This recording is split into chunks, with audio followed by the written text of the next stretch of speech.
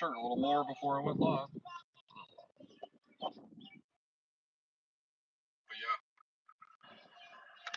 we're gonna do a little hike, a little chill.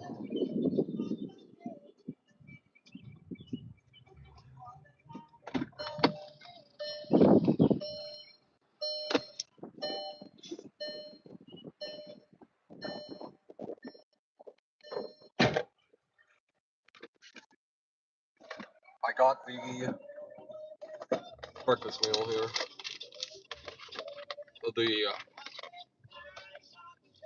The Sonya Boy breakfast meal. I don't know fucking shit about it. The sun's a little intense, as you guys saw from the thumbnail, obviously. But yeah. So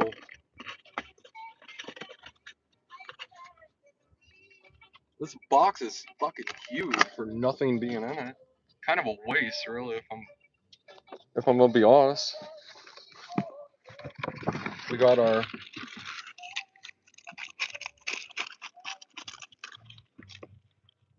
That's cool that it has packaging. I like the star. Don't you miss Fanny? Fanny's here, obviously, because we're gonna go hike. And Fanny's an outdoor girl.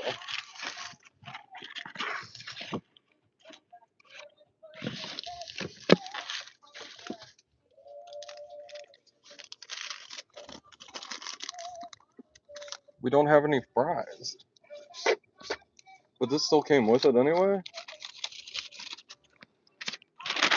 I'm not gonna do that with the fucking hash brown. So we have I got this thing to try. I'm like, well, fuck it, I'll try it. I don't know first thing about it. So we have one of the ramen seasonings. These are popular in Japan. This is really popular in Japan. But we don't have anything to add it to, so I guess we got to get some French fries later today from somewhere and try that out. Just got a spicy McMuffin, sausage McMuffin, hash brown, and this is the big thing here. If this stays popular, not opening this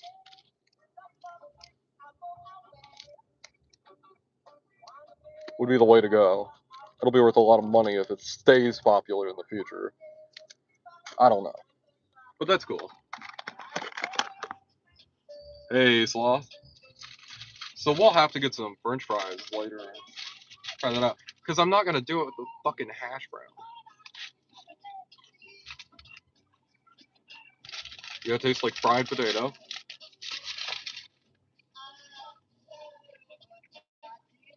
I have that chemical burn on the back of my tongue still, so it hurts a little bit.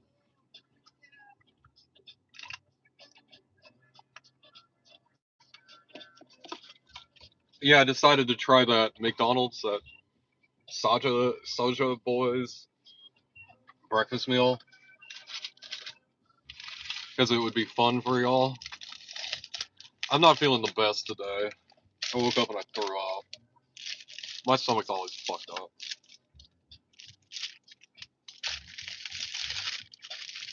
It smells spicy. So it's literally... One thing you should know about Beard, Colby knows it, is I don't like sauce. So it doesn't smell very good to me. Let's give it a shot. Let's see how it is. I want to take the sauce off. That's my first thought when I smell the sauce. I'm just like, oh, I want to take most of the sauce off. Which I will after this bite. Because I don't mind a little mild sauce on there, but I don't want that much.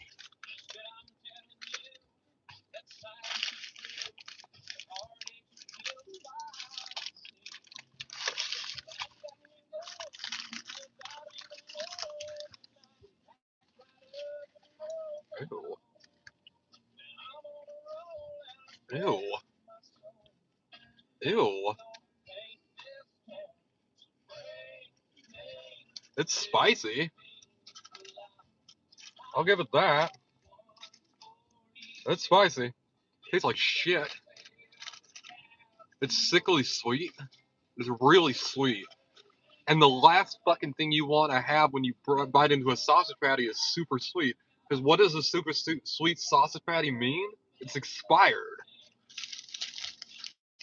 So biting into a sausage thing that's super sweet is kind of, yeah, stupid sweet and pretty damn spicy. Does not fit with the egg. The sweetness doesn't fit with the egg. Have you ever put sugar on your eggs before?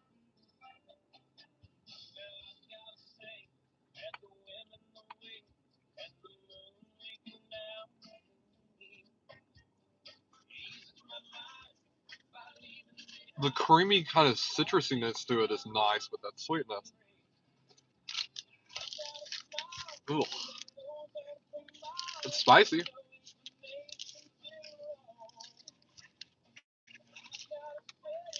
I'll give it that. It's spicy. It's a nice spice. I like that a lot. I'll give it that. If they'd remove that sweetness, I think it's a pretty good sauce. Spicier than a lot of the other sauces from there. Whew.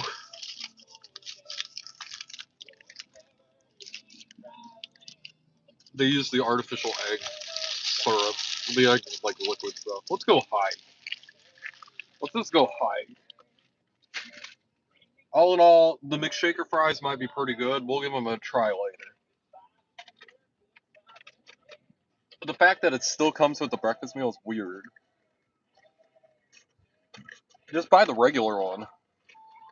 Unless you really like spicy. I had to take most of the sauce off. If you go kind of light on the sauce, the sweetness isn't too overwhelming. What did you think? What did you think of the Grinch fries? I did not like them very much. It was just too. I like pickly. I like brininess. It just took away from the French fries totally and took over the flavor. I wanted to be able to taste the French fries too. That was the issue. It was just like pickled.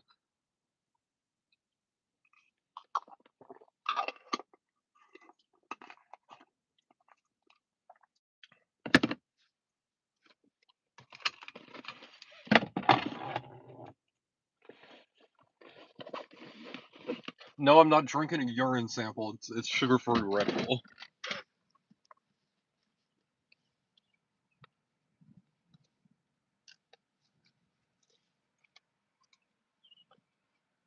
Oh yeah, I love these glasses. Hopefully I cleaned them off right. Yeah, fuck it. These are the beard glasses. You can get them at Dollar General. If you're ever in a Dollar General, look in the sunglasses thing. You'll most likely see the beard glasses.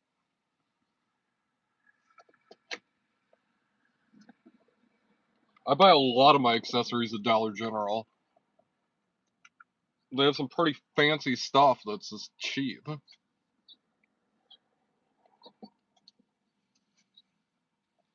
God, I'm gonna take off my hoodie.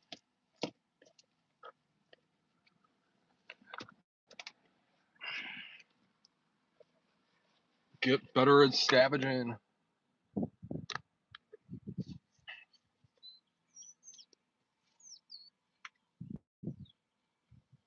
This car was nice at one point.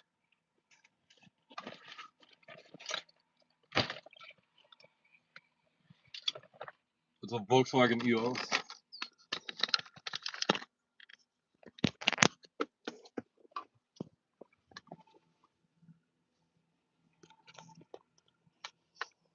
I drive a Hello Kitty Cybertruck.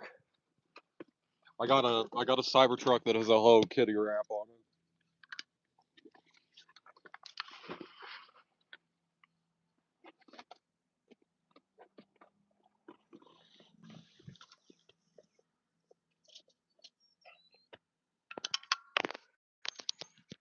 David, what's up?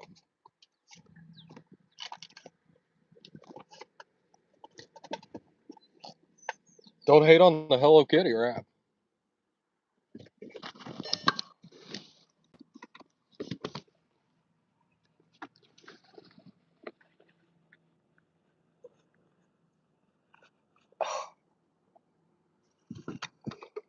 gotta put the...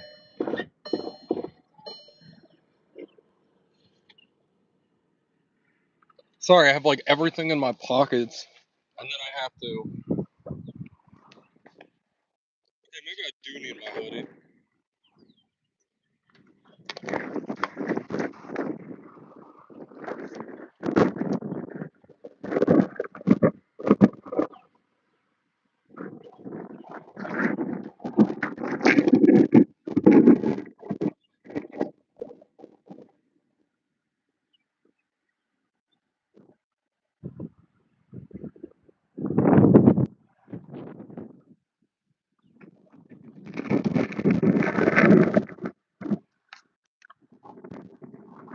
Fuck.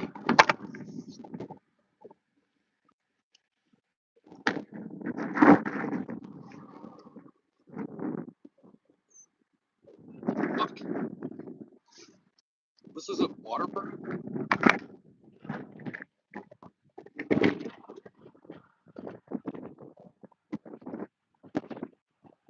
Fuck no, it's not. What the hell? I thought mason jars were supposed to be waterproof. I didn't get on Fanny, did I? If I got it on Fanny, we're gonna have to go back home. The mason jar is not sealed. If I got this on Fanny, I put it in here, and it's all soaking wet. It drained out of it. I thought mason jars were watertight. Yeah, me too. Not that one. My hoodie here is soaked. That seat is soaked. The ground is soaked here. That lid does not work on that shit. Whatever. I'm glad I didn't get any on this Fanny. We'd have to go wash it immediately. I'm glad our parks department keeps up. It's so windy. I probably should use mine.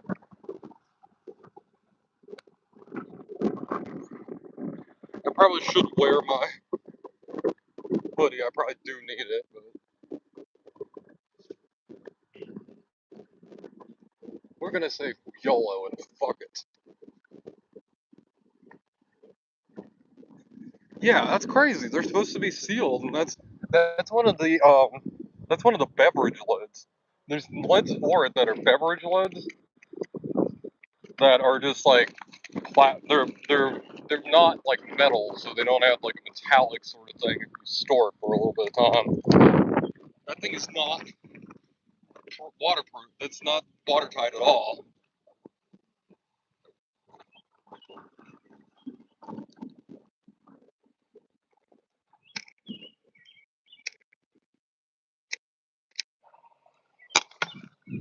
And you'll never believe why I grabbed it. I grabbed it so I could have something that's watertight. That didn't work. Oh, fuck. Let's go to this one.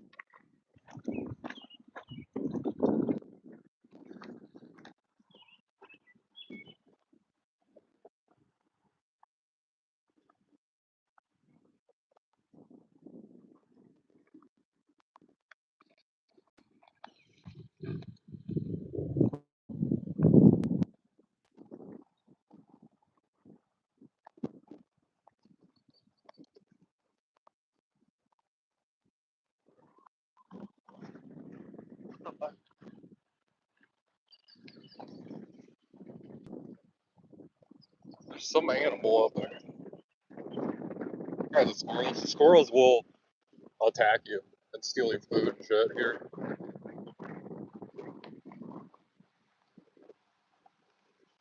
It's a classic Kansas day here.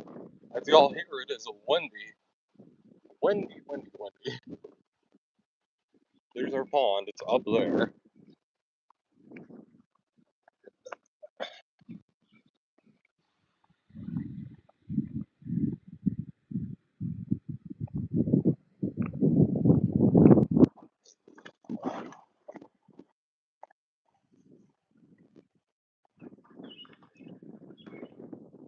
Yeah, I don't like that spicy sauce at all.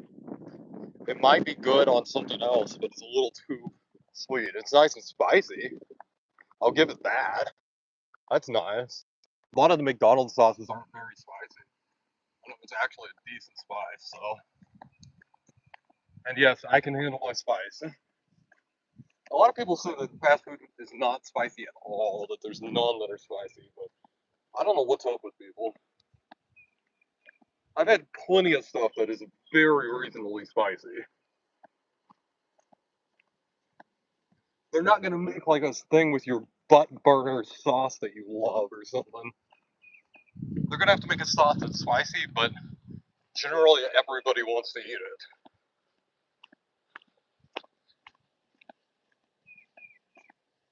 Because they're not just marketing to you, like.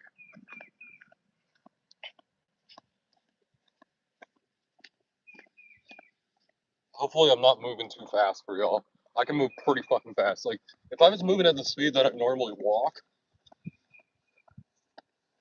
this is how we'd be going.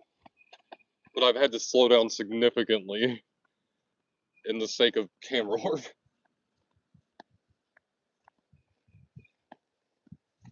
I move really fast, especially in my sandals like I am. See?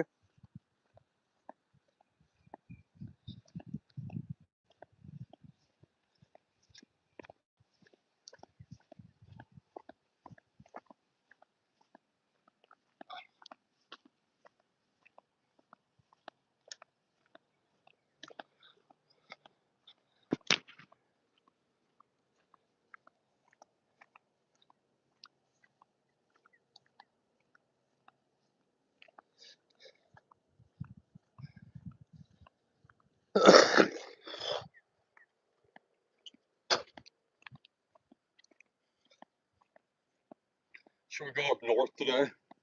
Go get a carton of cigarettes? Get ready for our future of smoking the cheap Indian cigarettes? Because we have to. We don't get a choice in the matter. My cigarettes are like $60 a carton now.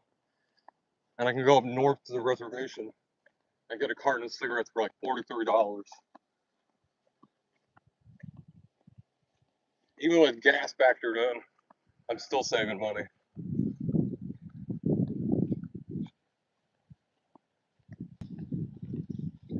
Just have to go like 30 minutes north. We could end up at the. We could end up at my favorite Dollar General. Beard's got a little. You see my arms are getting a little. You see I'm getting a little chubby around like my wrists. I put on a little weight recently.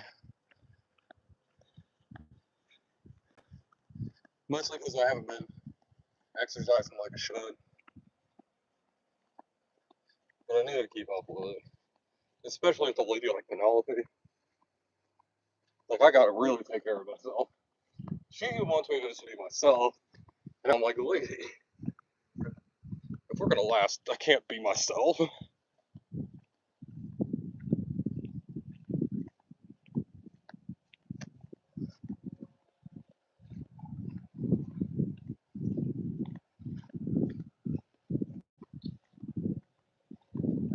wonder if we should do that.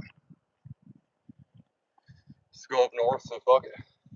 Hit that Dollar General there and hit that Dollar General there in Hoyt. That's my favorite Dollar General. I've been to Dollar Generals like in several different states too. That's the best one that I've been to. And it's in the middle of nowhere. 30 minutes from one town, 30 minutes from another. 20 minutes from one town, 20 minutes from another town. Like, it's just in the middle of nowhere. And they're better stocked, they have better stuff than any of the other ones that I've seen. For whatever fucking reason. I need some of my bubblegum drink powder, and they should have it. Ooh, look at the lake today. I mean, the pond. Sorry. This is my pond that I fish at primarily. I need to get in. I need to get back into fishing. My friend Grace, she makes jigs and all that. That could make it fun. Get some plastics. My dad uses plastics when he fishes, so.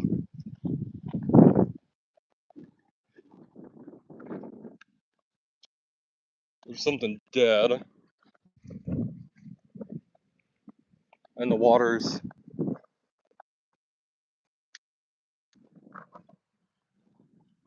I know, Fanny, we're gonna go on the dock. That's the dock. That's the best dock for pocket reel fishing that you can find, that I know of. I've been looking around.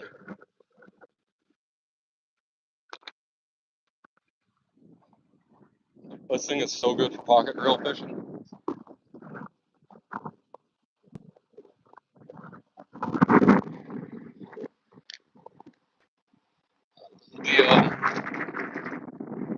The cattails have disappeared.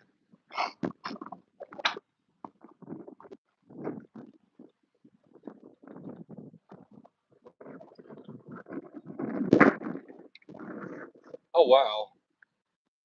Usually you can see down. You cannot see down.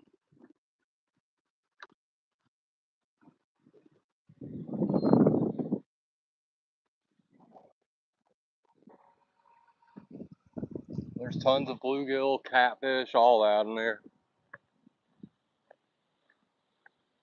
It's more of a bluegill pond. Everybody you ever see fishing, they're fishing for bass. I've never run into another fisherman that's fishing for bluegill. This one guy was fishing for bluegill, actually. Yeah, because he was going to go catfishing later.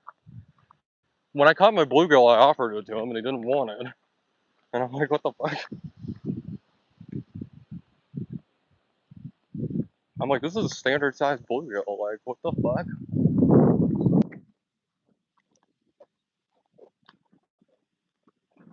Take my fish off the hook. You can have it.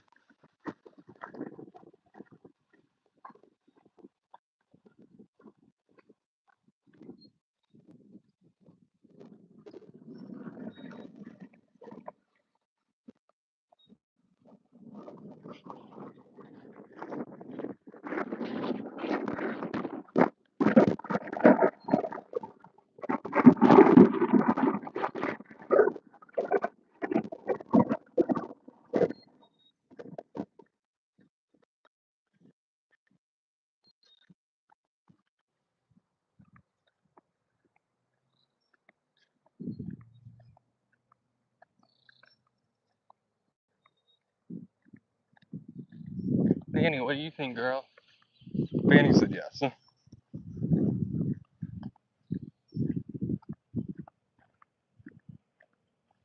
I slept on the couch last night, so I slept better. I don't like the bed.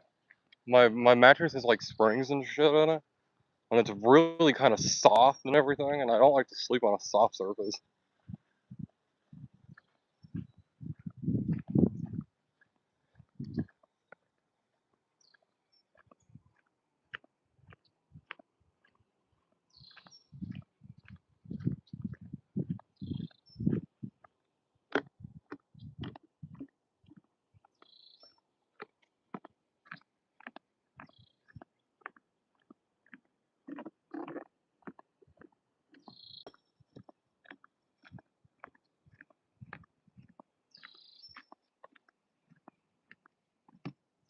Hey, Ella.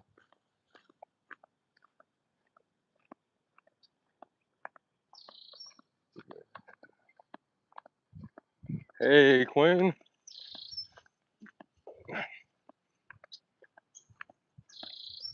Yeah, I think we're gonna go up north, get a carton of those cigarettes there.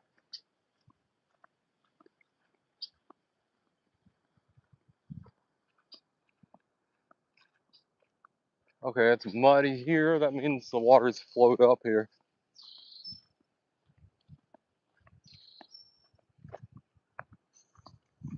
Just wanted to come up this way. You can see it's got pretty high. That water's pretty high up, pretty close. That's not a human. What was that? Something definitely has been through there to flatten that down to get to the water.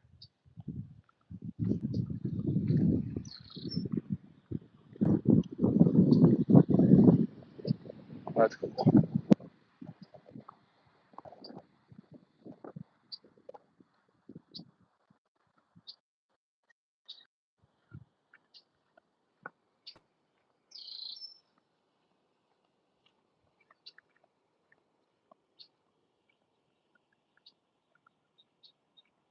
I'm gonna check out my gasoline. I just thought of that.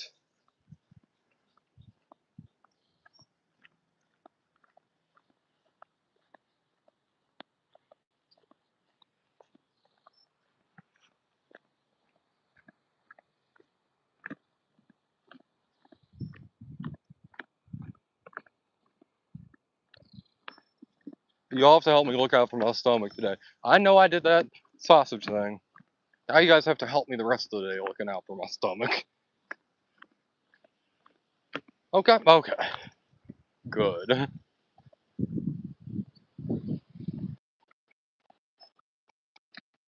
I just want to stay walking today, to be honest. If I think I could do it, I'd probably walk there. But I don't think I could make it there. That's like 20 miles, 30 miles. I'm a little out of shape at the moment. I got a little depressed with the weather and everything. I'm just feeling like shit. I mean, my tongue still hurts. I still got the chemical burn, but it doesn't hurt like it did the last few days talk. Though it always hurts me to talk. When I feel my voice box start vibrating, it fucking hurts.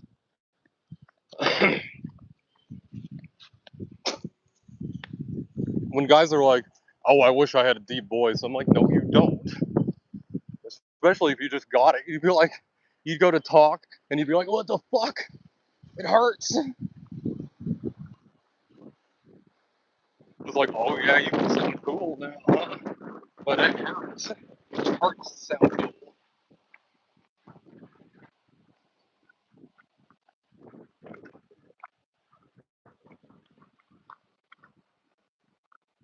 We're gonna do a cigarette smorgasbord. We're gonna get like 4 packs of cigarettes. We're gonna overpay a little bit, but we're gonna get a couple packs of cigarettes, and we're gonna see which cigarette is the best.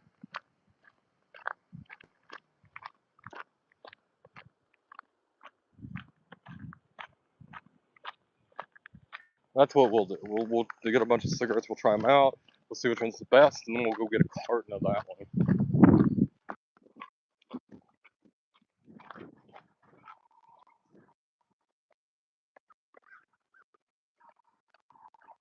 And then probably get 5 packs of cigarettes. Lasts me about 5 days, 4 days, 3 days, 2 days, 1 day. Not 1 day. Not 2 days. Definitely not 3 days. 4 or 5 are more reasonable. Vinegar.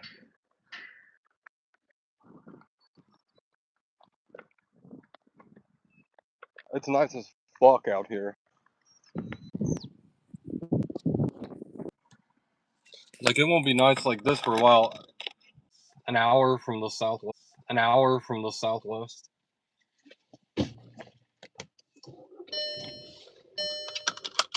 Okay. Interesting. Vinegar.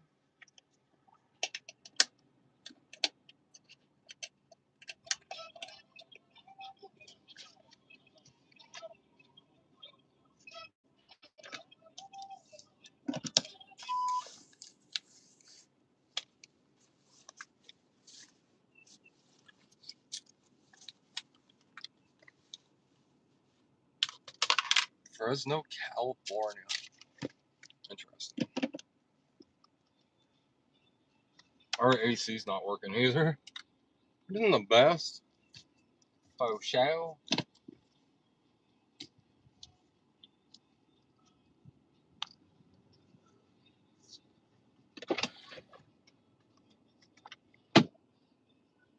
And, oh yeah, there's our brakes. Our lovely, lovely brakes.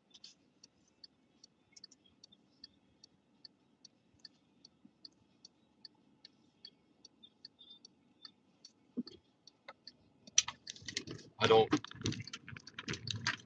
I'm a little under half a tank. I don't know how much gas I'll take. I think it's better just to.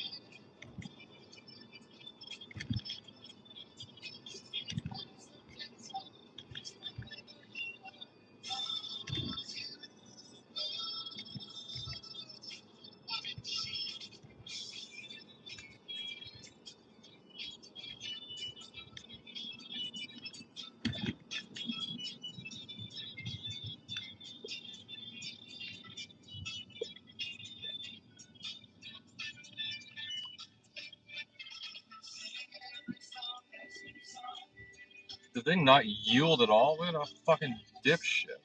They're not yielding at all to the circle. What kind of shit is that? They all didn't do it. Like, they all did not yield to the circle, so everyone else had to stop for them. What the fuck is wrong with? Why did they build the roundabouts? Did they not understand that in America, unlike the European Union, we're fucking stupid here in America? The average American is less intelligent than the average European, like. And you notice it when you fucking go to these roundabouts. They're like, this works great in Paris. It's gonna work great in Midwest Kansas, you know? Midwest Kansas is the same as Paris. It's gonna work the same way. And it's like, no, it doesn't. It doesn't at all. They're like, oh, we don't know about that. The roundabouts speed up traffic. I was like, yeah, nobody knows how to fucking drive them, though. So we're not intelligent like they are in Europe. I don't fucking think about that shit. Look at that. We invented the Strode, for fuck's sake. You think we know a thing or two about managing roads? Like,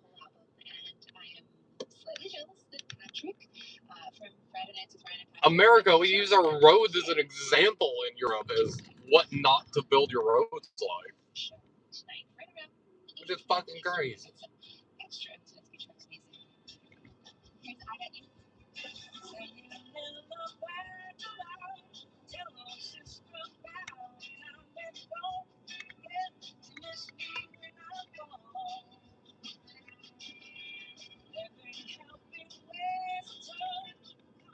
Well, the school thing just turned on. That's crazy.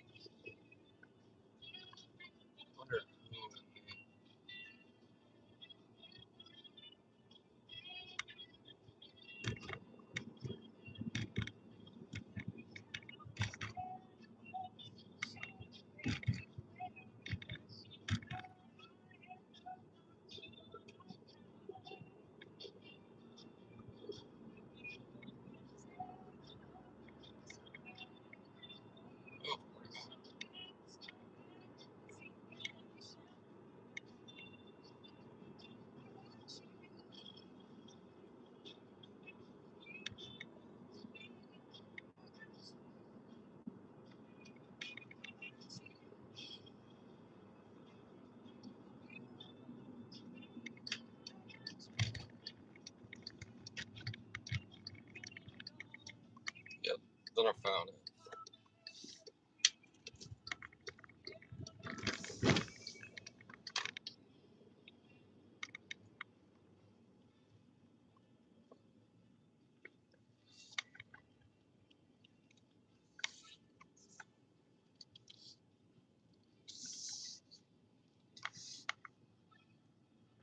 You gotta get a little bit of gas. Oh, if people are curious what the gasoline prices are here. $3.49 per unleaded mid-grade. Unfortunately, we have to get premium in this vehicle. So our gas costs $4.09 for this vehicle. But most of you have to pay $3.49.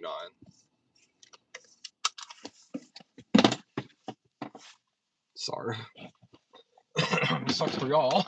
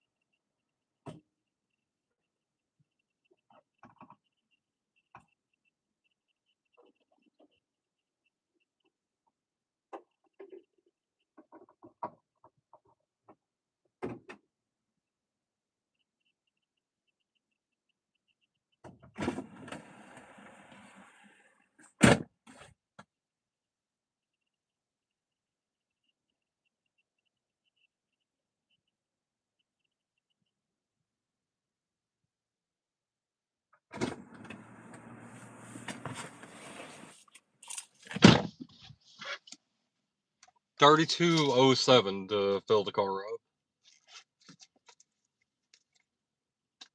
I have my mom's sunglasses are over here. Let me go run by the house right fast. I'm gonna turn the camera off.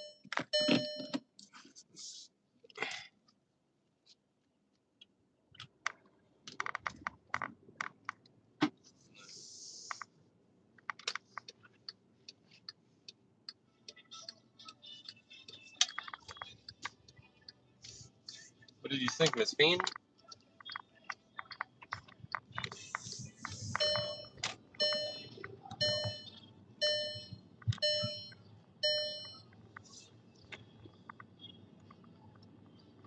I know, I did twice.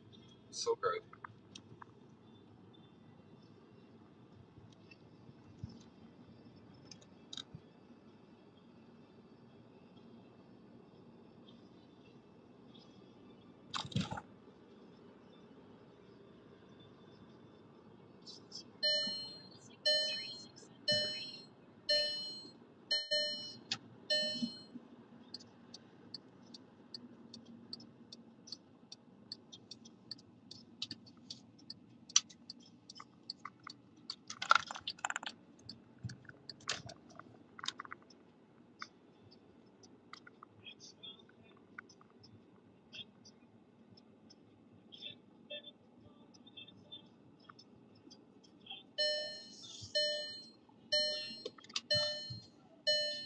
Sorry, my thing's yelling at me for not wearing my seatbelt. But I'm literally here. There's a reason I didn't put my seatbelt on. I'm gonna try and piss when I'm in here.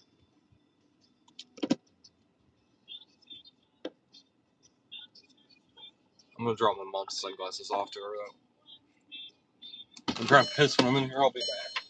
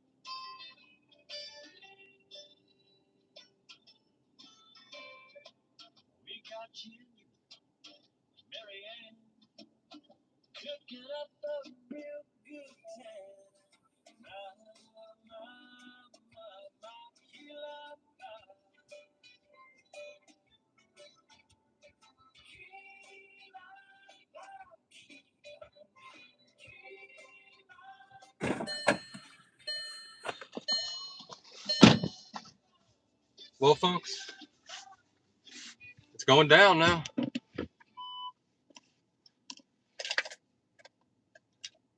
It's going down. We're doing our damn thing.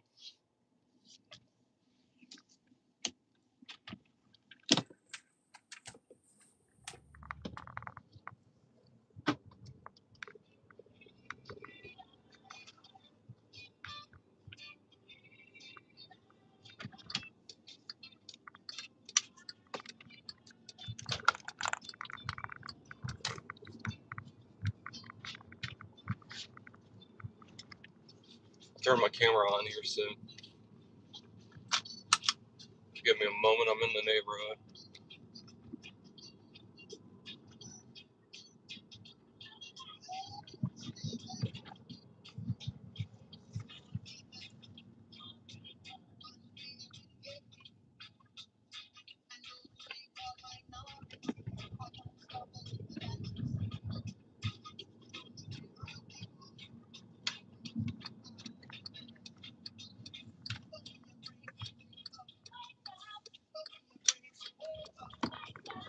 I have to do something that I despise.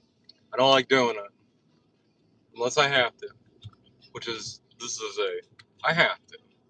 I could take the country roads to get there if I want to, but I don't know that route very well.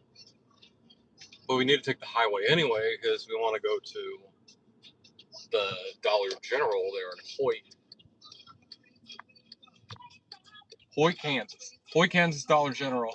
If Beard had to if I talk to the Dollar General people and I'm like, can you hype up one of our stores? And I'm like, yeah, there's one in the middle of nowhere in Kansas that's top of the line for your stores.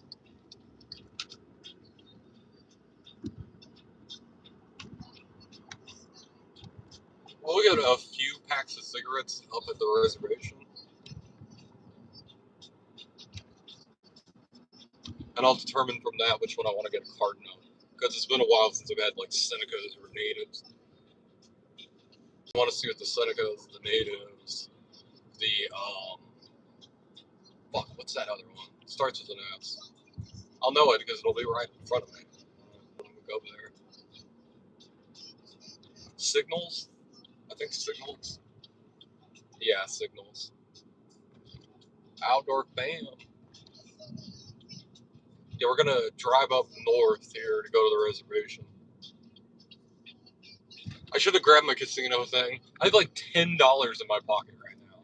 The last thing I want to do is hit the fucking casino.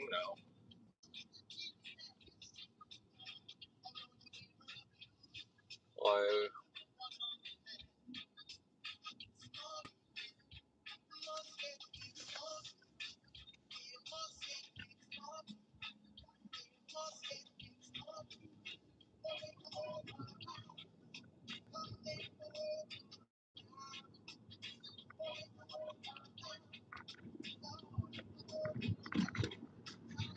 what the fuck is this person doing? Struggler. There's Struggler. Like one of the Gregs? He's like a Greg?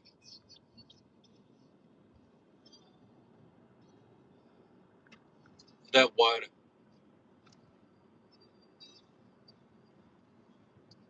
Oh, I drive a Volkswagen. A Volkswagen hardtop convertible.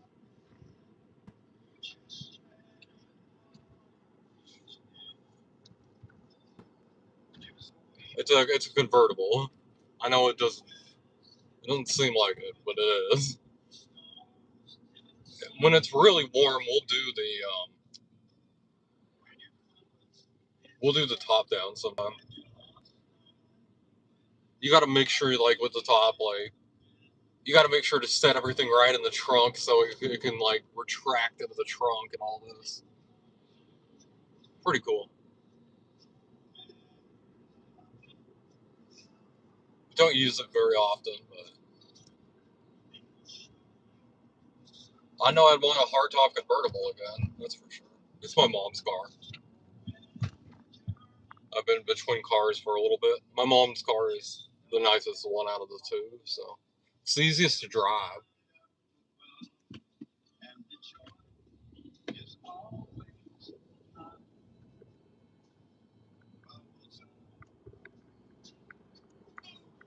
Oh, it makes it look like I'm sitting in the middle. Yeah, it's a smaller, compact sort of. It's a Volkswagen EOS hardtop. It's basically like a spaceship as a vehicle. It's a pretty old vehicle. Works good. It's a nice car. It's running not the best right now. Our AC's kind of went out, but it's really nice. Like, it drives really well. It accelerates really well. It's from 2008, 2010, something like that. So it's pretty old at this point. So there's some issues with it, but it accelerates up so fast. It has good steering. It is really good brakes. I don't like brakes that instantly brake. I like brakes that take like a little bit of a delay to it. It feels more natural inside your brain. My dad's car is a CRV, and I fucking hate driving the vehicle. I feel like the vehicle is driving me. I'm not driving the vehicle. I feel like with all the safety features and everything that it has, that the vehicle is in control of the driving, not me. And I fucking hate that. It's like being on an airplane, but even worse.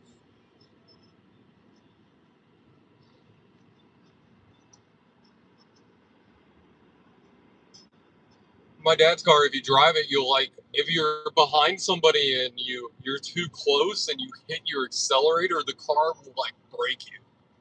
The car will brake for you so you don't crash into them. But like, it is not very consistent about it. My dad's been in a wreck in it before. Which, true, he does. He usually turns off the safety features because they yell at him the whole time while he's driving, and he doesn't like that.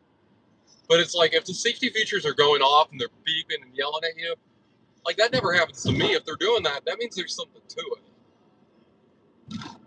Look, here's the...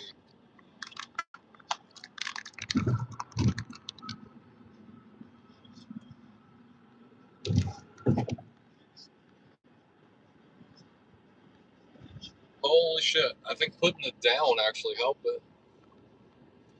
Are we zoomed in? Yeah, we are. Why are we zoomed in like that?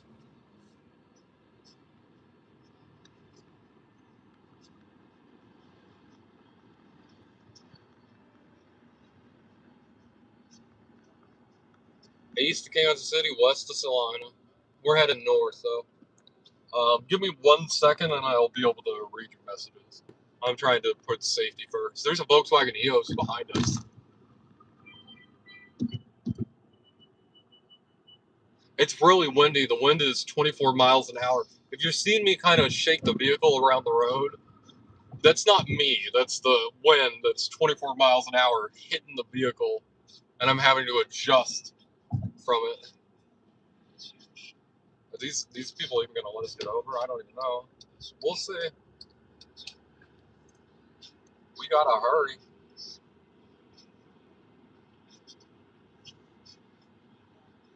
It's a little busy around me.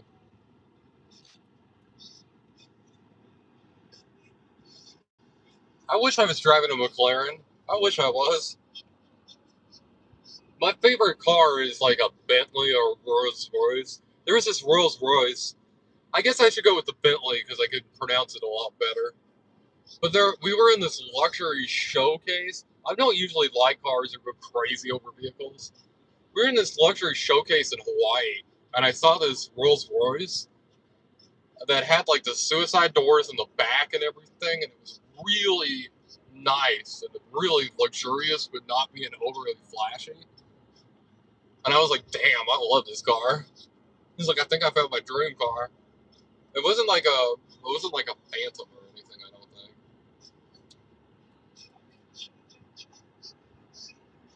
I was like, this is like a fucking lounge it's like driving a lounge around. There's no way in the universe I could afford it, but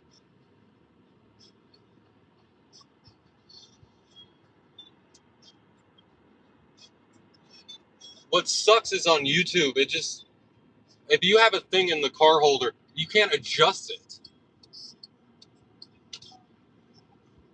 The ramp is closed. What does that mean? Road work ahead. What ramp is closed?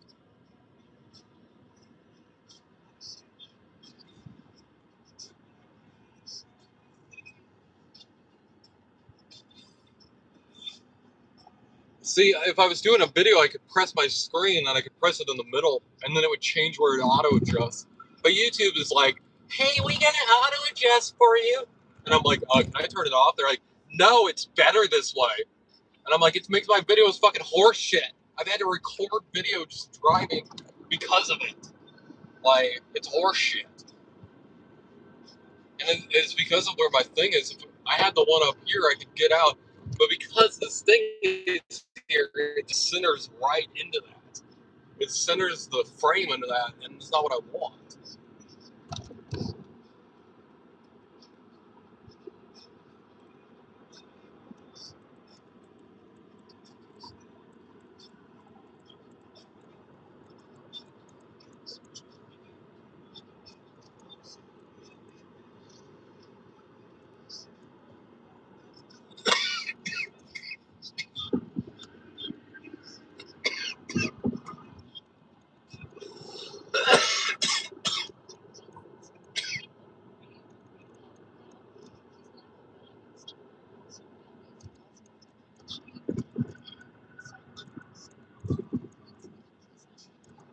Yeah. If only the camera could adjust so it could look even more beautiful. But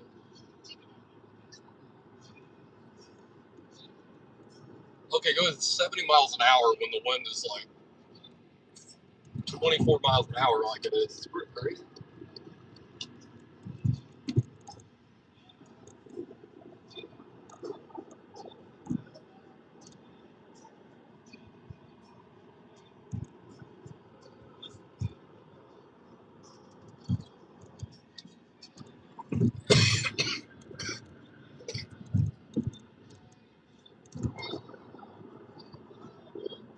Plungers your edge.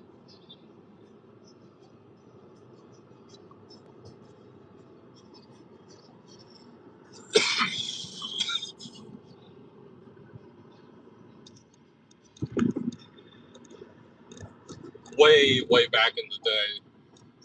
This gas station here used to be the way.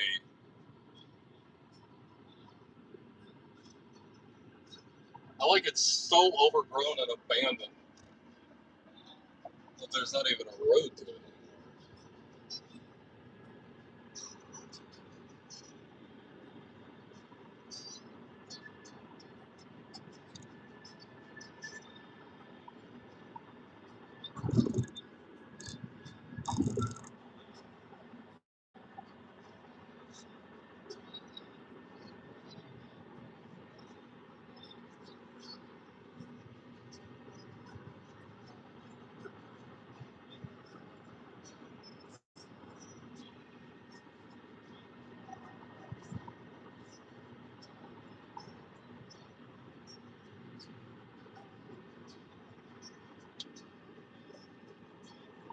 We could take like my little bit of dollars that I have and run into the casino right fast. Hit the penny slots. We could play for a little bit on penny slots.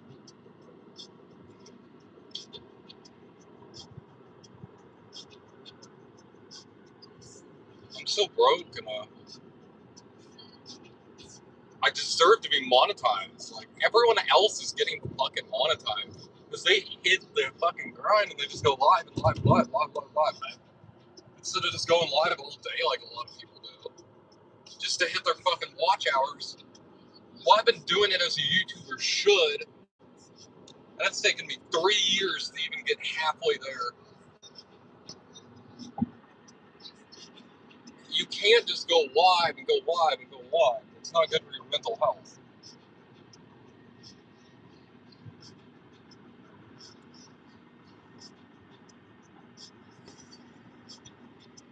I don't even know what the speed is.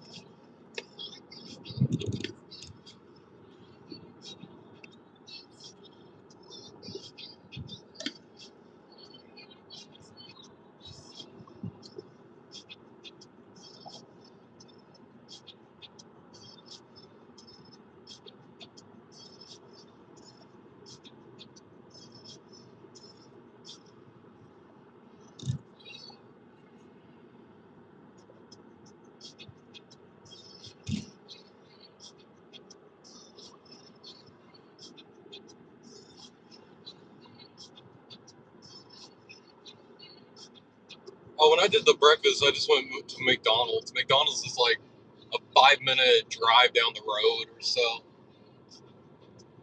We're gonna go to another hiking spot when we get back to Topeka. We're going up right now. We're going up north. We're gonna go to the Dollar General that's up here in Hoyt because it's the best Dollar General I've ever been to. If we're going up this way, I might as well go to the best Dollar General around. Worth the drive. And then we're going to the reservation to get cigarettes. The reservation's like another 15 minutes north of that or so. I wonder if I should pop into the casino. I don't have my card on me.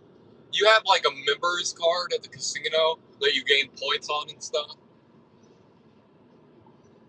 I'm only gonna gamble like maybe like I have $10 on me.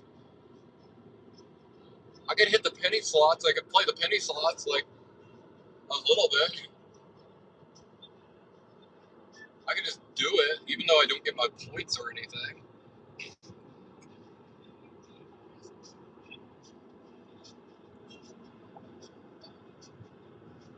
I wonder if are they gonna search my bag when I bring it in? I wonder. Probably, because I have Fanny here with me. You might not know. I carry a unicorn in my backpack. Miss Fanny. I've carried Miss Fanny with me for years and years.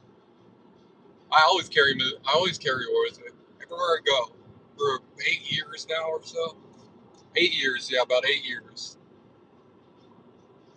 No, 8 years exactly. Yeah, she turned 8.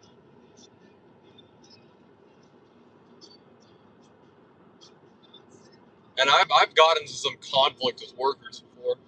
There was this lady that was like this random worker at this other Dollar General that was like, she's like, empty your bag out. And I was like, what the fuck? And she's like, empty your bag out. And I was like, fuck no, there ain't no policy here about that. I was like, you know what? And I threw my shit on the ground. I was like, I ain't buying shit from this Dollar General anymore. I was like, if they have a cunt like you working here, it was like, no wonder this place is in such a rough state. Nobody wants to come here because of your ass.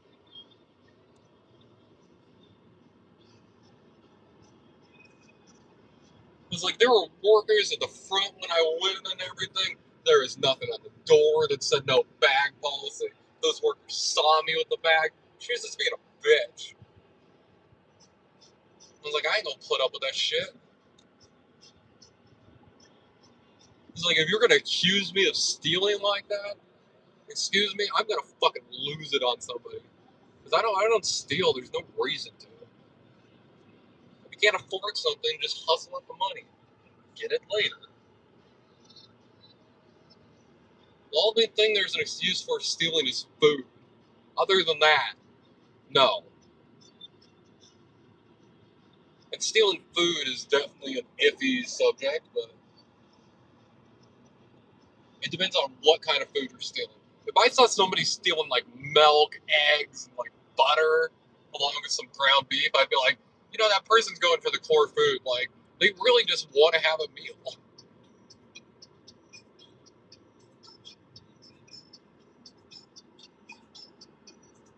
Yeah.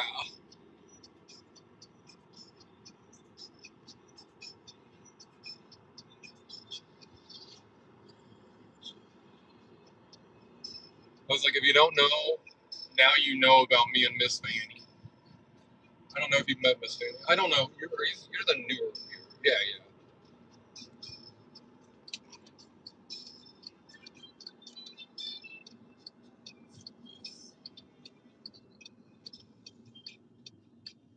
I'll just head on through.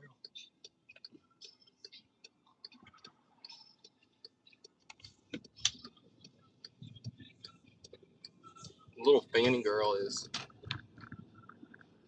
he has such a dangerous job at highway worker. This is crazy here. I think you're an outdoor fan from, but I came from Fishies yesterday. Because if you haven't met Miss Fanny,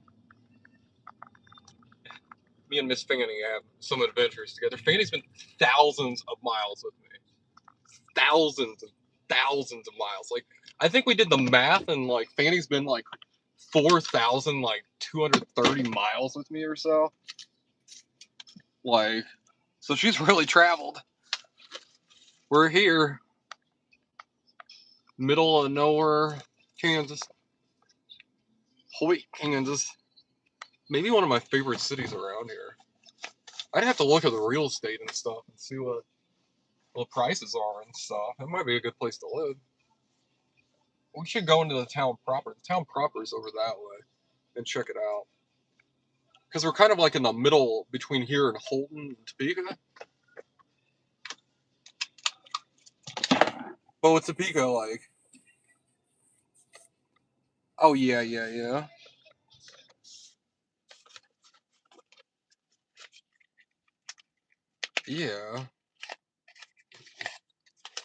I don't know how I ever made it without Fanny, like...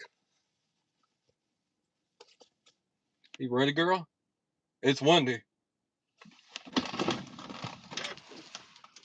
Jeez. It is windy. Oh, that's awesome.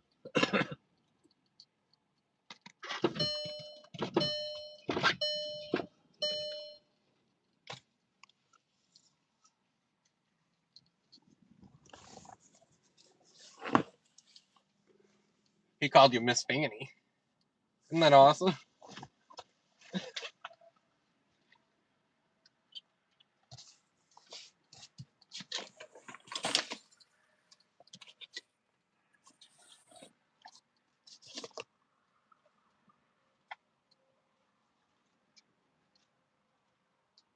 Hold on a second.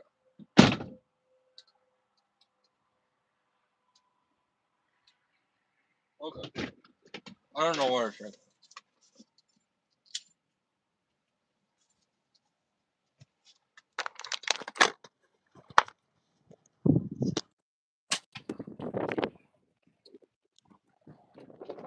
Do I have any pictures of my grandpa? Maybe. It's windy here.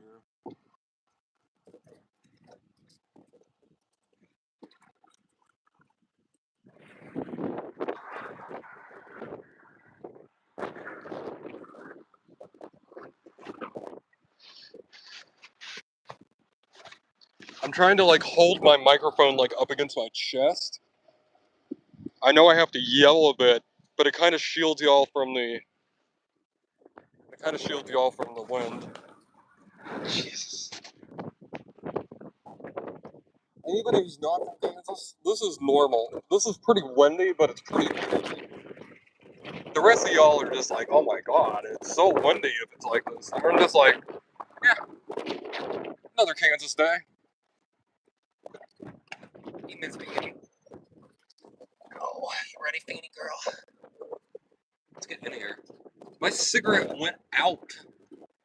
I wasn't hitting my cigarette for like a few seconds and it went out. It's that windy.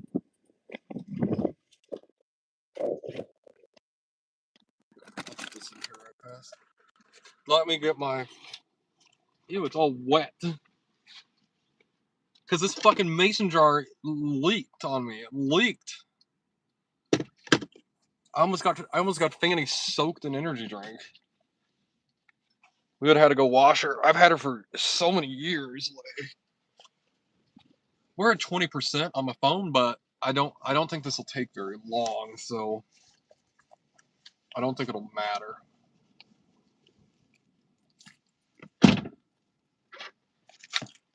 We're supposed to get a bad thunderstorm later today, and I can tell you, it's happening. Without a doubt, without a shadow, a shred in my mind, we're getting a bad thunderstorm, which is good. Good for the YouTube, because people love the storm lives. Y'all love storm lives. It's easier to carry the phone like this than the tripod. The tripod is bullshit. Oh.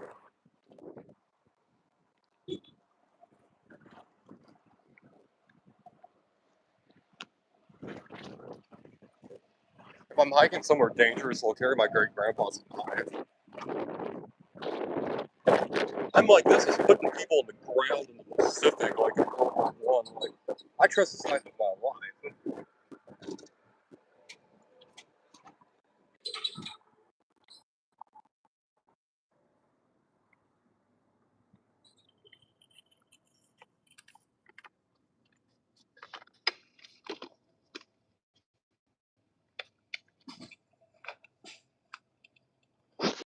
Great grandpa's a World War One veteran fought in the Pacific. Yes, there were Pacific people in World War One.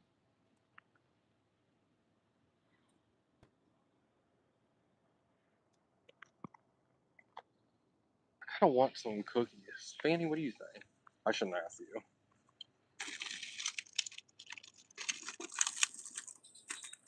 Oatmeal soft bake. Oatmeal raisin. Oatmeal raisin. I love some oatmeal raisin cookies. I want to sit here and bullshit y'all. I love me some oatmeal raisin.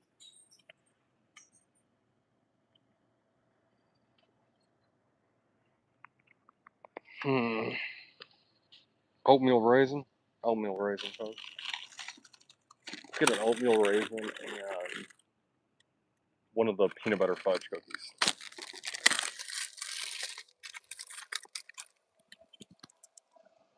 Okay. Okay.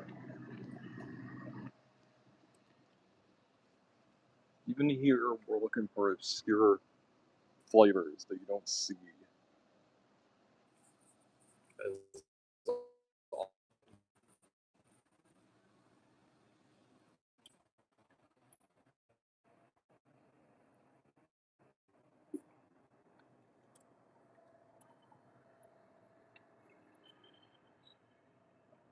I guess they have my teeth though.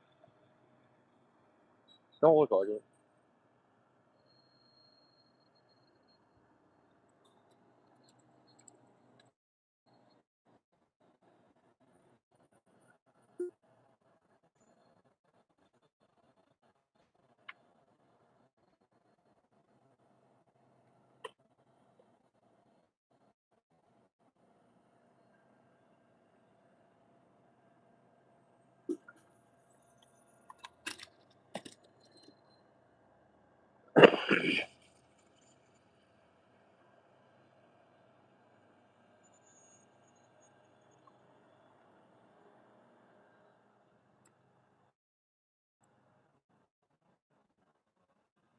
$1 deals. I'd look at a shelf of $1 items.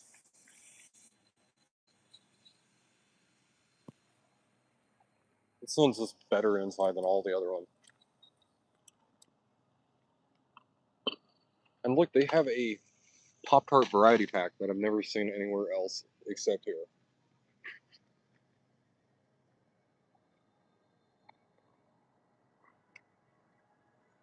And they got their own. This is a pretty good one, actually. Like, I've never seen this variety pack anywhere else. It's only here.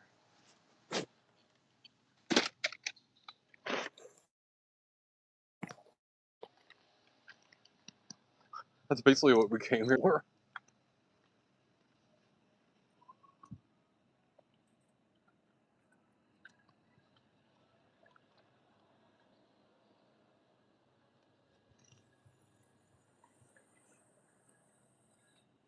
Smaller boxes of Jesus. What do you think, Miss Fanny? Miss Fanny says,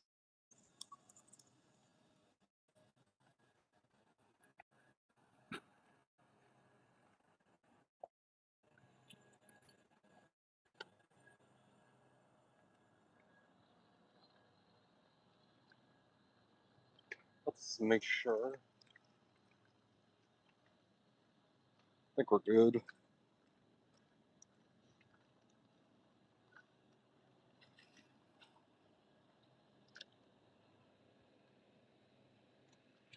To do with the peanut butter cream pies. Sure. Difficult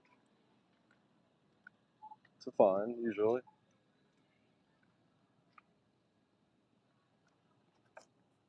It's like jungle juice. That looks like jungle juice.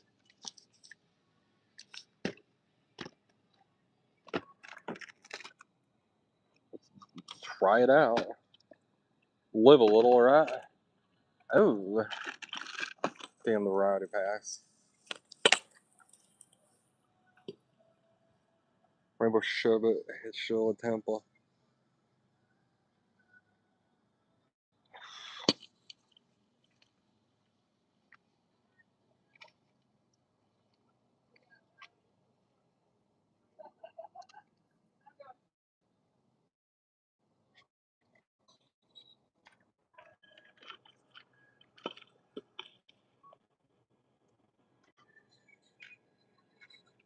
Look at this. There's a bunch of those guys.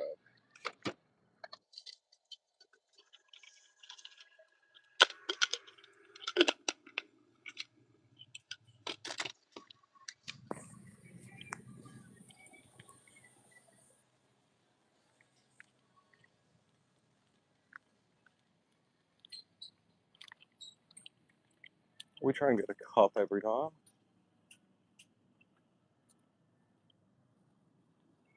And I'd say we nailed it.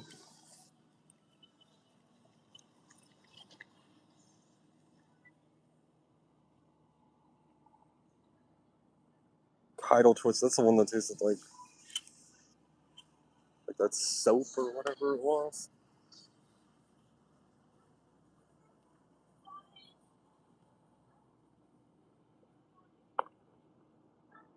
Ah, shit.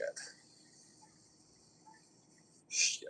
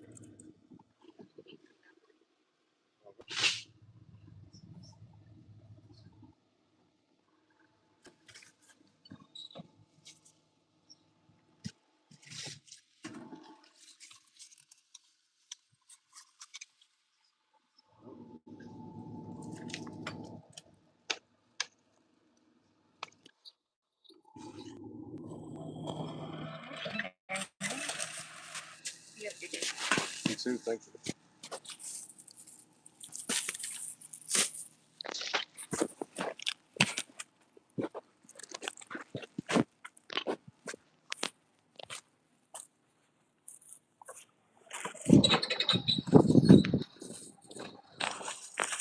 We got a few things in there.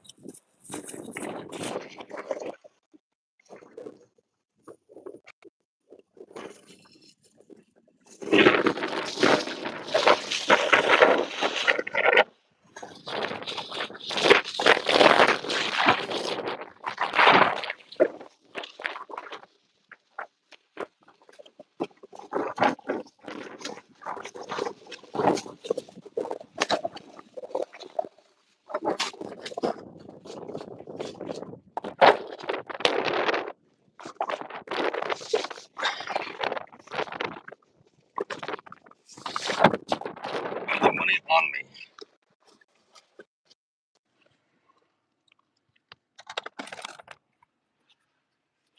In again.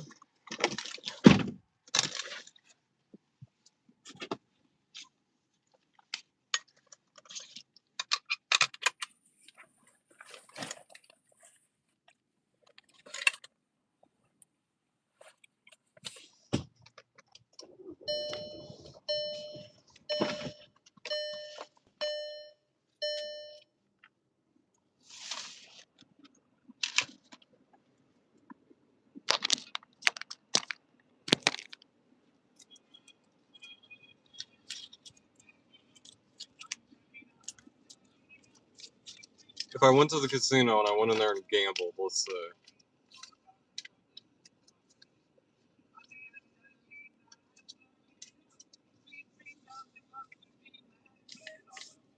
I got 5,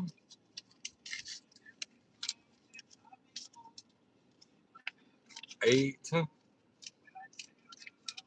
9, 10, 11, 12, 13, 14. I have $14 on me. What, 5, what, 6, 7, 8, 9, 10, 11, 12, 13, yeah, 14. Could hit the penny slots. Let's see what happens.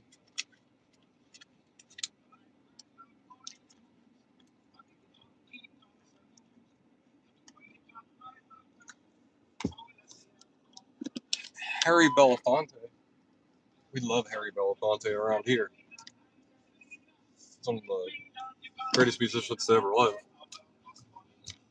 Maybe it's somebody that likes you know, I like kind of punk rock, noise music, outsider music, kind of rap. You know, Harry Belafonte might not be my cup of tea, but I would be fucking bullshitting myself if I didn't admit that he's one of the best musicians that ever lived. Just because somebody's music isn't for you doesn't mean they're not the best musician to ever live.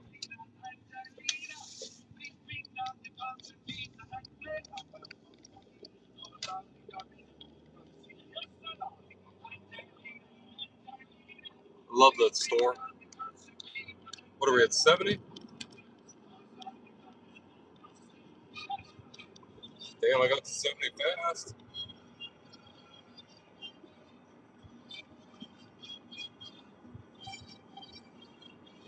I'm going 75. And then the 70, and this person wants to go around.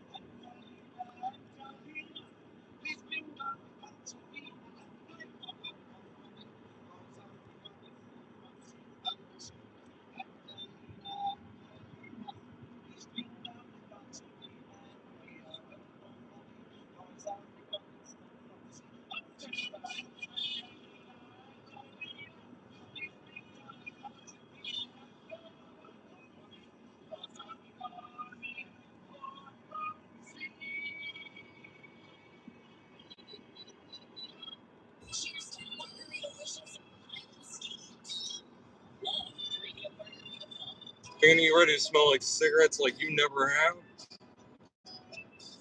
I've never taken Fanny in a casino.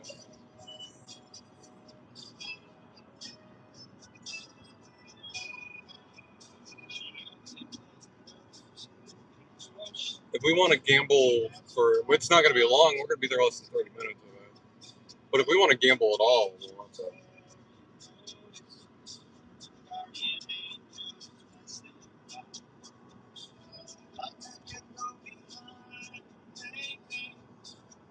We'll just have to see what the.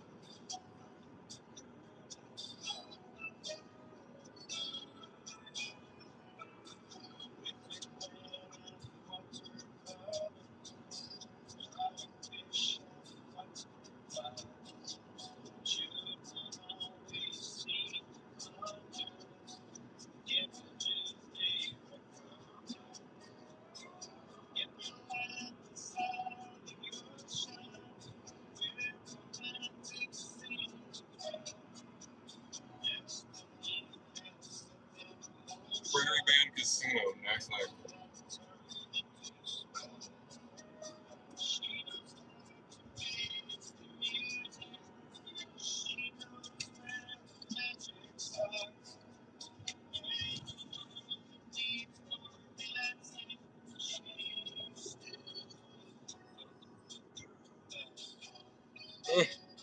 We're all going to the casino.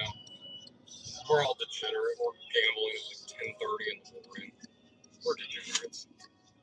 We do degenerate things. I owe my dad $60, so I hope I can get it.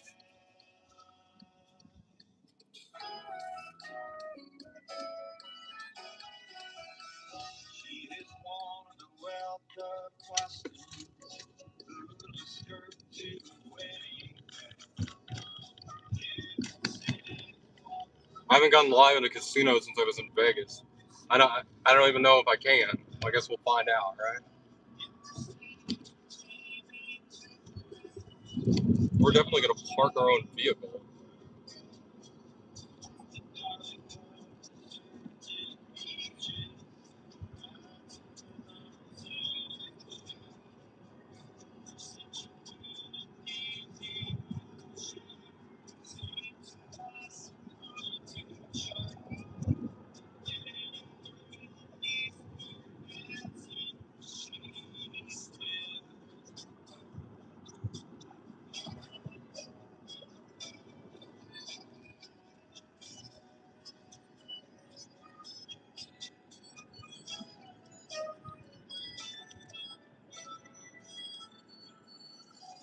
We'll pick a nice penny slot, just sit down, kind of spend every dime we have.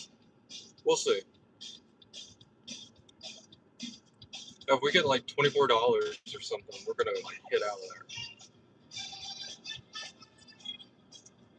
there. $28? $28. That's double the money.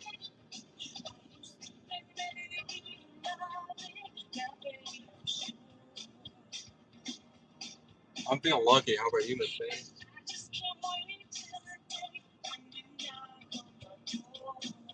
I don't have a lot of phone battery. That kind of works out.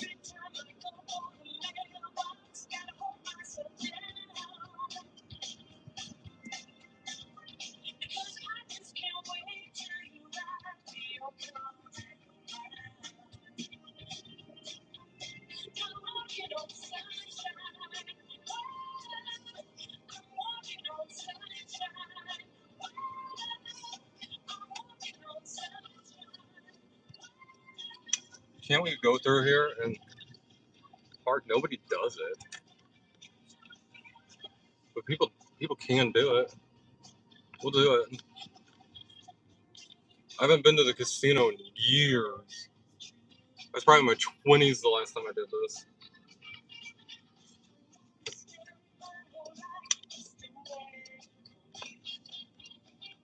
And now I'm in the mid-30s, so.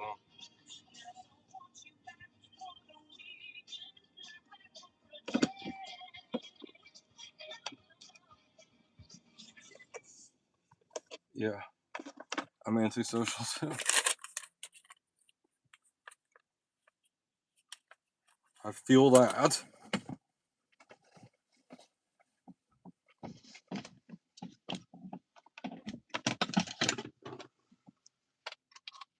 Let's see if I'm in full YouTuber mode. I wonder if we can actually go in there. If there are like no YouTubers, I'll be like, shit.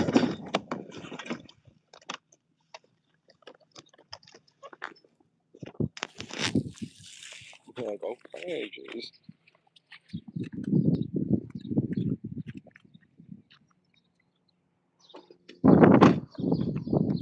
We'll see how Prairie Band functions nowadays.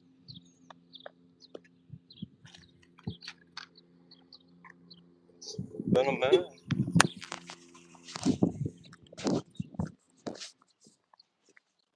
We're bringing Miss.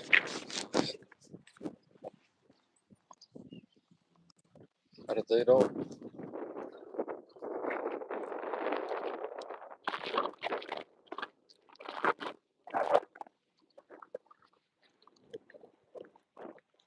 Any of you pot of 1 million, congratulations.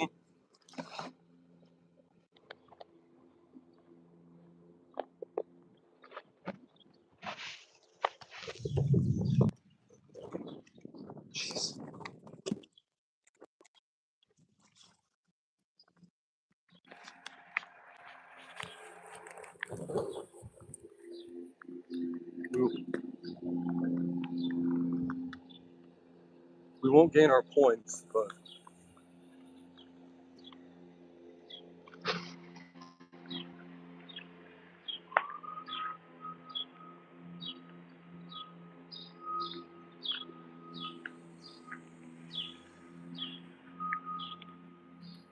yeah.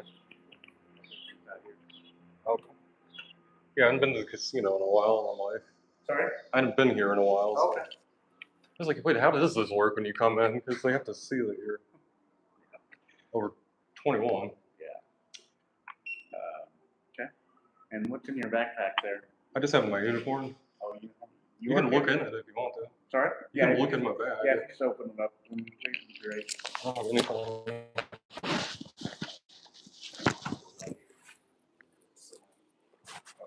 Set those here? Yeah, that's fine. Yeah. Please. Some of the official stuff in here. Okay. This.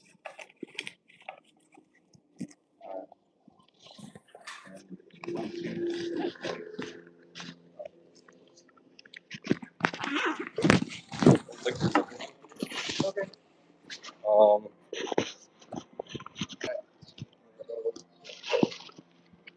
Good? Thank you.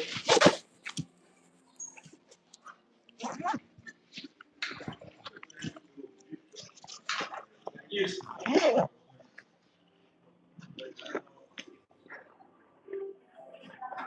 Good.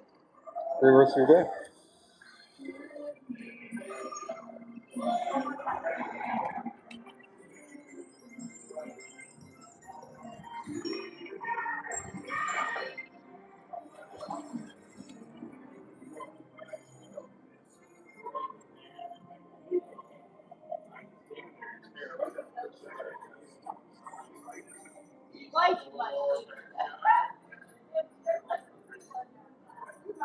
Wow.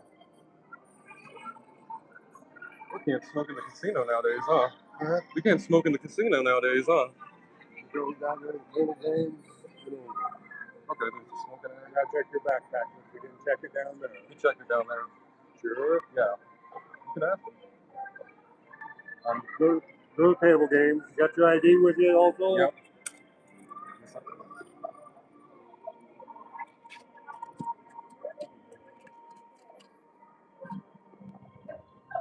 There it is. Hot dog. Thank you. Oh, of course. You go to the drink station, hang a left and the right. Okay. Thank you.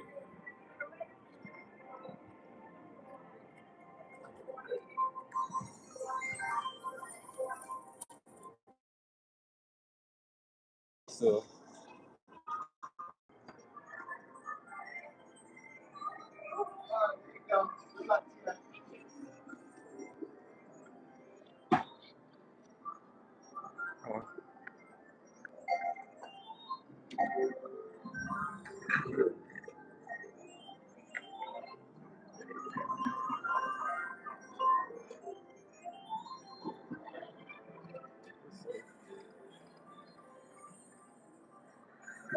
we're going quickly.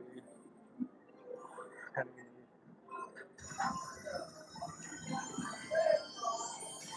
of like that first one that we came from.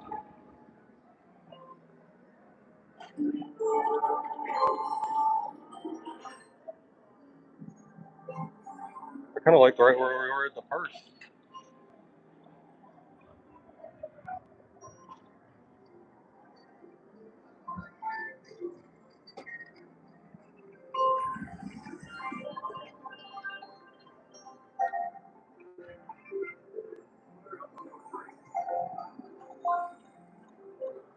Let's see what.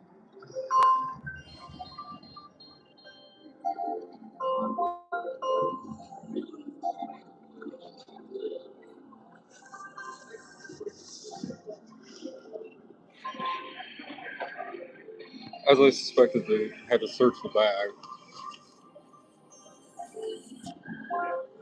We'll just go with this first one because it seems like what I'm looking at. They had to search my bag twice. I get why they have to. There's fucking lunatics over there nowadays.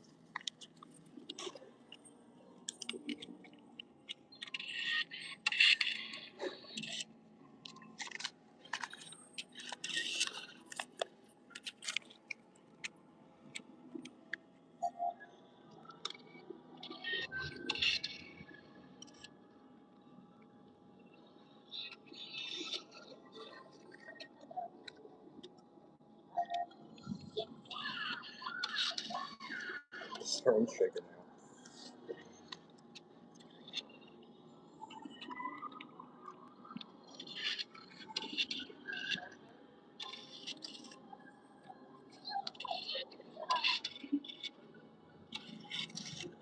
We can always go to the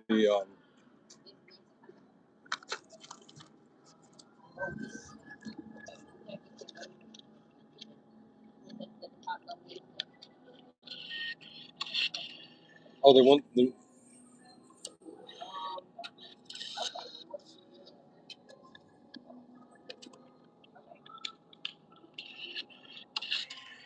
It takes up to $1,000.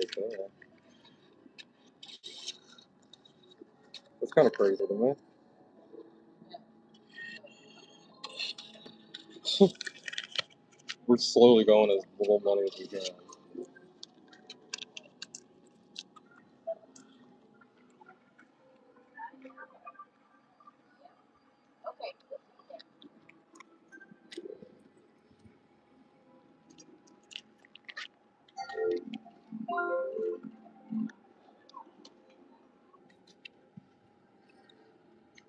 What is this burger?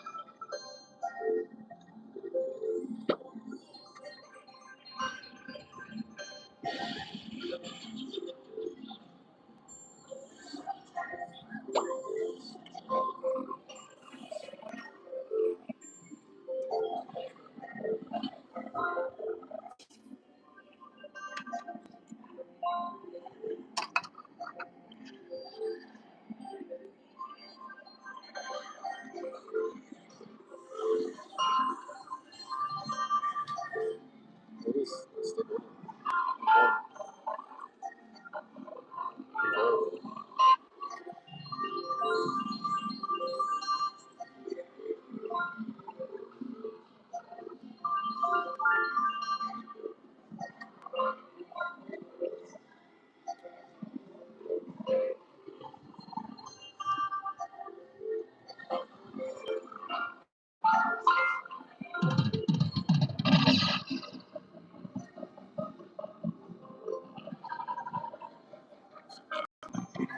I'll see. I'll forget the trouble.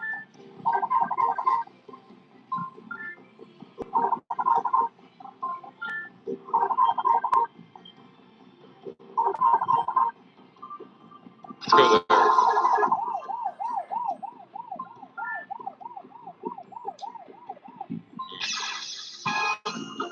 We'll see what it.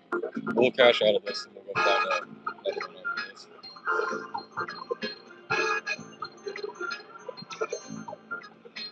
Maybe.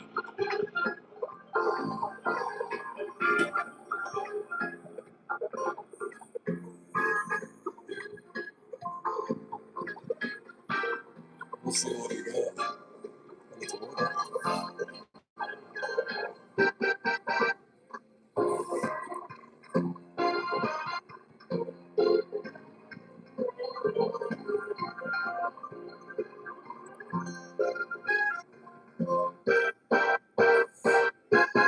So it's 7 times.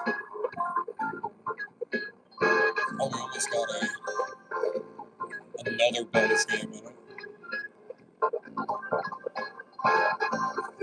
If it's even possible.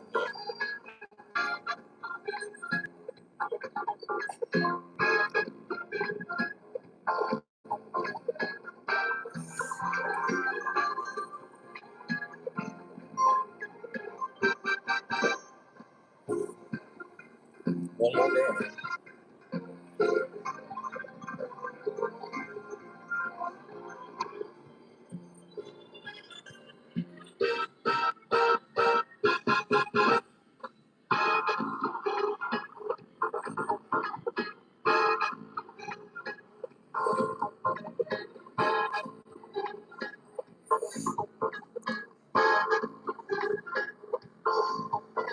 Last spin.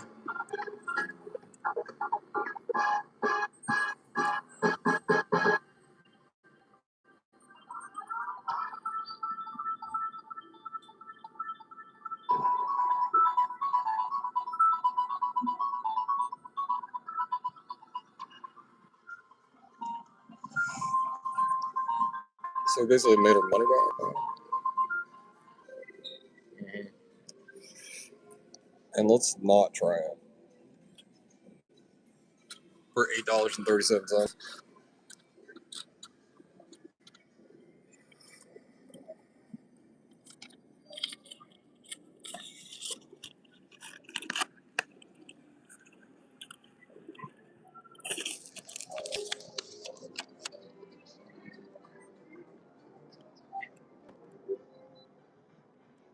We don't get the jackpots unless we do that.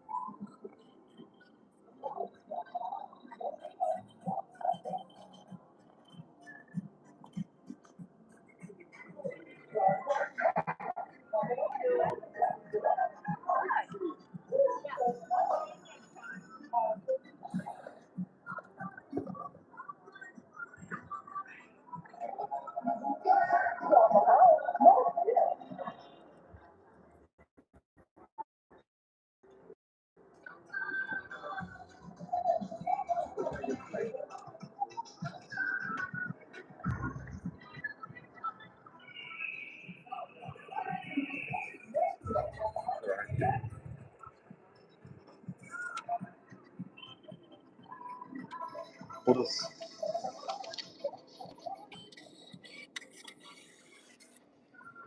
This is ultimately what I was looking for.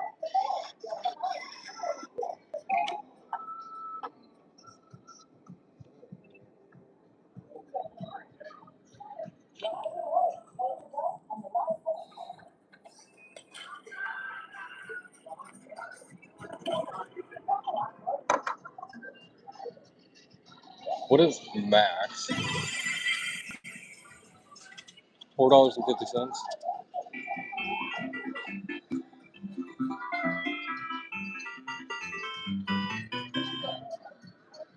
Oh.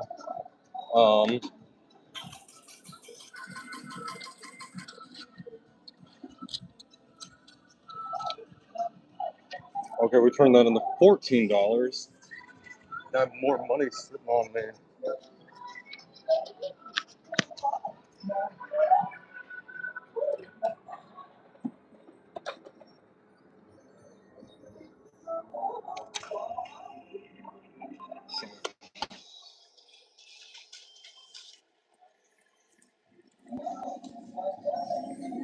Just like the other one we did. I don't know why I was looking in there with Miss Fanny.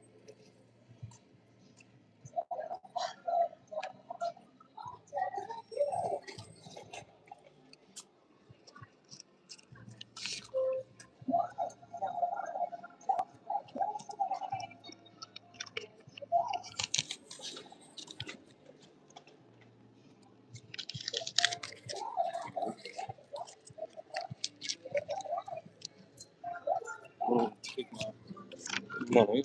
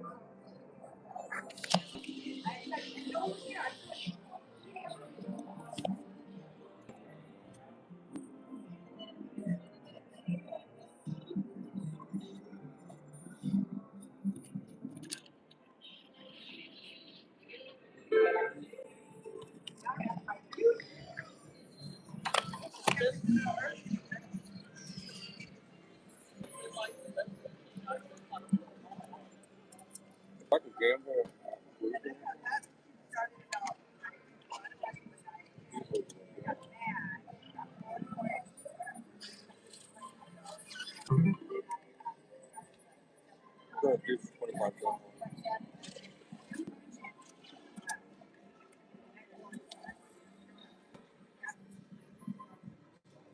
We're gonna get straight. I've had some good luck at that.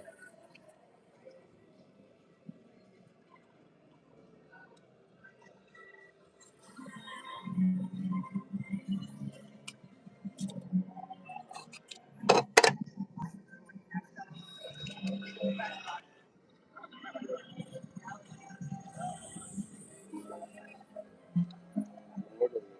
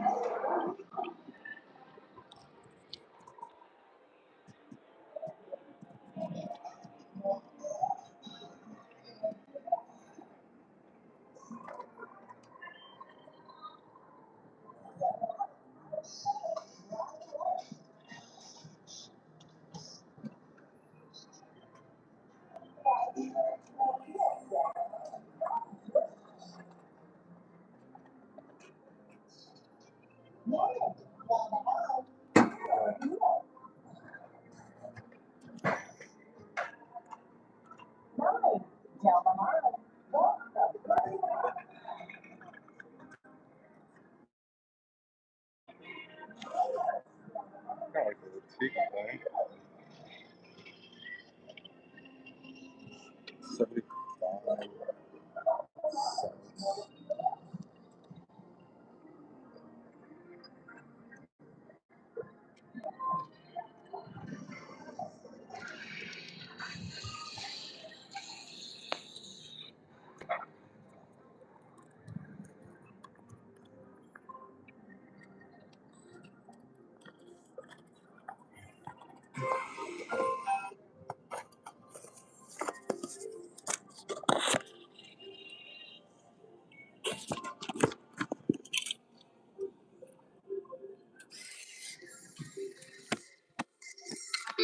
Laura's charging. Is it working?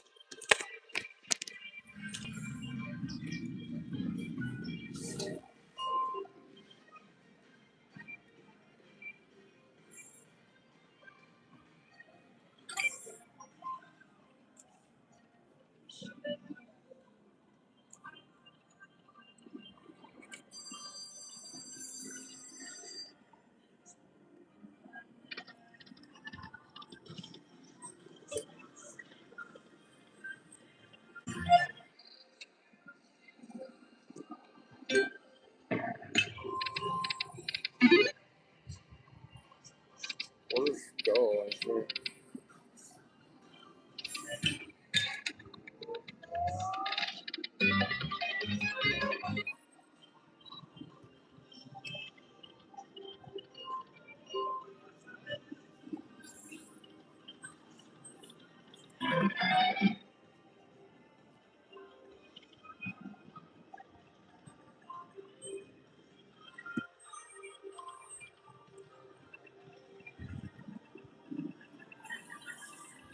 Yeah.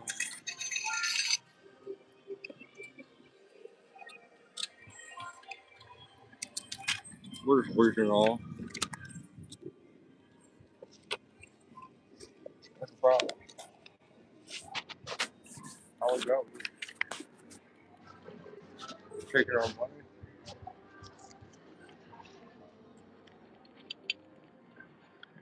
Kind of awesome.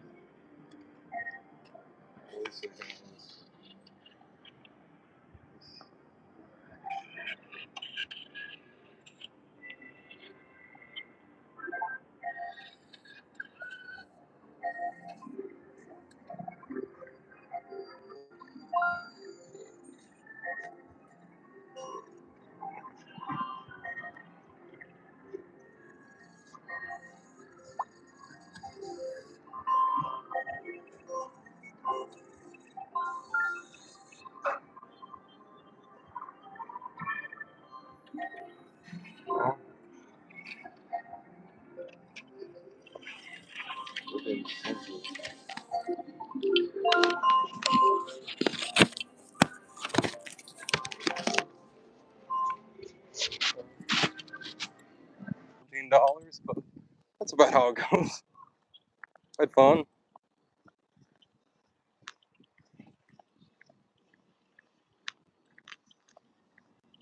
be nice to have more money, but yeah.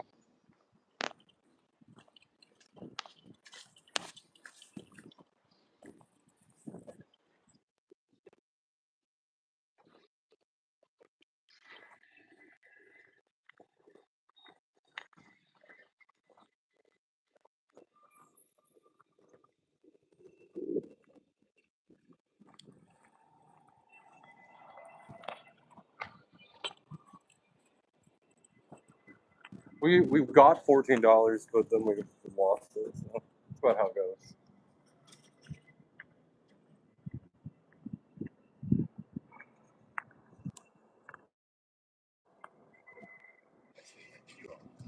I made my money back, and I didn't take it.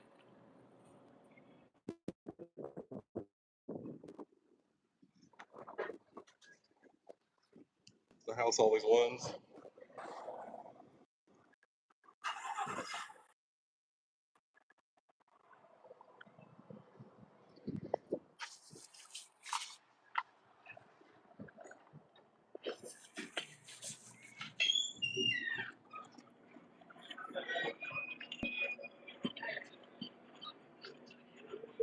That's why you need to be at the house, so you can always win.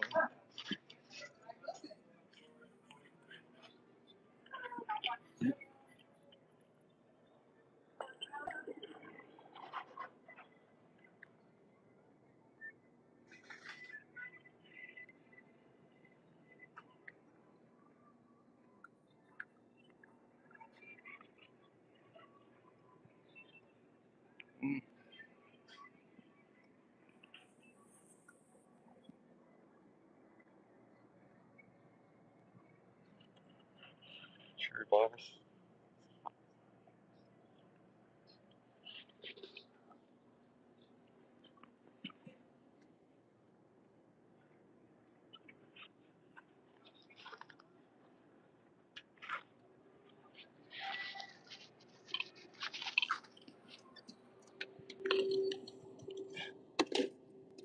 What is that? Okay.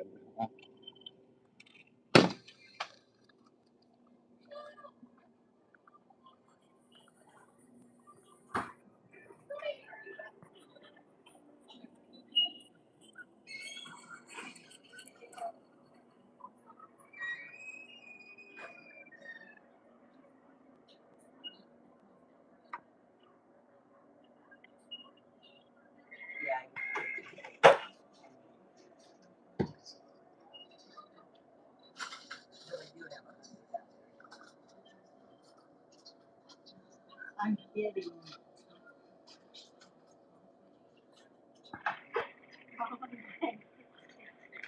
Have a good one.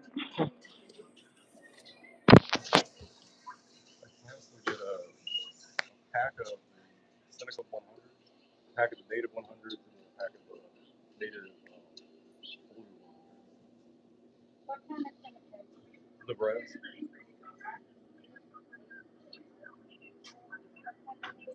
The red and the blue and the 100.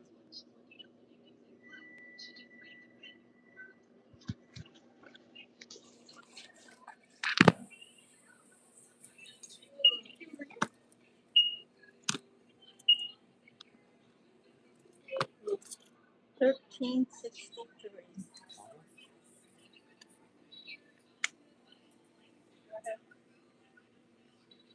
Nope, it's not. There Do you need a sack? we go. No, thank you.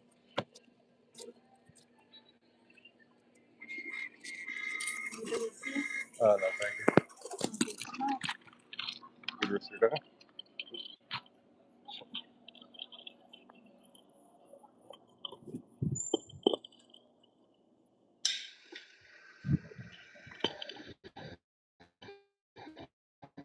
What happened as well?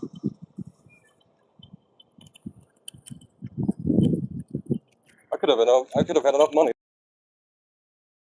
to do it if I had just been like.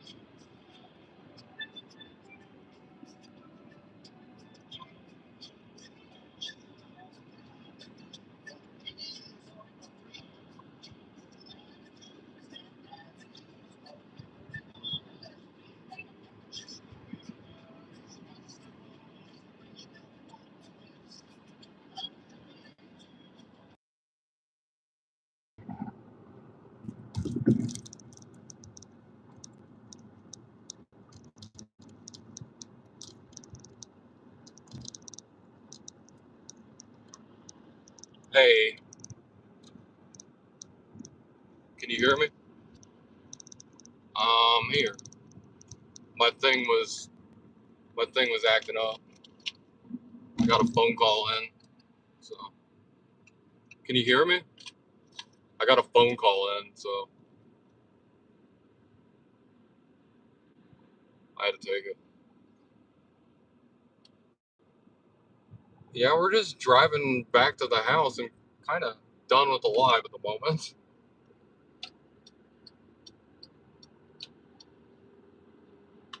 What's up? What's up? I'm doing good. We just went up north to Mayetta. I went to the casino. I've lost everything. I went in with $14, and I was able to put my money. I was able to gamble with 7 of the dollars and get up to 14. And then I lost it all. But I had a lot of fun, and I gambled for a good amount of time too. So you have to really pay attention to those machines. They can be deceptive.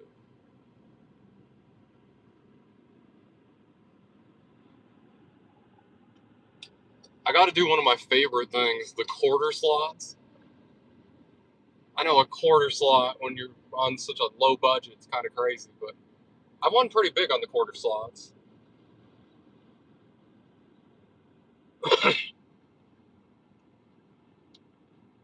Got some cigarettes.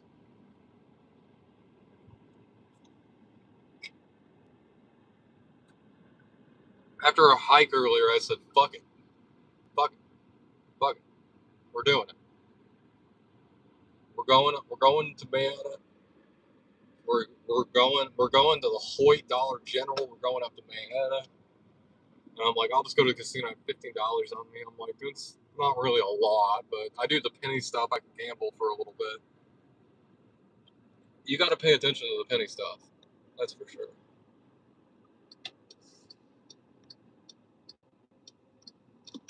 What the fuck they're doing?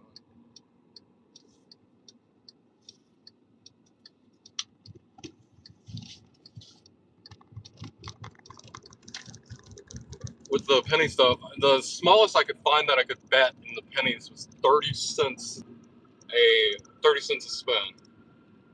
Pretty nice.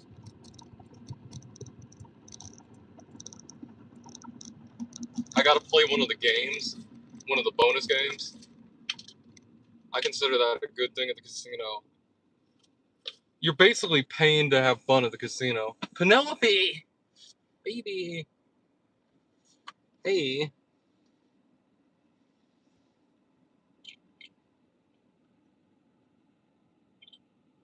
baby,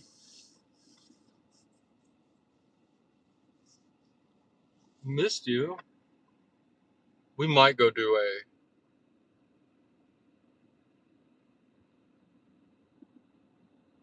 I'm trying to think if there's somewhere else I want to hike. It's very windy today. If we went up to the mound, it would be pretty fucking windy up there. Oh, I went to the casino. That's crazy.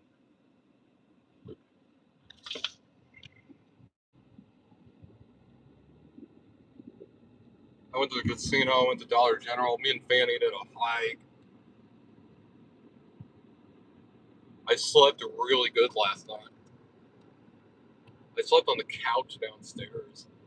I kind of hate my bed. It sucks ass. I hate beds with springs.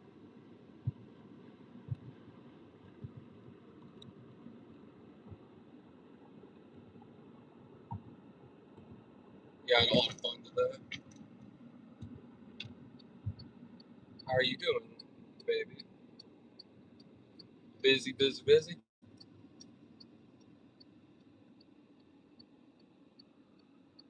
What do you think, Miss Fan?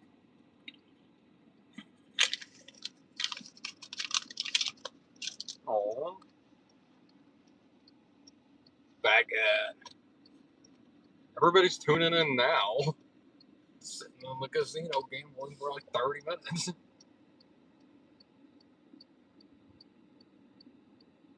If I pass out, though, you could wake up and the live's still going. It just depends.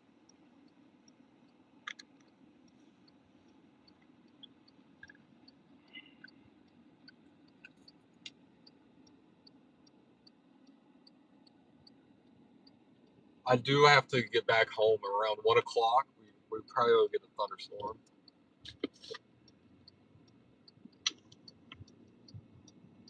I pass out on live. It happens pretty often. I don't fall asleep on live. I fucking pass out on live. I don't fall asleep. Aw, I sleep for Penelope. Lady Sky, welcome, welcome. We're gonna have to watch threats for being in the casino now.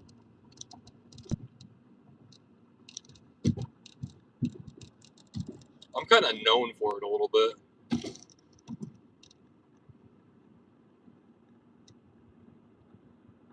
She loves to watch me sleep. I've never watched her sleep, but I bet she's pretty adorable too. I'm just guessing. Actually, I know. Because Penelope doesn't stop being cute. She's always beautiful.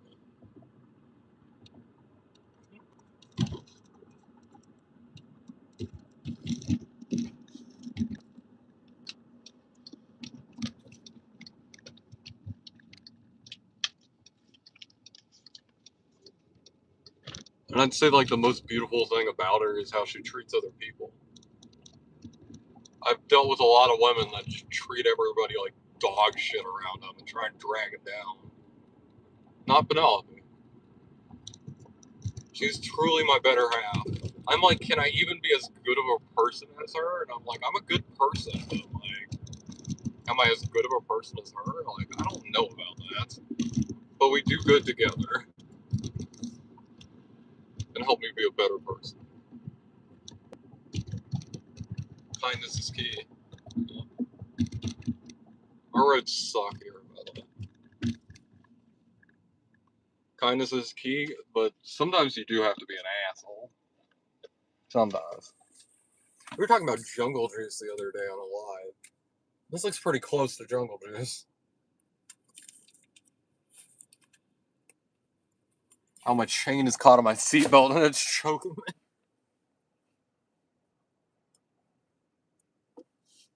My number one goal is to leave people's lives enriched from interacting with me. You learn something. Whether it's good, whether it's bad, you learn it. So...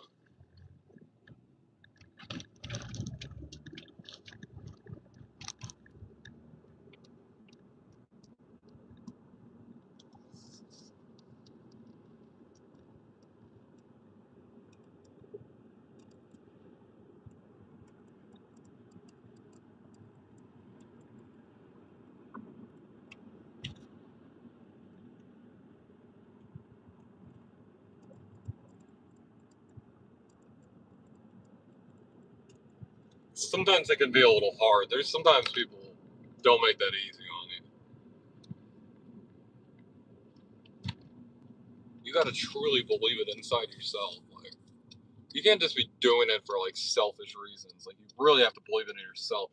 Because you're gonna deal with a lot of people that push back and they're ugly and they're mean about it. And it's like, I fucking get it. Like, come on, like, I fucking get it, but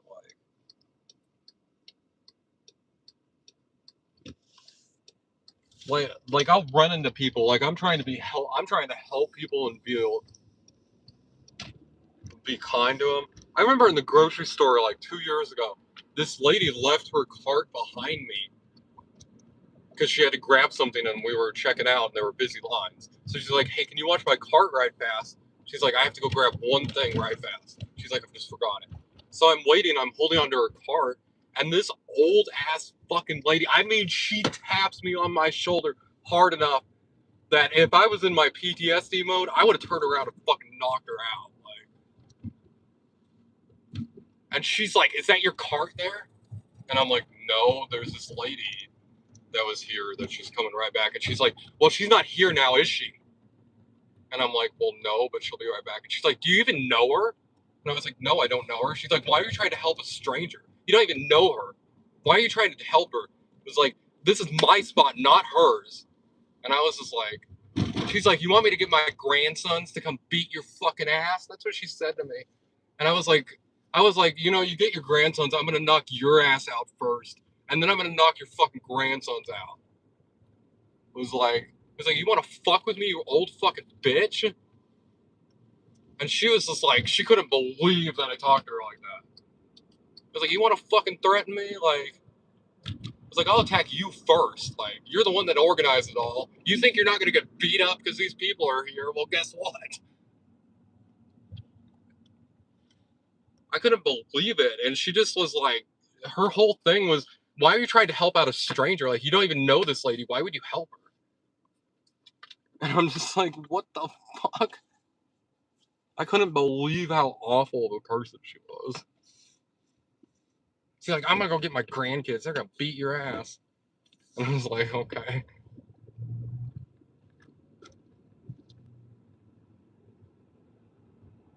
All because I was trying to watch the cart. And like, yeah, you know, you don't leave your card in the line, but all she just asked me, and she was back within like a few minutes. She just forgot one thing, and her cart was full and everything. And she'd been in the lines, just sitting there for a little bit behind me, and I'm just like, okay, I'll watch it. And the lady just couldn't believe that I wanted to help a stranger. Like, You don't even know the lady. Why would you want to do something for her?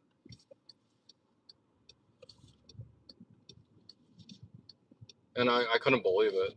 So when I left, I was expecting her grandkids to be out there to like jump me or something. Which I'd immediately go after her. I've been locked up before. If somebody does that shit when you're locked up, you go immediately for them instead of the people that are trying to beat you up. Because they're the one that organized it. They think they can do this shit. If they can see that somebody's not scared about getting their ass beat to attack them, they're gonna fucking rethink their decisions like that. You have to be like,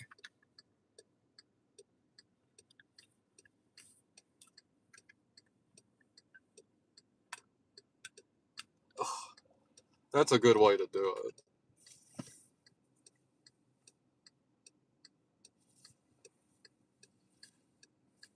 I just couldn't believe that fucking lady. I still can't believe it. Oh, gravity dues. Back at.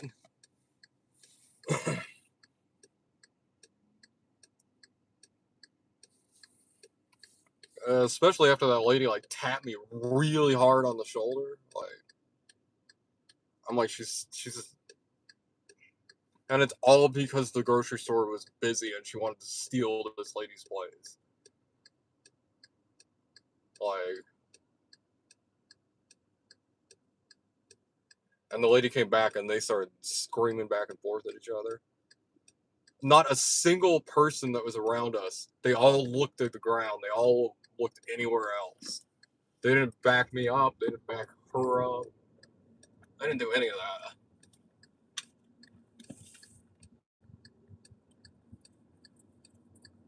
That's crazy.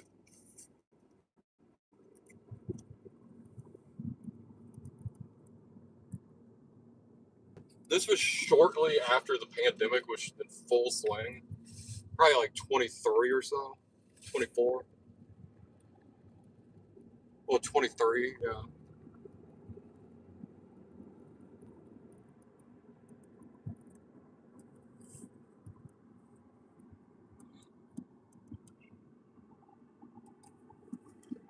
I couldn't believe that she was yelling at me and shit. Like, you know, she's a miserable fucking person if she's doing that stuff to just. And she's also like, why would you help a stranger out? You don't even know him. I'm like, what a selfish fucking cow. Like, what an awful person.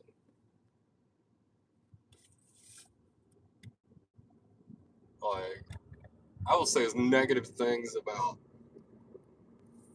a lady like that, because it's about as bad a person as you could run into. Like, people can say like, oh, she had a bad day or something. And I'm like, no, she believes that in her heart that you do not help strangers out. You only help people out that you know.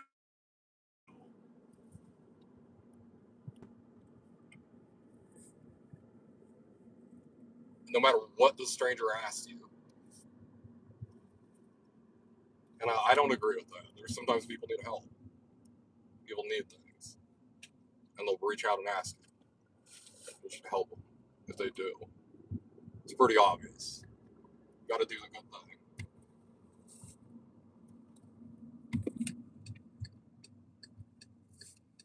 So far, the times that I've tried to help people out, I've run into some serious conflict. Yeah, we're gonna run home right fast from helping other people out. Just like during the pandemic, that fucking lady pulling that knife on me for my toilet paper. She tapped me a lot nicer than this old lady did. When she tapped me, it was just like a friendly tap. And you turn around, she has the big fucking like knife in her hand. And I'm looking at her knife, I look at her, and I'm just like, eh.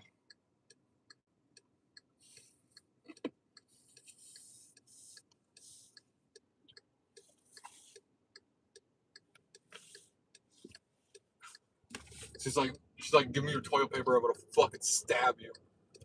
And then I just laughed at her. And she didn't know how to respond. I just laughed at her, and I'm like, are you fucking serious? You think this isn't the first time this has happened to me? It was like, you're a lot less scary than the other people that have done it, so.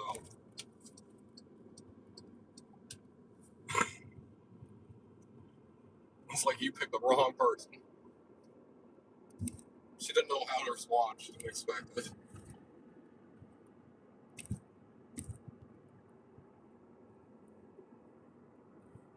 That is some old. That is some middle-aged soccer mom ready to fight. Like,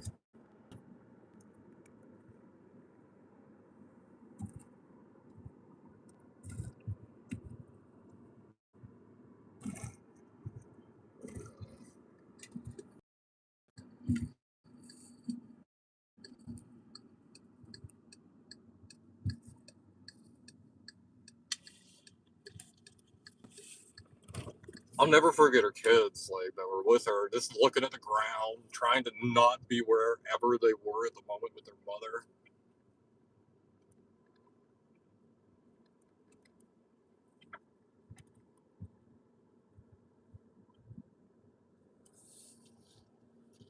They were stood off to the side of her, not like behind her or in front of her at all.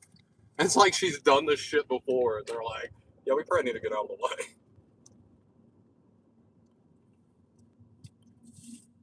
That's some of the wild shit that I've been through.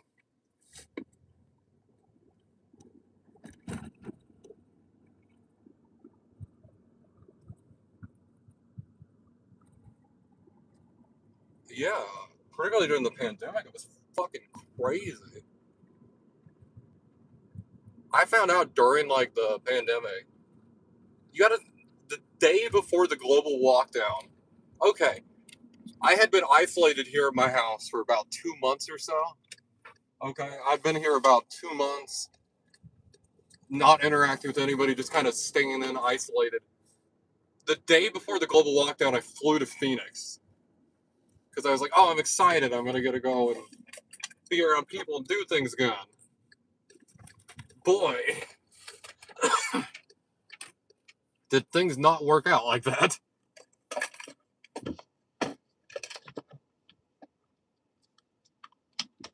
But I was like, I already been isolated away from people and everything. Like, I didn't need to, like, social distance or any of that.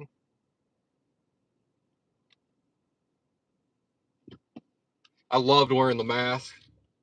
I'd wear my mask anyway. Like, gotta think, I don't watch the news or follow the news. So, what happened is, I went to Walmart one day, and I remember going to Walmart, and there weren't any cars on the road, and I was confused because I'm in Phoenix. Like, there's barely any cars on the road, and there's millions of people. That doesn't make any sense. I go to Walmart, there's hardly anybody there. And I asked this lady, and she looks at me like I just told her that I have an asshole in the middle of my forehead or something. She's like, what do you mean? Like, there's a lockdown in effect. I was like, what do you mean? I said, what do you mean? There's a lockdown? What do you mean by a lockdown? She's like, COVID-19, and I'm like, what the fuck is that? And she looked at me like I was like fucking an alien, or like I was an alien or something. She didn't know what to make of it.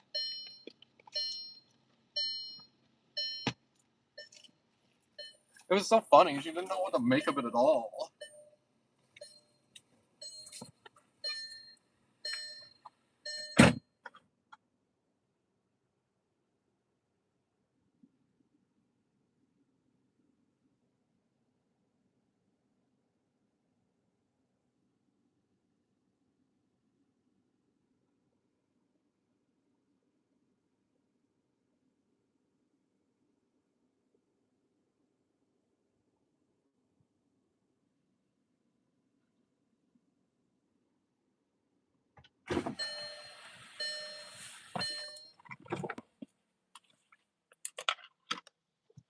That lady was so, like, floored. That worker at Walmart, she was floored that I'd not heard of COVID-19 and none of it. Like, she's like, the president announced a global lockdown today.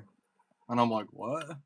I was like, I came to Phoenix to go interact and be around people. And she's like, well, you're not. And I'm like, what the fuck?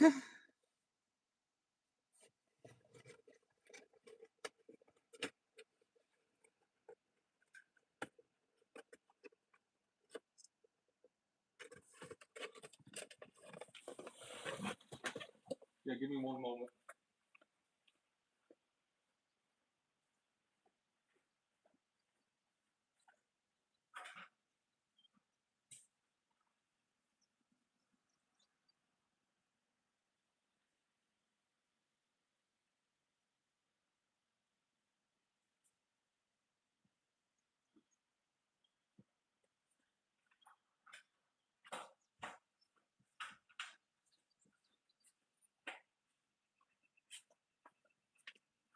I have to get everything out of the car in stages, so I apologize.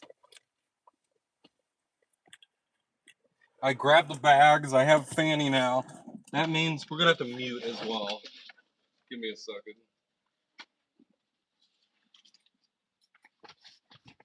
I forgot to turn my camera off before, and I drove up to my house, and I had to just delete the live, like, right then.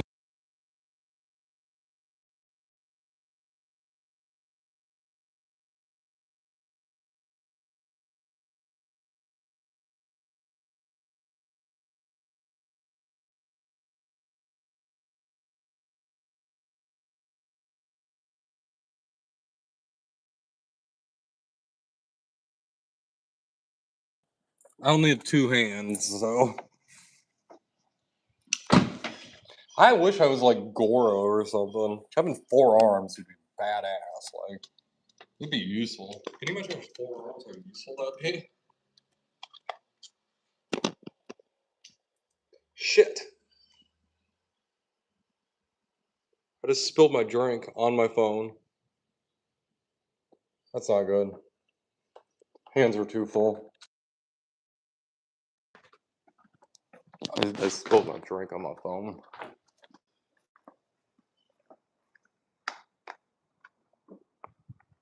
I spilled my drink. That sucks.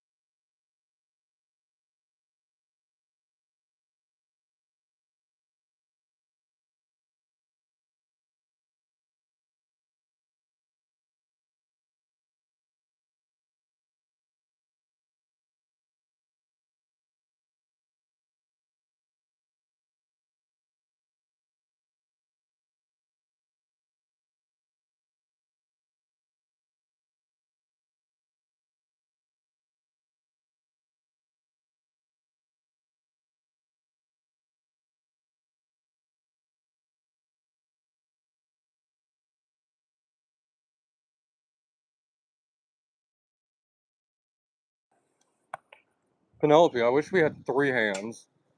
If we had 3 arms, that'd be great. Because then we could just hold hands while we do everything else. We could just have a dedicated arm to holding hands. Still hold hands and have 2.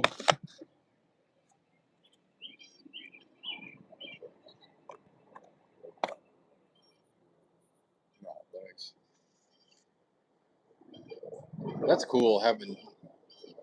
Wouldn't that be awesome? We could just hold hands and still have our two arms free to do things. That'd be the best.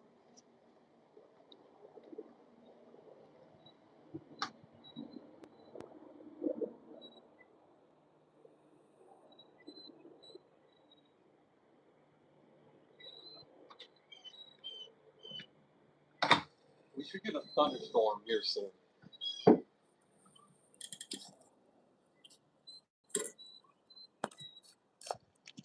Doesn't it though? Oh, you just don't shave. We're gonna try this one and see how these are. I usually smoke lights, so we got the native lights to see how they are. Maybe I should have got the Seneca ones, but that lady was pretty fucking annoyed with me.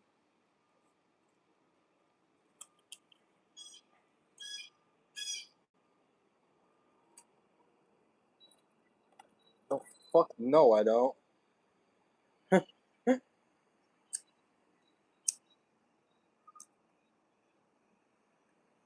Holy shit, it tastes like a cigarette. Holy shit. It actually tastes like a cigarette.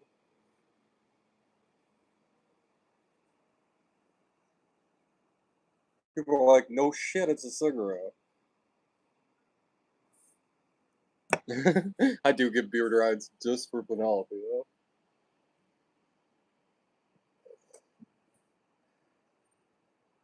You know, you can address me as well. Like,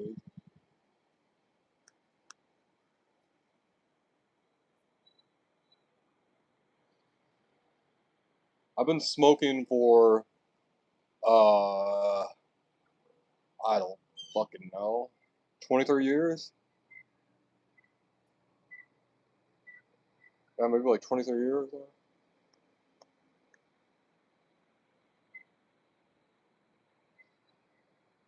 Those lights are nice. I'm excited to try the regular. I think the regular is going to be where it's at. I just prefer lights. They're a little.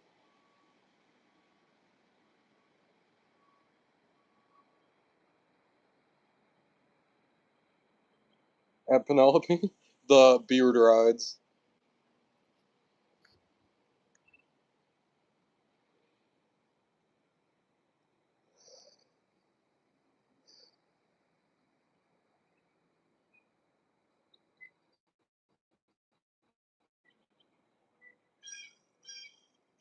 I don't have a mustache, so the beard rides.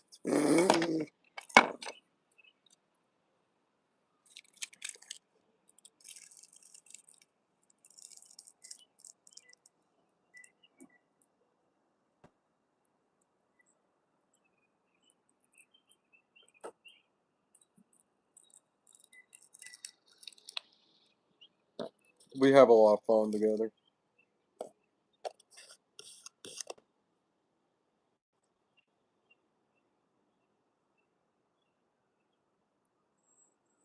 Penelope definitely lives a little busier life than me. So whenever we interact, like we've really been wanting to interact for a while, so we have that.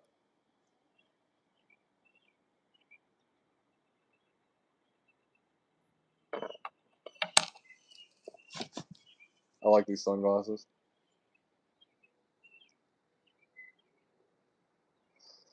Those cigarettes are better than Lucky Strikes. That the taste like a cigarette. It doesn't have that weird chemical thing to it that a lot of cigarettes have.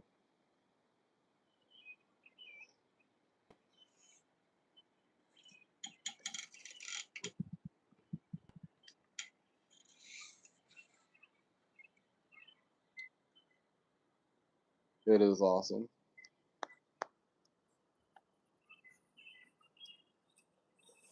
I've realized from talking to Penelope that I've never really.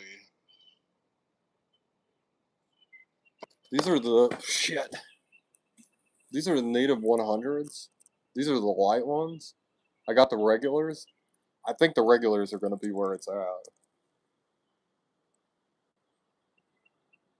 Aswasani, New York.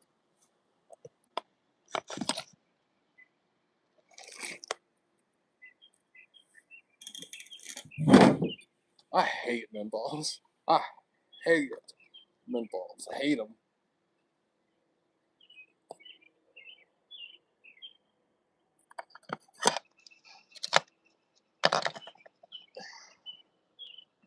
Okay, how much do I hate menthols? Okay, when I was on the jail work crew, I'd not smoked for a few months, and I'd come across like a pack of cigarettes before I'd got the money to be able to afford getting cigarettes. I'd come across a pack of cigarettes when I was cleaning things that was like a pack of Cools that was like not open at all, and I just left it there. I was not craving nicotine that hard, even after 2 or 3 months.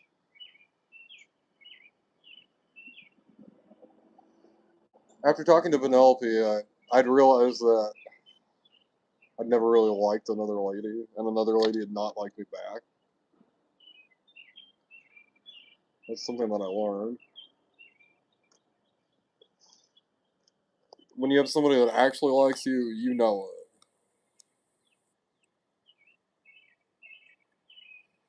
you're ever in a relationship and you go, huh, she seems to kind of fucking hate me, that's not good. It's not normal. Evidently, it's not normal.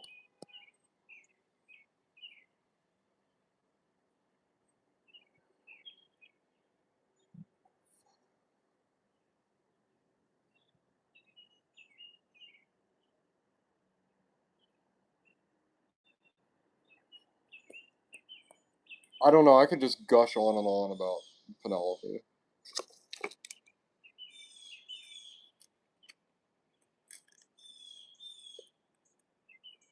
I like this is the small size for fountain teas and iced coffees, or this is the medium size for the McCafe shakes, orange juice, and frozen drinks. Pretty interesting.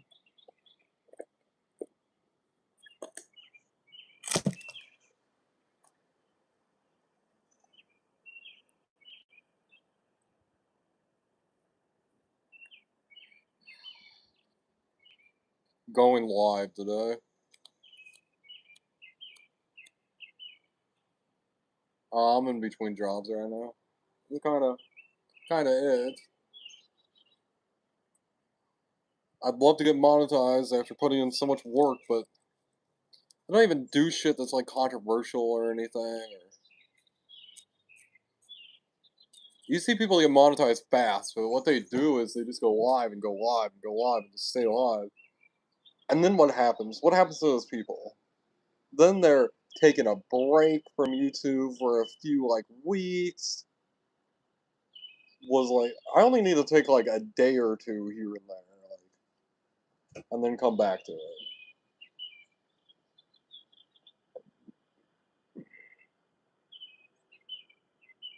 You can work a lot less hours with YouTube too.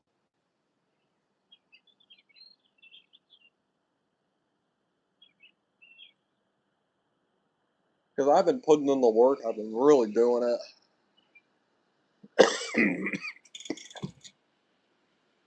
I might miss my video upload today.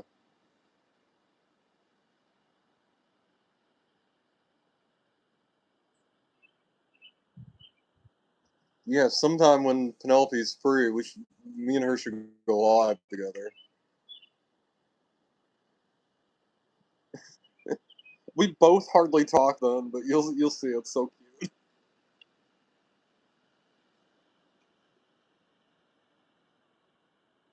Because we take the chance to just stare at each other. Oh wow.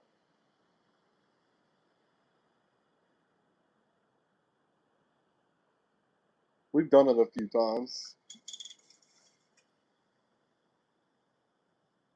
Yeah, JS is awesome. Where did I meet you at, JS? I was trying to remember that.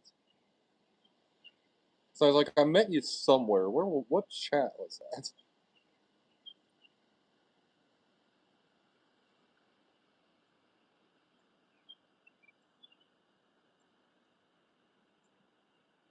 Oh, you don't need to talk to yourself. Yeah, numbers mean nothing.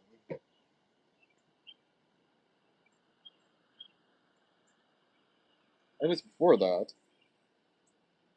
We me and Nicole. Where did me and Nicole see you? Because it was Nicole. I remember. We'll probably FaceTime if we have that time. Probably. Probably. I just like.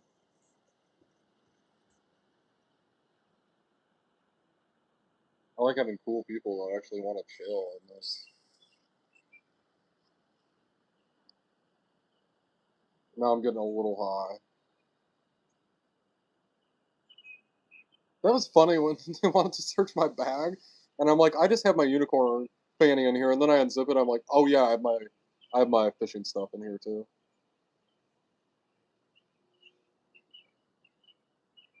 I offered to let him search it. Most people not. I know nowadays there's a lot of fucking psychos out there. just to offer to see the bag. The second guy that wanted to search my bag. I wasn't too happy about that. I told him to radio the other guy, but I'd already had my bag searched. And he believed me, so I was like, radio the other guy if you don't believe me. And then he believed me. Like, I already did this shit once to a security guard. You can radio that security guard. I'm not gonna put up with it again.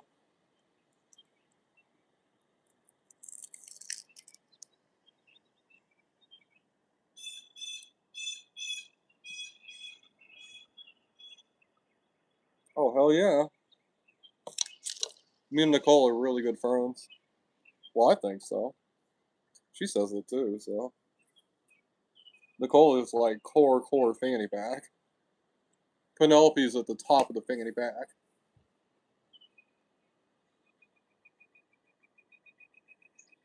And then we have our managing mods below her. Well, there's me, well, there's Fanny, and then there's me, and then there's Penelope. And then we have all the managing mods below, and Nicole got there fast, like, she's just so straight up, honest, and solid.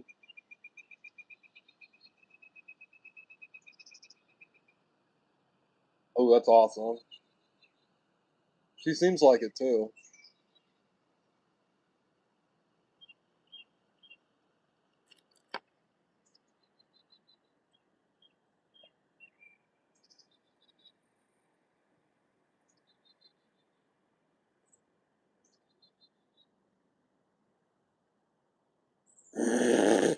Penelope, you are number one.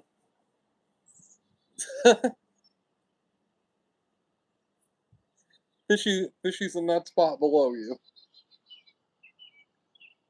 If you wanted to FaceTime and Fishy wanted to go live together, I would tell him that I'm busy. If Fishy was above you, I'd be like, yeah, I'm free. I'd say there's a few of my exes that I would have done that in a heartbeat. I've been like, oh no, talk to her versus Fishy? Like, no. Like, and you ever see us in that Discord hanging out, you can pop in. Like, you don't even have to have your camera on, microphone. You can just listen in if you wanted. You can leave as you feel. Don't just yeah. We did our Discord chill thing yesterday. I like hanging out on Discord. The audio sucks, but it's way more relaxed. Yeah, there's a fanny pack Discord. The fanny pack cave.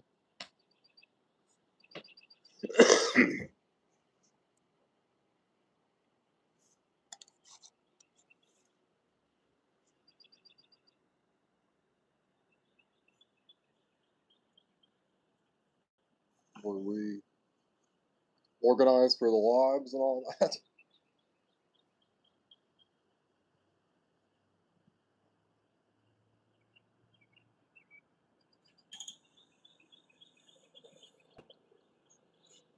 Let's see. I'm retired beard. All one word.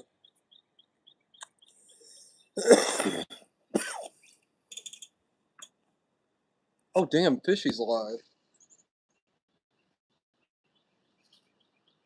I saved it so I could.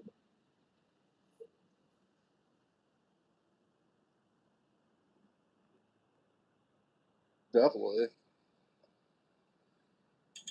Here, give me 1 second.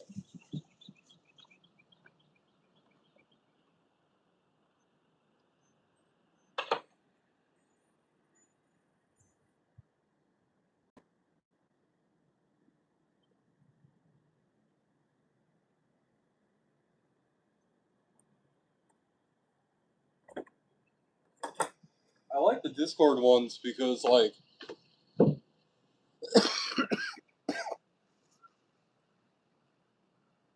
I can have like a chat with people and they actually talk back. I don't have to just read it.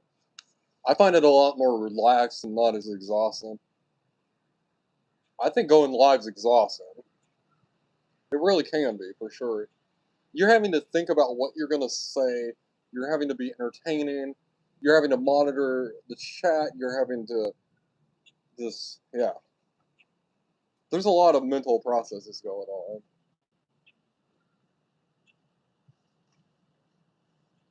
When people don't talk about YouTube as work, I think it's kind of, I don't know, it definitely is. Like, if it's not work, then like being a newscaster or something isn't work. Like, a newscaster, at least you have something written up. I just have to sit here and think about what I'm gonna say, and then say it. And I've got to do it fast. I've got to do it consistently. And I gotta say that I'm more entertaining than somebody like fucking Jerry Seinfeld or something. As maybe it sounds narcissistic of me, but these like sitcom people and stuff, like they're used to being funny for like 30 minutes. It was like 30 minutes you're just getting started on YouTube. Like you haven't even started your live really at that point. Ooh. Space and rockets, that's awesome. Oh yeah, and there's a music thing in the Discord where you can share your music.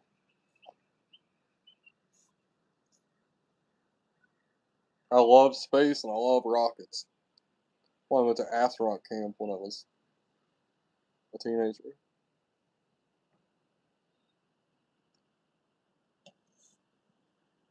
But space terrifies me. I don't think I would have wanted to go up in space. There we go. There we go.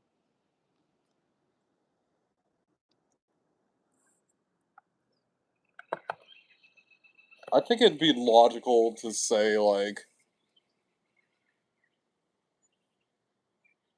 SpaceX, anything futuristic nowadays that shows like space, to see like any space vessel that doesn't have like a SpaceX logo on it would just be wild. Like maybe not all of them, but you'd expect to see it. Even if SpaceX went defunct in a few thousand years, people still use it as like a logo on their thing. Like,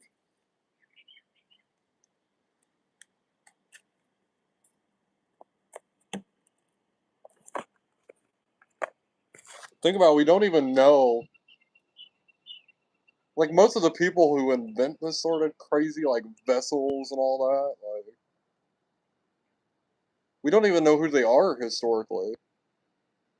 Somebody like Elon Musk definitely could realize that he's going to be forgotten like historically, but what he does will be remembered.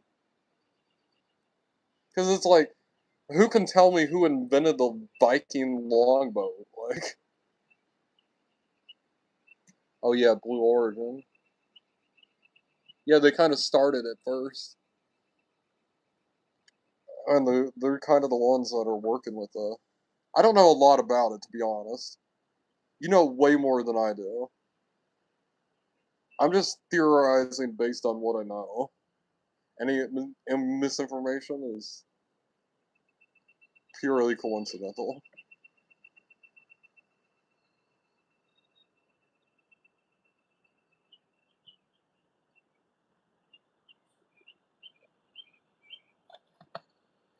Blue Origin. Blue Origin's the Amazon company, right?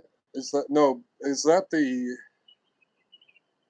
what is the Virgin Airlines guy?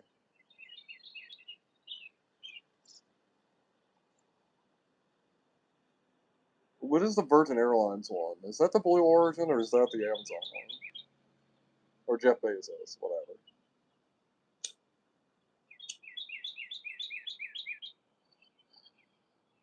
Richard Branson? That's it, Richard Branson. Thank you, Penelope.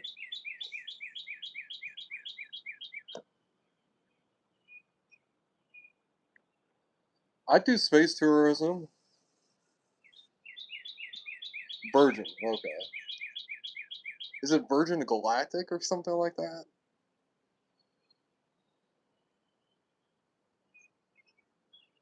Okay.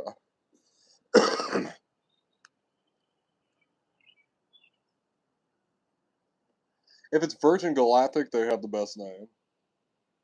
Okay, Virgin Galactic has the best name.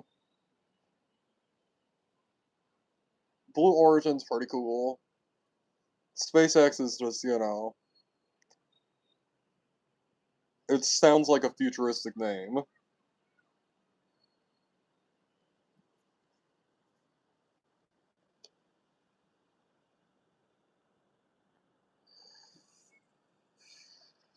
That's awesome that Penelope's around.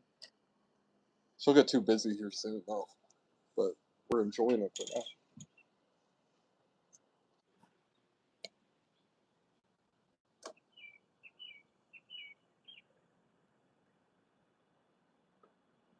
Space Pioneer? No. Space Pioneer, sorry.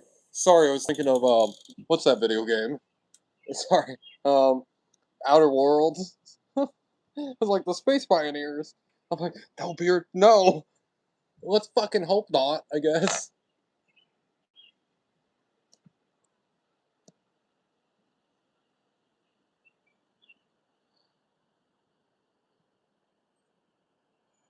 These are nice cigarettes. These Native 100 Blues.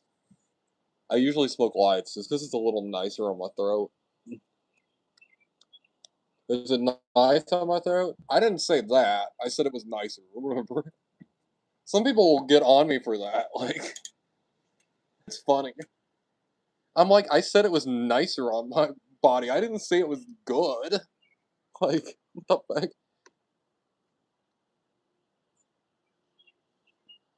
I hate when people try and deceive people or mislead, I do consumer advocating for people. And companies try and mislead people. I mean, people spread misinformation.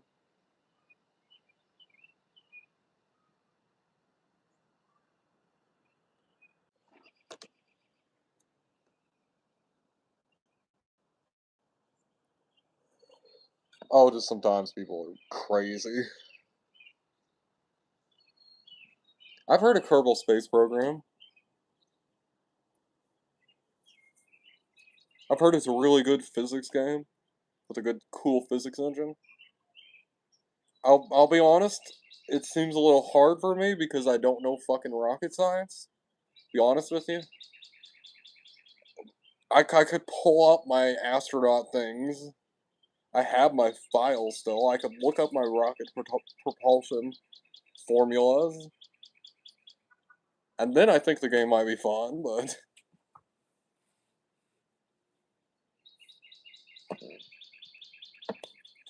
You know what? We should look for the R's. We should look for the R's in the encyclopedias. What's it gonna say about rocket propulsion in like the 19 like 40 30?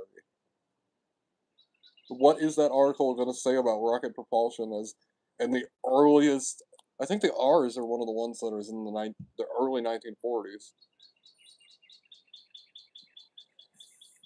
You gotta read about rocket propulsion. It's probably its earliest stage that it existed at. I like my old encyclopedias from the 40s. People will always be like, you can just Google it, you can look it up, and I'm like, what if somebody or some AI decides to alter that information to fit their own personal agenda? You'd never know it unless you had this book that's frozen in time that nobody can alter or edit, no matter how much they want to. One of the big things is the definition of fascism that's in the book is different than the one that I see in a lot of places. It's pretty interesting. Because it's from a time period before fascism was vilified by the world. And I think that's fascinating to get a snapshot into what did people think of this idea before it was vilified.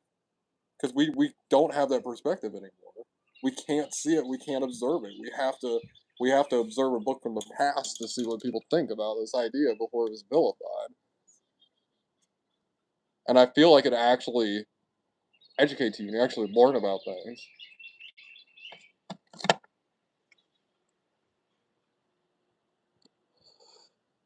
Werner von Braun was building rockets in the 40s, yeah.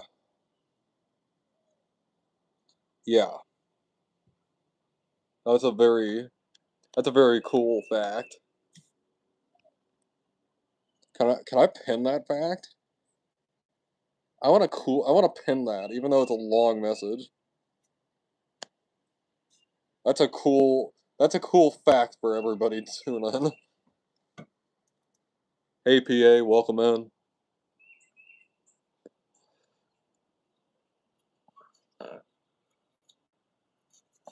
Yeah, we made it in the space program because of our Nazi scientists. The Soviet Union came really close to beating us. And they didn't even have nearly the funds or anything. They landed on the moon first. They landed on Venus first. But they didn't land people on the moon first. They didn't land on that's why we landed somebody on the moon, actually. And yes, it really happened. People that don't think the moon landing happened, it would have been so much with the technology they had at the time, it would have been easier to actually do the mission versus fake it. There were some parts of it that I can see why people would think that it's fake. Like they went and they reshot like some of these stuff up in the space, like for the thing. And then some of like one of the I forget there was like an orbit around the Earth that they did like in the soundstage thing. Because they were having trouble with the initial like video thing. And you hear about that, I can see why the conspiracies would run away. But I've observed the reflectors on the moon. When I was in astronaut camp, we had powerful enough telescopes that we could observe the reflectors, and we could reflect the light back to us.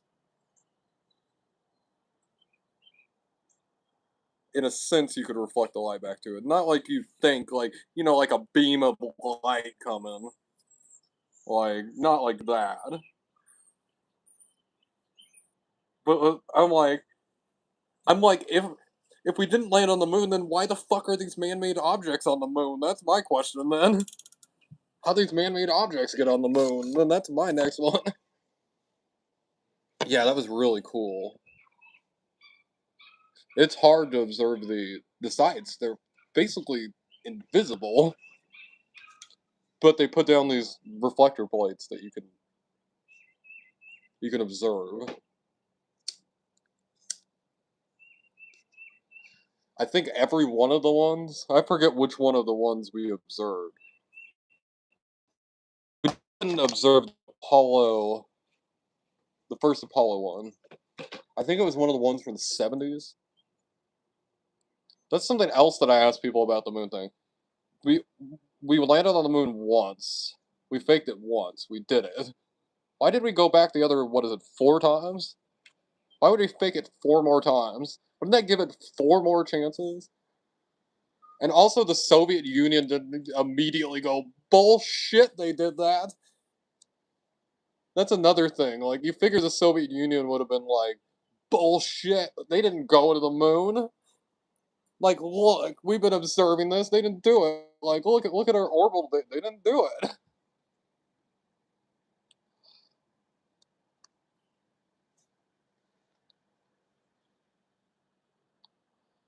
And the CIA doesn't have that kind of control, so anyone that would be my main point. And if anyone ever talks to you about the moon landing is faked, it was faked, ask them why did the Soviet Union not immediately go bullshit and call us out? Like why didn't they do that then if it was faked? Because we would have done that if they'd faked the moon landing. Yeah, I'm a juggalo.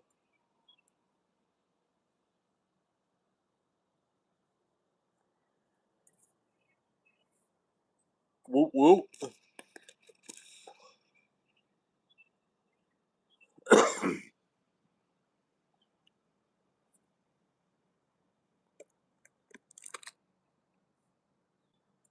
No, not then.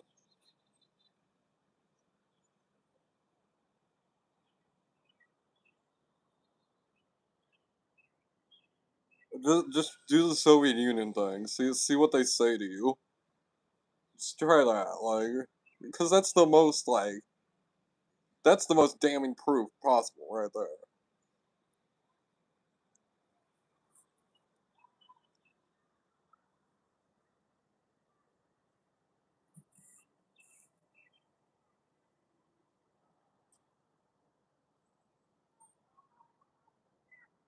Because there's no, like, you can go, they faked it. How did they convince the Soviet government to be like, hey, I know we're in this Cold War, but can you not be like bullshit when we fake this? Did they have like, was there like the most badass CIA operative we've never heard of or something? That was like directly in the Russian government? Like, I mean, we have to grasp at straws to make that make sense. Yeah, they spent all that money. It cost a lot of money. An astronaut camp and stuff, we've been in those pods. We had one where we did 12 hours with two other people inside one of them, going down the checklist and everything. And you got to remember, they did this for 5 days when they went to the moon. It's funny if you've ever read the transcripts.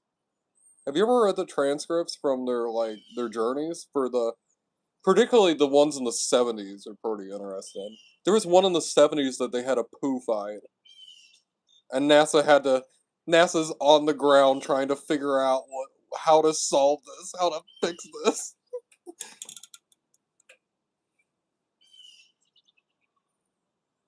They're like, this is highly unprofessional. It's like you left three like guys that were in the Air Force isolated, cramped together for days at a time. What did you think was gonna happen?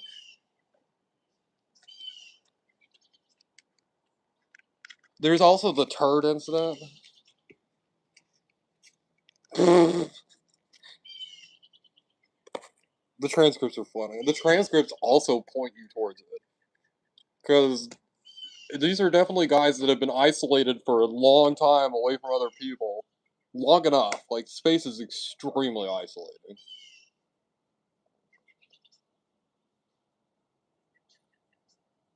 And these are a bunch of, like, army boys, like, Air Force boys. Like, these guys are wild and crazy. Like,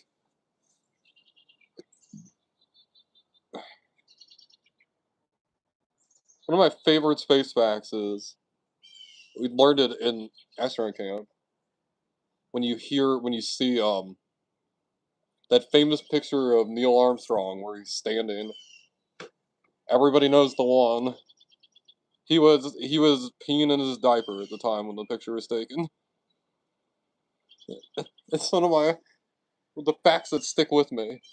Because he didn't want to go to the bathroom in the capsule with Buzz Aldrin. They had a chance to be away from each other and go to the bathroom, so.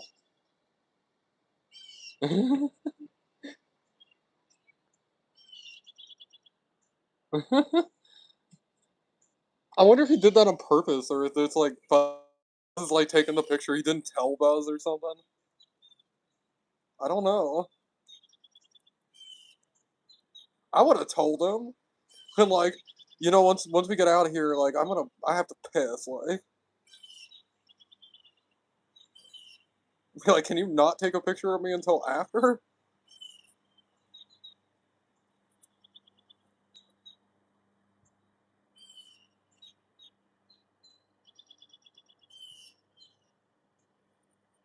Yeah.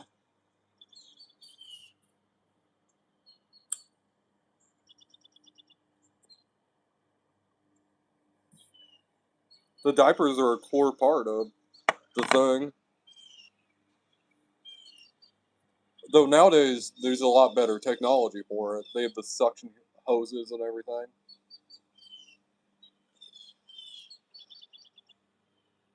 That'd be fun to have like a suit or something where like it's like cut off, but like where your genitalia is like there's like a window thing that it's like, it's like sealed like here at your waist. It's like sealed there at your waist, so you can open it up still. And that would probably hurt. That would hurt, actually. You'd probably expose yourself to the vacuum of space. You'd be like, ah, ah, ah! You'd be like, no, no, no, back, back, back.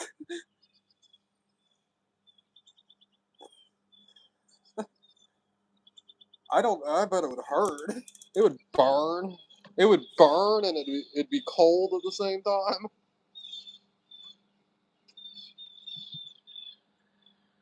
Because space is both hot and cold at the same time, so. Because you have space, you have like the sun, and then you have the vacuum of space there, so you're being constantly hit with heat and cold.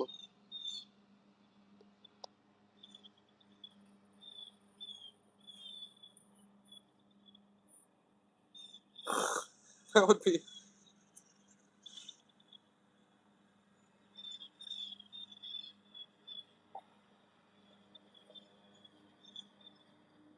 You're always being exposed to the sun. And then not only that, the solar radiation that's bombarding you at all times. The flashes of light are crazy. We did a simulator that kind of showed it a little bit. Even though we'd be doing like space shuttle stuff, that's what we were kind of going for. And that constant flash of light from the background radiation, the cosmic radiation, what we call background here on Earth, is crazy. You close your eyes, you still see it. It drive me fucking nuts. I don't know how you get used to it or deal with it. Hey Harley. And it would fuck with my head because I know what I'm seeing is radiation hitting my brain. I'm seeing it hitting my brain. And that would just like that just freaks me the fuck out to think about, to be honest. I'd rather not see the radiation hitting me. I'd rather not know that it's happening. It's after you leave the Van Allen radiation belt. What is it, Artemis 2 that recently launched that had it went further around the moon than any of the Apollos had? They were the furthest away humans that have ever been. But I still think the Apollo ones, particularly the ones that did it alone, they experience an isolation that no human has ever experienced. And they've talked about it. It seems like it was very. What was it, like 2 hours? 2 hours, no radio contact. No radio contact with Earth. No radio contact with the lunar pod. No visuals on Earth. I'd be fucking freaking out, to be honest. Not being able to see Earth. I feel like not being able to see Earth would be the most terrifying thing that you could experience as a human. I bet it is. I bet there's nothing that you could experience that's like it. I just bet. Because Earth is like home. Earth is everything. Everything you've ever known, everything you've ever loved, everything that ever is, that you've ever known has been on Earth. And now you can't even see it anymore. I feel like that would like spiral me into like this crazy mental state. I'd probably be like naked doing like tribal chants on the shuttle on the pod when they came back up to it. I'd like have my face painted with like blood, like banging on drums. They'd be like, "What the fuck happened?" If that was the first time somebody went around the moon, like the dark part of the moon, and they came out back like that, NASA would never send another person after that. They would never. They'd be like, no.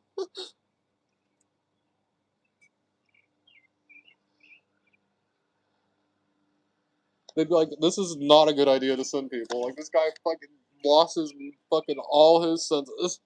He went all primal. War pain.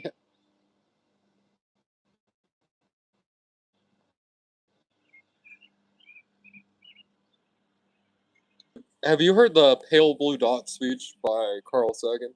I'm sure you have. The Pale Blue Dot speech is one I think about it pretty often, especially like with that. I'm like,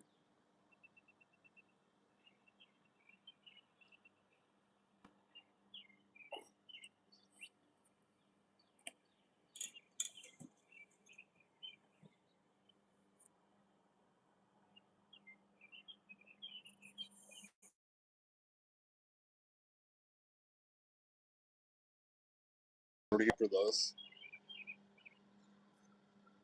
Carl Sagan, for the scientists, for the people that are ultra religious, Carl Sagan is basically like a prophet, like in a sense, like the one that like brought the word of science like really to us. Like I consider like hey Scott, I consider the Cosmos like such an important book. Like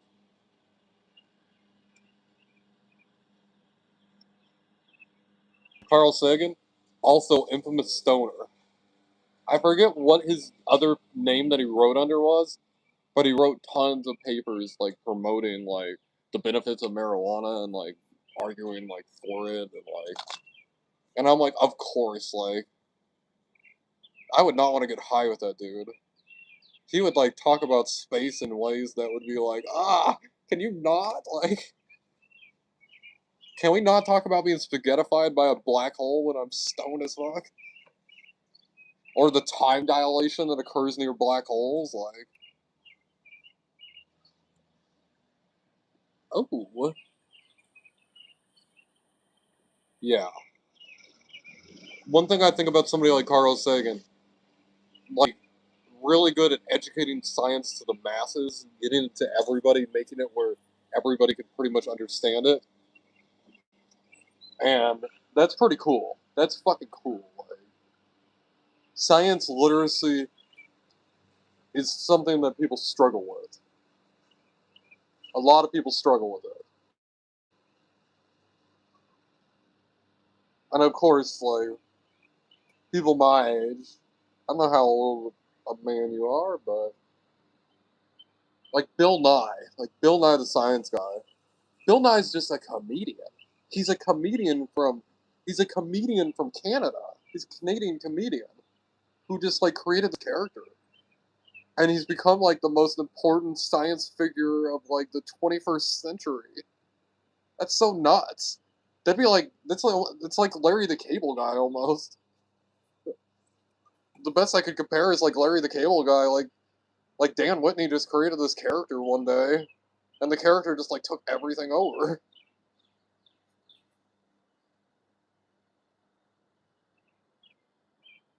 Yeah, the birds are pretty active. We have a thunderstorm rolling in.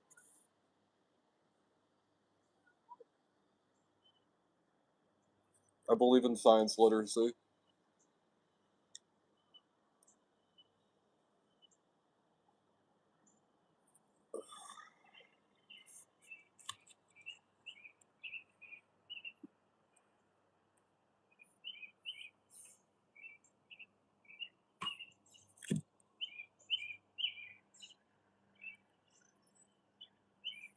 Here, give me 1 second.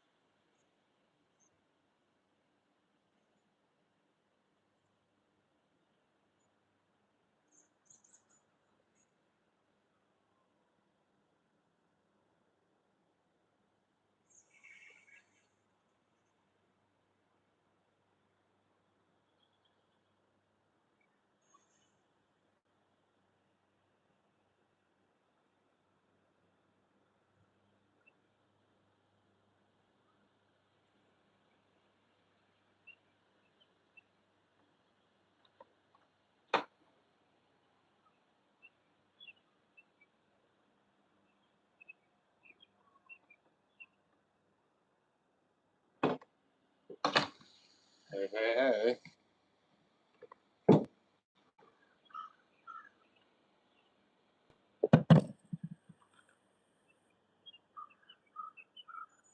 Oh yeah, it's cool. Don't worry about it. There's certain mods that are like, they're like the action mods and stuff. Don't have to worry about it. Yeah, I got this today at the Dollar General. Has a little cowboy hat. A little. Hey. I thought of Penelope when I saw this. I had to get it when I saw it. Penelope, isn't it cool? It's not the biggest sort of drink vessel, but when I saw it, I'm like, it's only $3 too. This is 20 ounces, so that's pretty big actually. That'll be fun to have a little drink out of.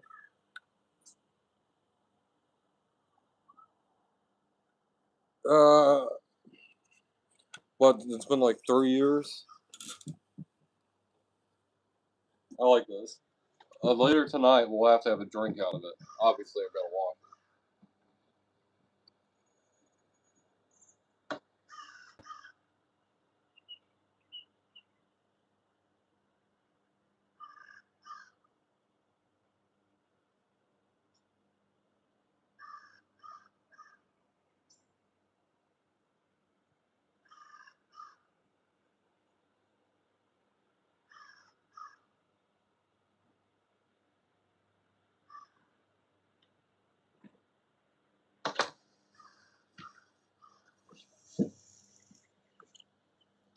Yeah, it definitely is.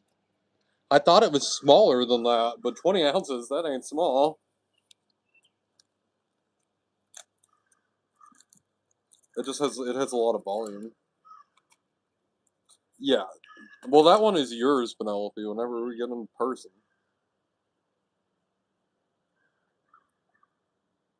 There's certain stuff of mine that what's mine is yours. If you're like, oh, I love this, I'm like, there's certain things that I have way more than I could ever need myself.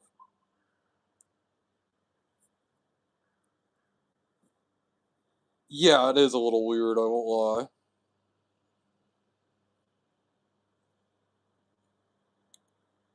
Jeez. I promise y'all, I have small hands. Like, that, it really looks small. I can't believe that's 20 ounces. I guess we'll have to say.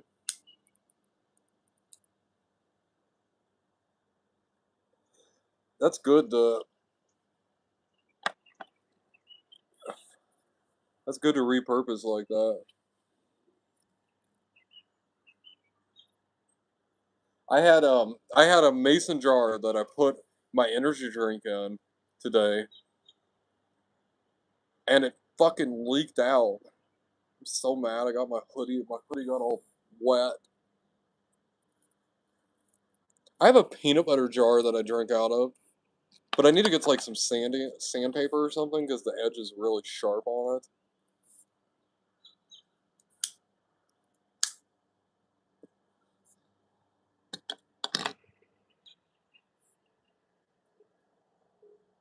I had a mason jar. It doesn't have a proper lid on it. That's probably why.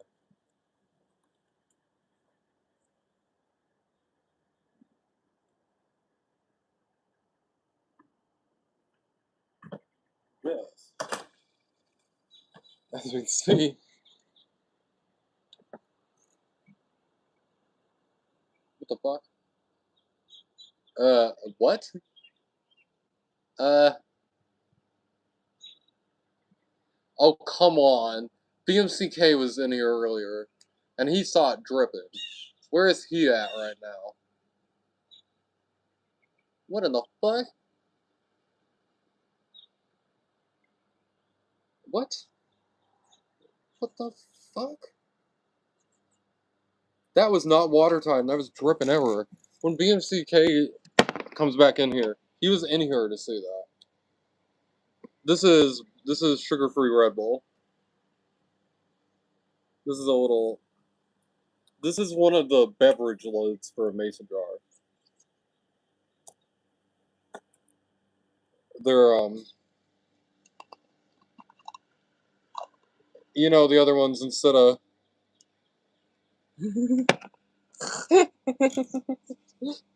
Yeah, I got my urine sample here for the parole officer. That's some smooth urine.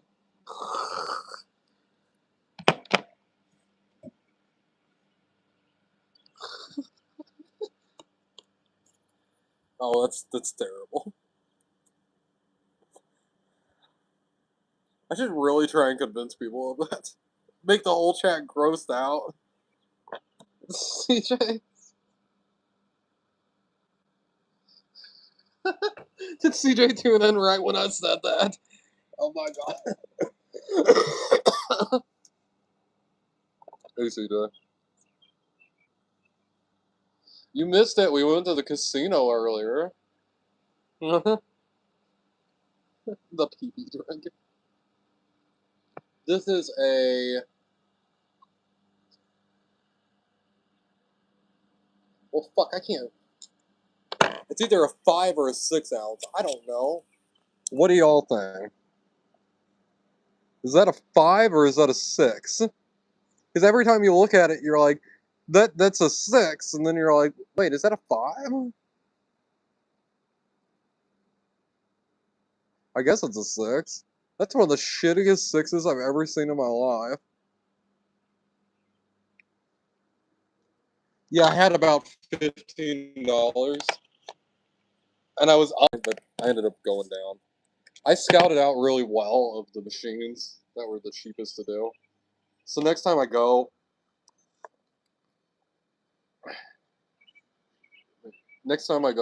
yeah. It looks like a B. Yeah, I agree too.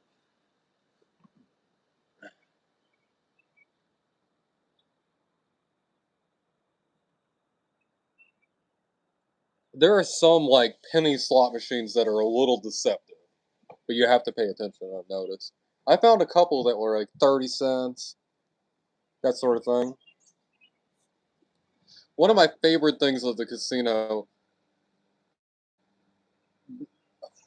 it's just the classic slot machine thing, where you have the one line, you pay a quarter, you have the one line that you spin. I prefer the more mechanical ones with that.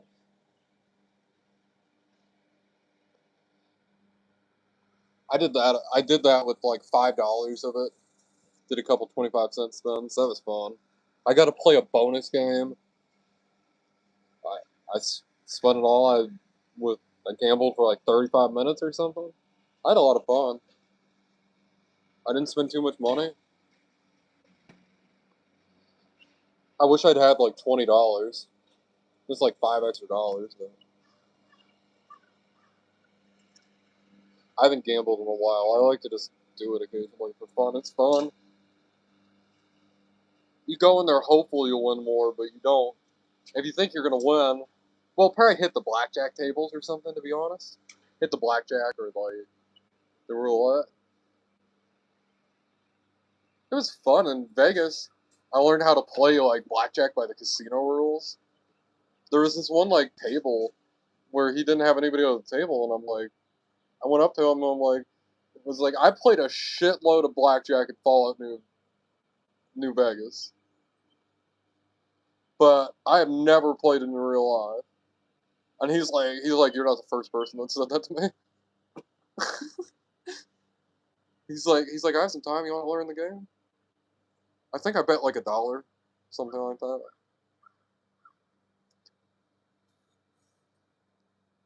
He was a little higher bet thing, but he's like, oh, let's just throw like $1 down. And we'll.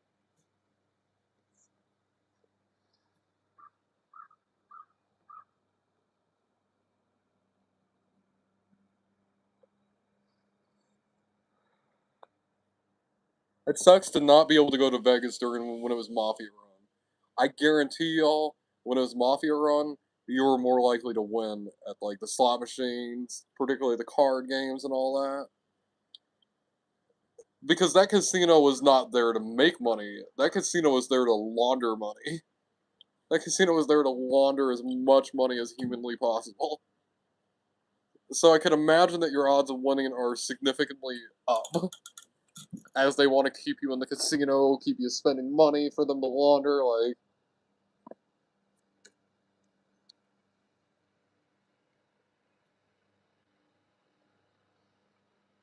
I think of the criminal aspect of it.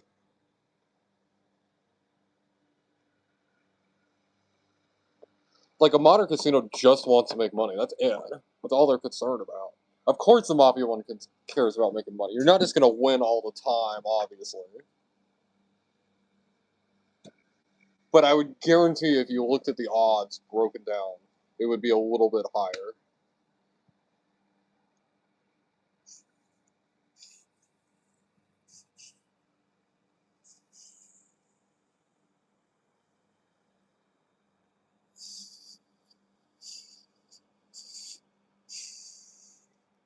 There was this old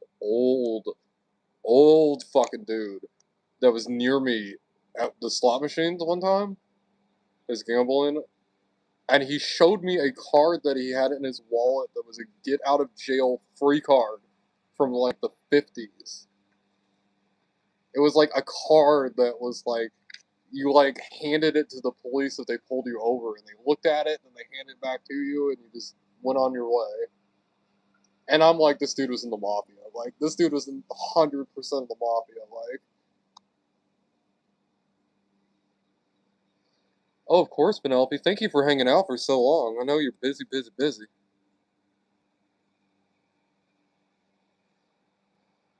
It was literally a get out of jail free card.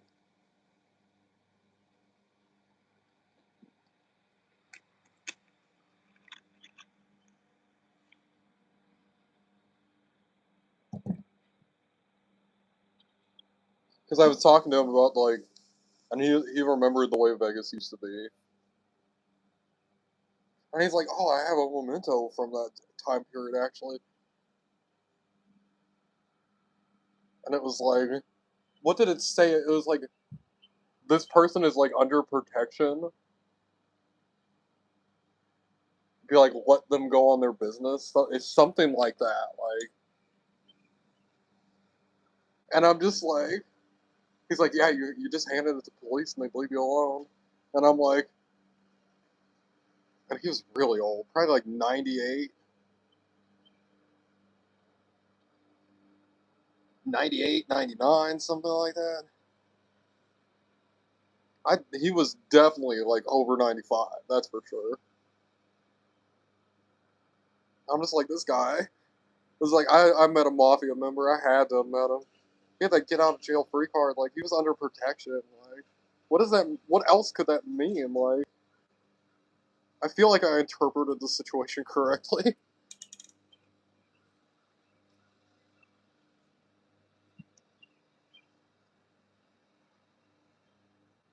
He's like, he'd been in Vegas since the mid 40s, he said. And I asked him, I was like, 1947? And he said yes. And I was like, okay. Huh. 1947. Interesting, 1947. I'm like, did I sit next to the guy that fucking assassinated Bugsy Siegel? Like, that's what I wonder sometimes about that. Somebody assassinated Bugsy Siegel. That's what we know for sure. Somebody did it.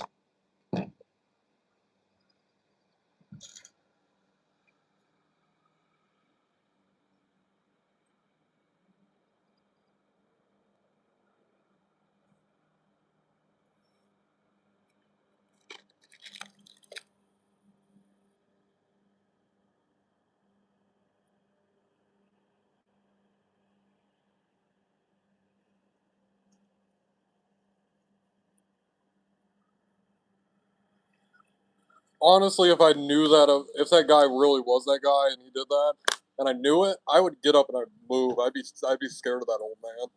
I'd be terrified of him. That guy assassinated a mafia boss. It might have been like 70 years ago, but that guy's scary fucking dangerous to me. I'm terrified of him. to be honest.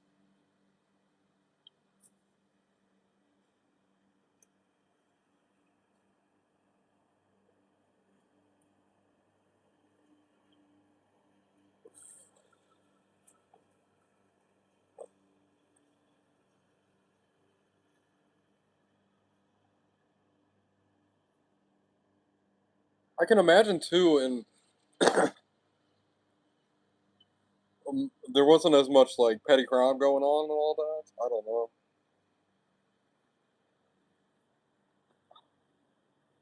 There wasn't the drug and the homeless problem back then.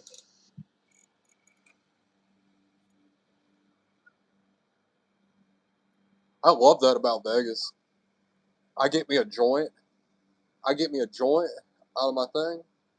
I go to a smoke spot. I can find a homeless guy. I can smoke a joint with him, and I can hear the most fucking crazy story every time, no matter what. Like, how did they end up here? How did they end up in this situation? Like, and it's always crazy. It's never like, I just decided to come here. It seemed like a good idea.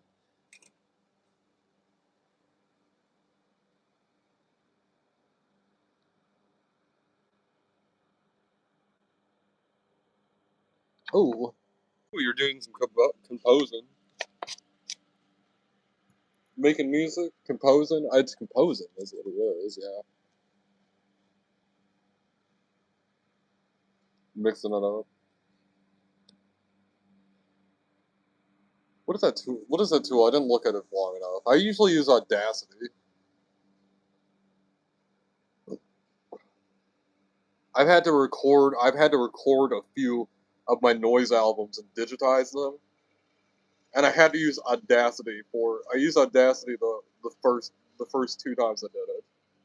It was fucking crazy to take this album that has been mixed in this bizarre fucking way. That was like, I have no hope of trying to figure it out, and I have to figure out how to do it. Like there's certain spots in the music where the bass like cranks up in like really bizarre ways. Oh, it was after like two or three songs, I was like, okay, we're just gonna go bass. We're just gonna go with the way it was when it was recorded. It was like I can't do this. Like I need to take like a sheet of acid in order to do this. Like I don't have a sheet of acid, so I can't do it. There's parts in like the Carolina album. Hey, Chief. Oh, Logic. There's points in like the Carolina albums where the bass the first time it got me. I wasn't ready for it. And it'll be like in these dangerous kind of levels. I got really dizzy and I threw up the first time because I had it too loud, which is definitely not FCC compliant music, let's say the least. There's the FCC like requirements with like music and audio where it can't be like in a certain range, and this music, the Carolina albums were not.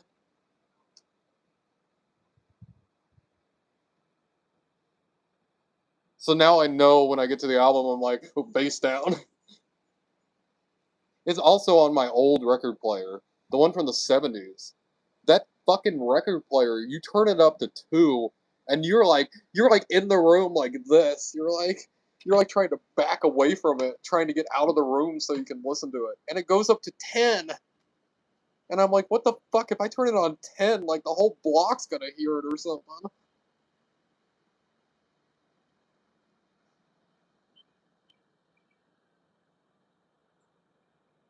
Ooh, a 2-inch reel to reel. I'm the keeper, the outsider of noise music. My favorite genre of music to listen to might be polka. That might be my favorite genre to listen to. I love some polka, particularly the modern polka that's mixed with punk rock. I've actually been thinking of forming a band, a polka band that we do like gangster rap covers.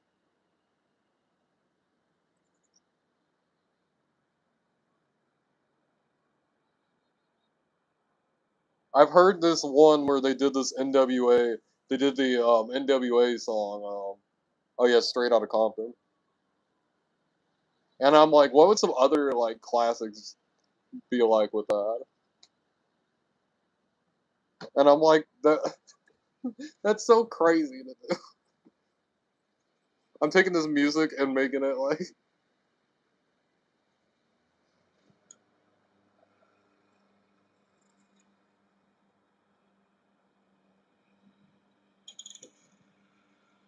paying for studio time.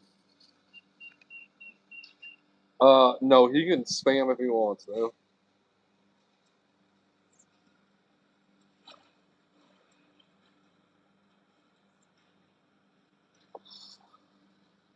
I play guitar myself. My guitar is broken at the moment.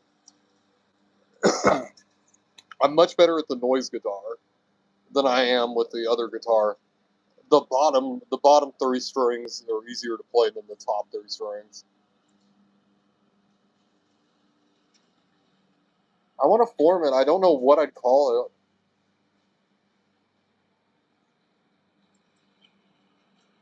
But the music genre is called Glocktoberfest. And Glocktoberfest is pretty hardcore name for a genre.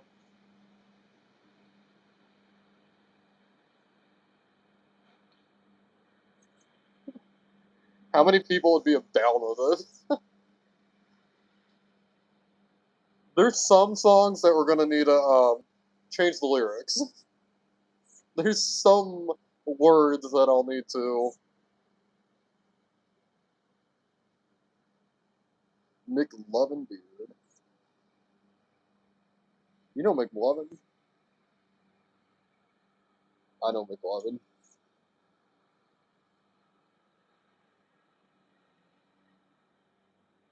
I don't know.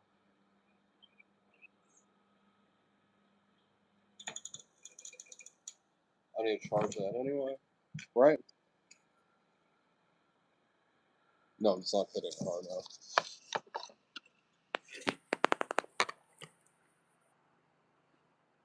That's awesome. I thought about just changing my name to Beard. Just Beard. That's it. It's one name. Beard. That's it. It'll make going to customs or shit like that a nightmare, but they'll be like, "What's your last name?" I'm like, "I don't have a last name. Like, I only have the first name."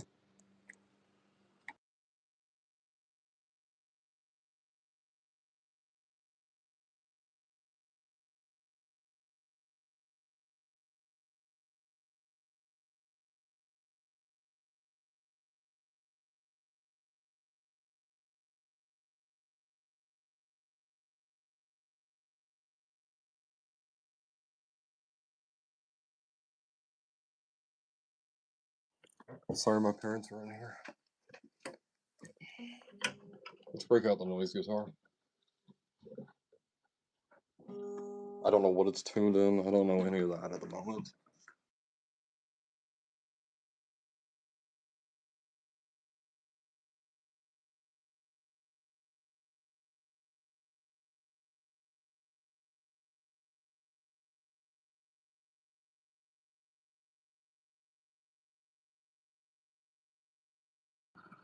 This guitar is a Sears 73, 74 model, something like that. And one thing that's really cool, if I could find a Sears that was still open,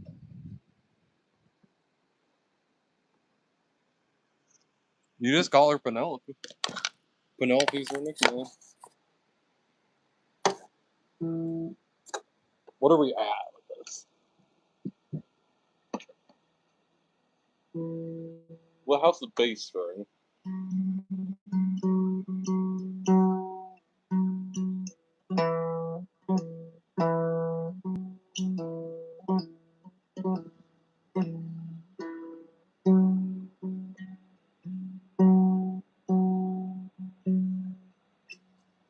Okay, the bass string is. This guitar is. It's meant to be a little out of tune and weird, but down here it should be a lot better.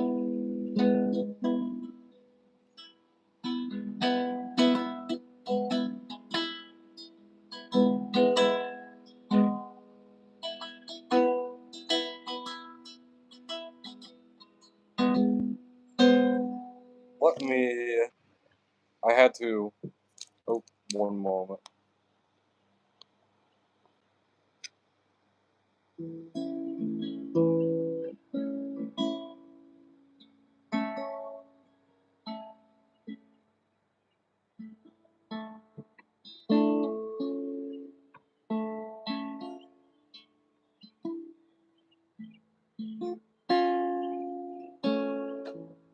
The noise guitar is meant to be in open A.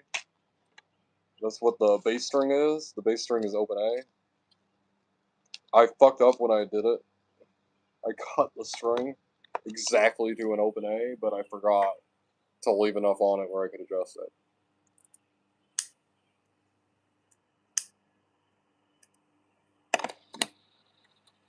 So that's all good. That's all sorts of good.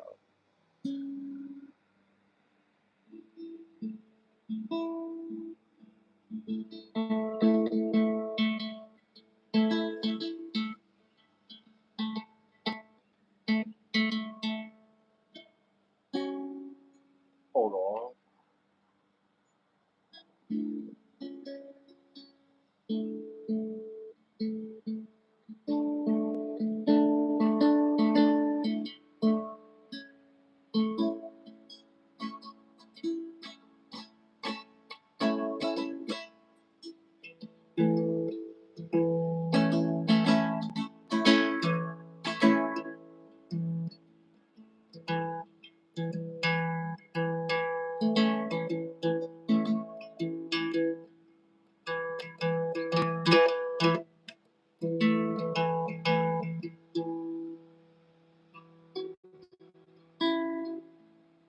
Sometimes I can't find it.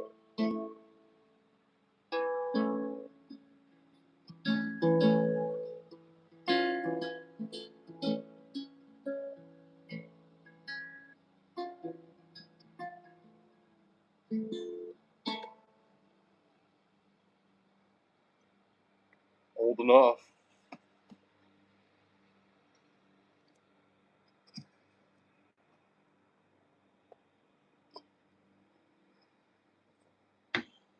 This is the... We have 3 strings down here.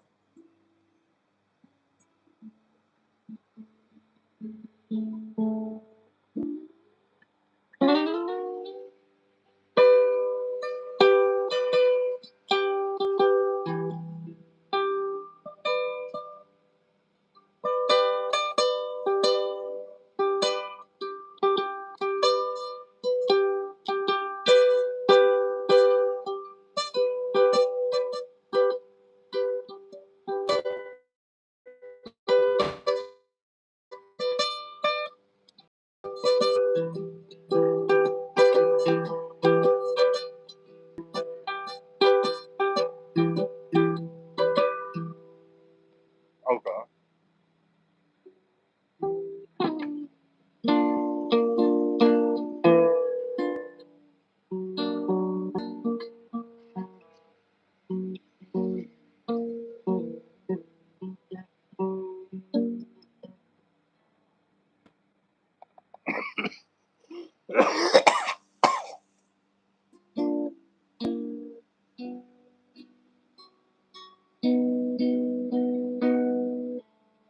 Man, I can just play it like the... I'm just trying to figure out something with this. It's kind of hard to play it, to be honest.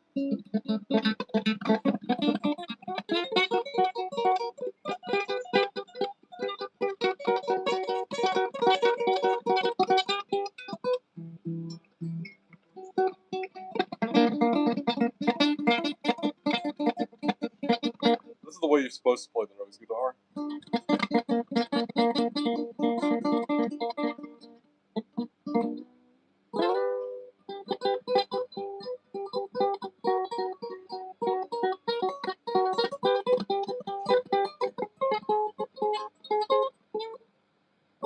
Ow, ow, ow, the pinky one. Ow, the pinky. I haven't done it in a while. Ow, ow, ow.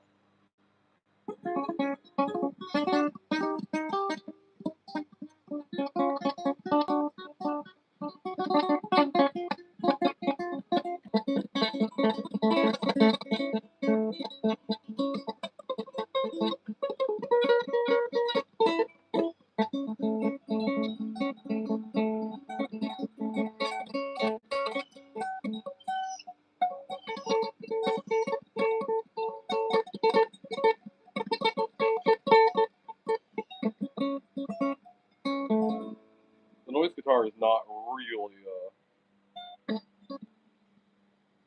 an instrument per se.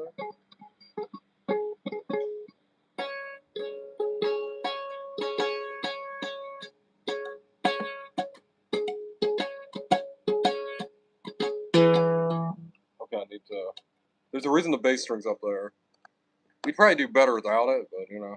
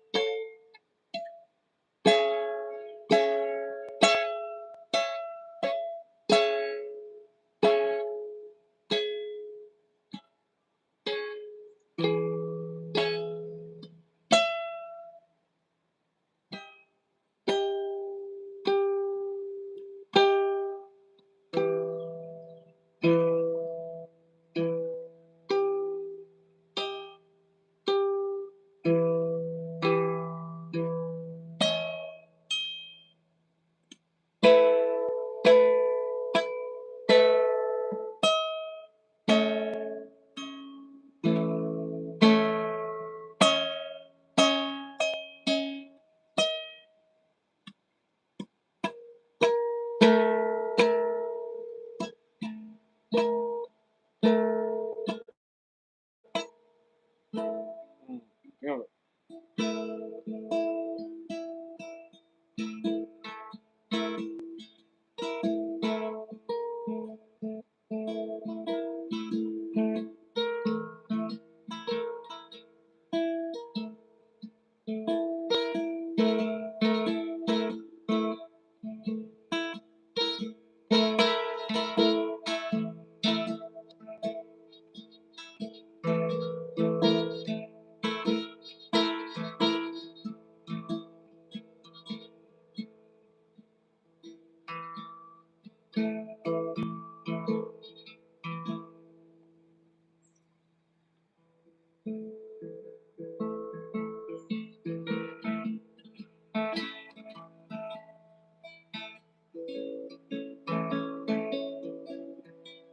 The best way to play the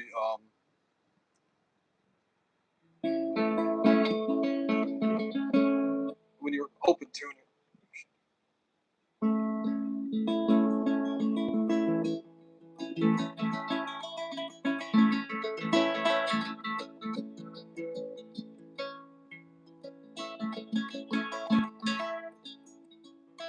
is forget you have your other hand.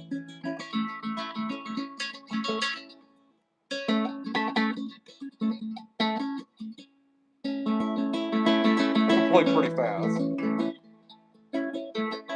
Playing I don't think it ever sounds very good.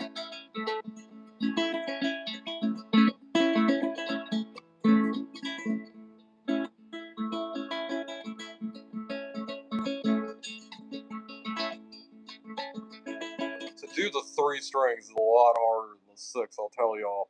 If you've never played a 3-string guitar, it is significantly harder. I could try it. I could try it for sure.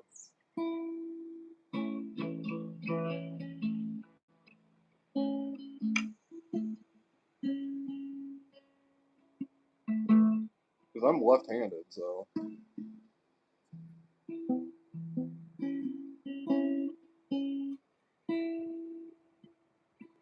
I could be for sure. You know, I never considered.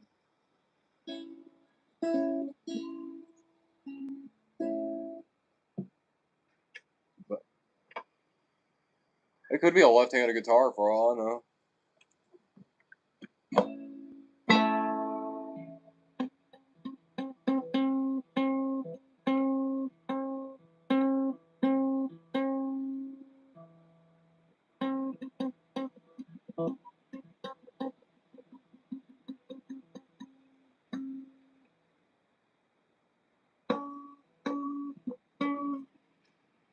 I've always thought about that.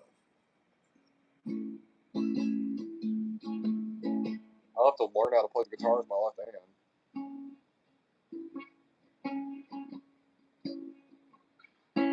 Yeah, but I've been playing the guitar for like a decade. Oh well, you can see through the guitar here. It's so broken open. See how old this guitar is. Like it's busted here. Like an old guitar.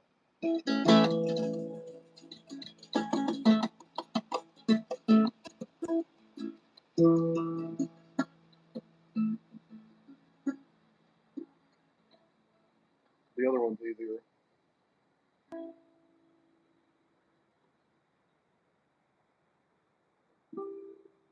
Oh yeah. Oh, there's no restringing this guitar.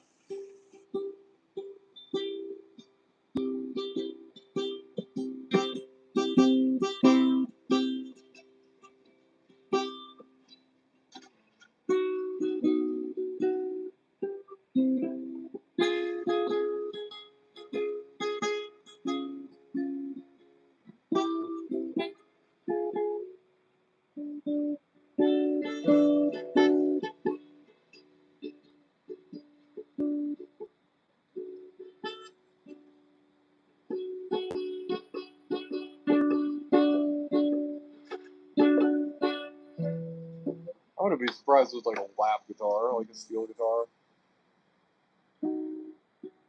I've told people before, my passion is a stringed instrument. There's a string instrument I'm good at, but it's not the guitar. I don't know what string instrument I'm good at, but I'd love to figure it out. Because there's a string instrument I'm good at, but it's not the guitar.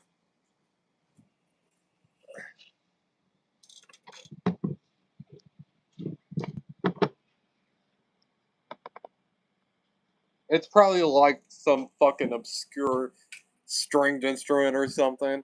Like the fucking, what is that? The baklava, not the baklava. You know that one, the Russian guitar, that the triangle one, the violin. I hope it's not violin. The fiddle or the mandolin. I've been wanting a mandolin. Yeah, Nicole.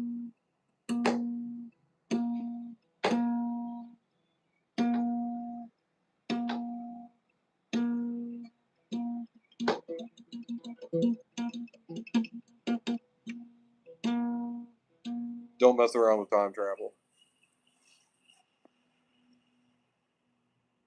I'm pretty badass with a ukulele, I won't lie. That's basically what I did with this guitar. See, that's the only one where the screws will fit in there anymore. I actually took the screws out. They used to be all here. I cut the strings and I took them out because these ones here were all loose and they were rattling. Like, yeah, this rattles a bit here. But I mean, it was rattling. This one rattles. You can hear it rattle. Because they're not...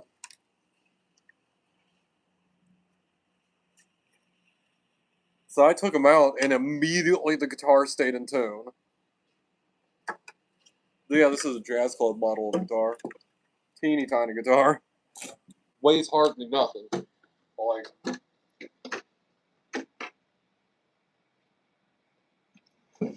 I'm 5'6", so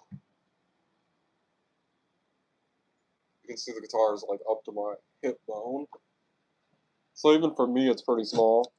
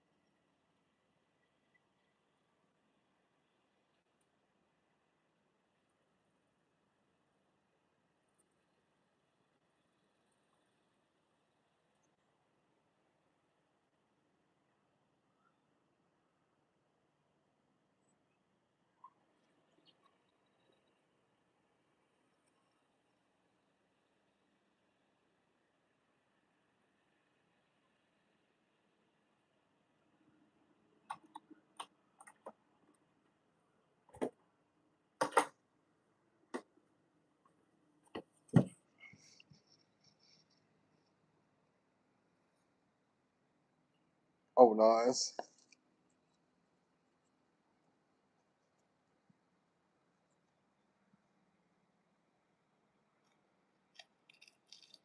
Yeah, I have my Fender that's downstairs that it used to have all the strings, and then one of the strings broke.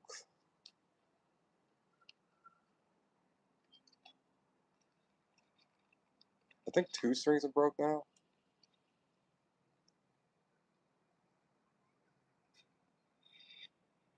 I don't know. I hardly get to use guitars with all the strings. They're like, you play bizarrely. I'm like, you know, you don't have the full range of sound.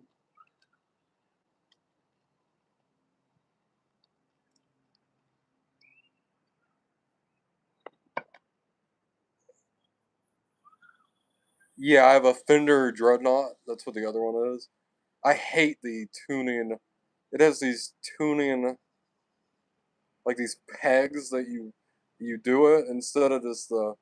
Oh, I hate it. I don't know how to. I don't know how to string the guitar myself. So, and if it was like my noise guitar, I know how to do that myself. It's easier. The other one, you have to put these like pegs at the bottom and loop them around. It's weird. I don't like it.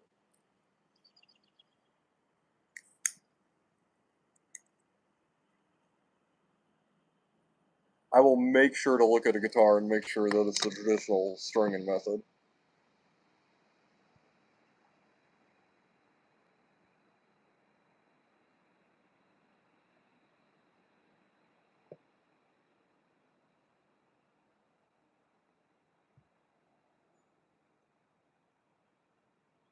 The tuning, I think they're tuning pens. I forget. It's complicated. I don't know how to do it. There's a Fender licensed Fender person that I need to set up an appointment to have the guitar restringed. I broke several of the strings that I had, so I'm gonna have to buy new strings. And it's gonna suck.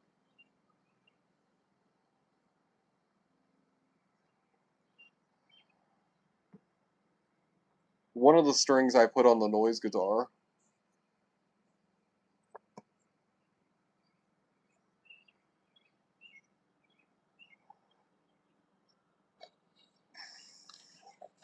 I just like to have a real guitar. That'd be nice.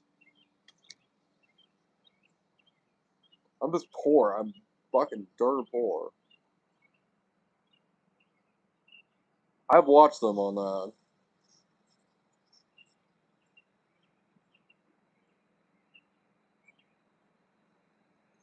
But now I figured out how to do the other stringing. The regular one.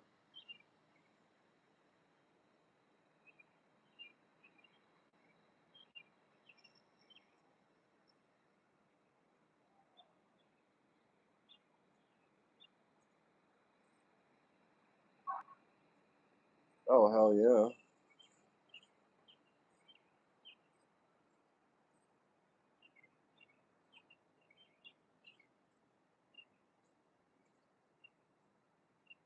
I'm fast, Nicole. I'm fast as lightning.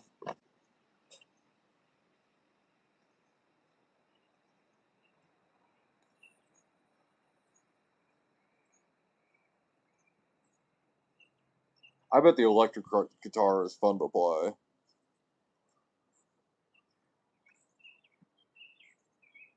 There's some noise songs that I know how to play that way. Yeah, no spam.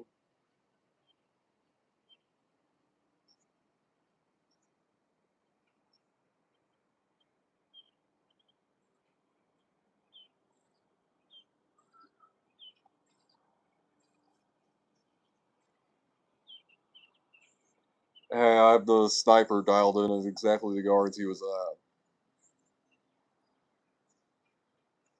Exactly the yards he's at, so I got him. Got his ass.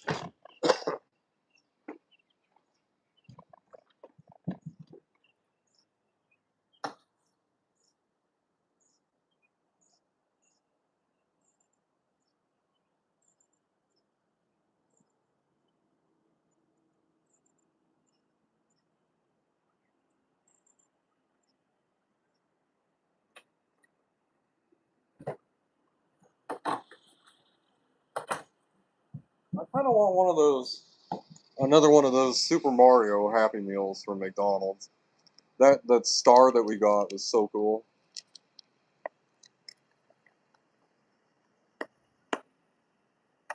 Yeah, I need the distortion for. I think that I'd love to play it. I'm just with the affectation and everything. I try and force myself into doing art and artistic things, but you're basically creating art from nothing at all. You don't know what you're doing. You don't know what's happening. You can't envision. You can't picture what you're gonna do. You can be like, okay, I want to do this, but you can't like if you're trying to create something, you can't imagine what it's hard to explain it. But things don't work the way you'd think they would, and it gets complicated.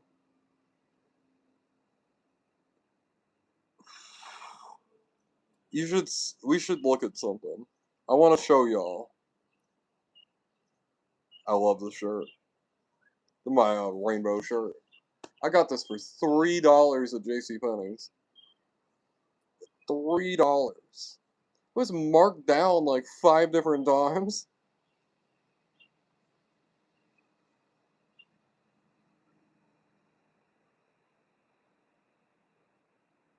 And I'm like, it doesn't even look like. It said it was a rainbow flag shirt, and there's way too many colors on here. There's way too many colors on here for that. You have like different gradients of the colors, like.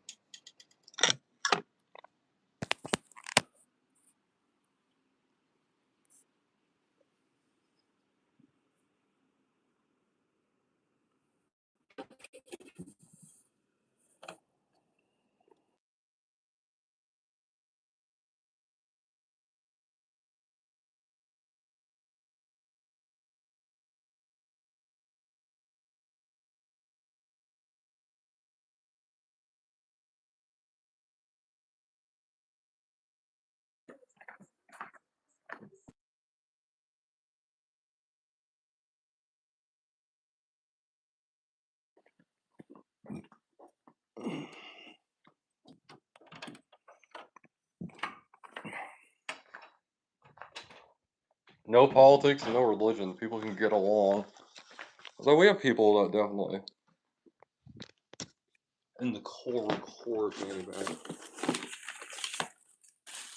I have some drawings here, folks. First off, would you like to see some drawings from me to you?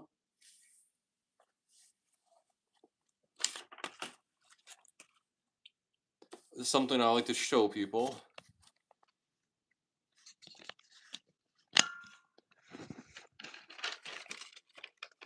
There's me drawing Fanny from memory. As best as I could. As you see, I don't have it. And these over here. What are these? That's what my mind's eye. That's what my mind. That's what I see. That's probably the most accurate one. That I tried to like draw. I tried to draw myself visualizing drawing something, and that's it. This is one of a tree. Yeah. And then we have my cave paintings here. I'm a big fan of these. Particularly that guy. I think that's really good. Especially for me. Yeah, if anybody's like, what's your mind's eye like? Like this one. This one right here. Imagine trying to picture something and that's what you can picture.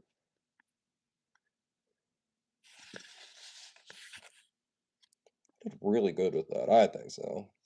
I like my little cave ones.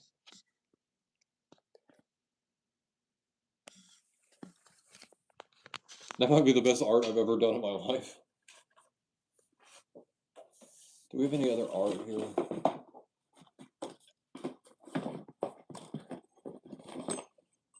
I'll draw on random things.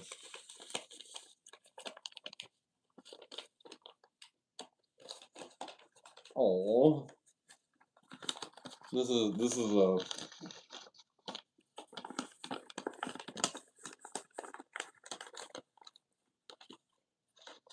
This is a narwhal that an extra for me. I can't bring myself to throw it away. I think it's pretty cool.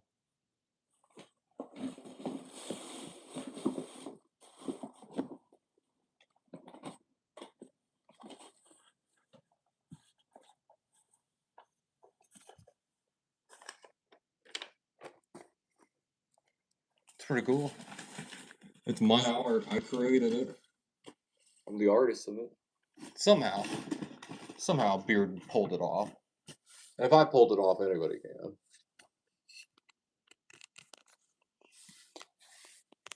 I just kind of started drawing lines, and that's what came out. That's how I draw. Is I just draw and lines come out. That's the case of it. Here's my fishing pole. My unicorn pole. No joke. This unicorn pole here. It had negative reviews. It folds up and everything. I need to re-string it.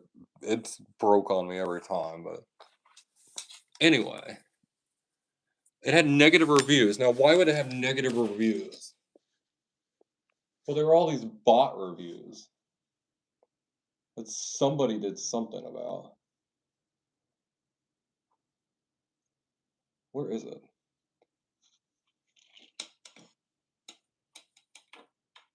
And what were the bot reviews? This is hilarious, I think, a little bit. Kinda. Hold on a second. I want to get through this second loop here.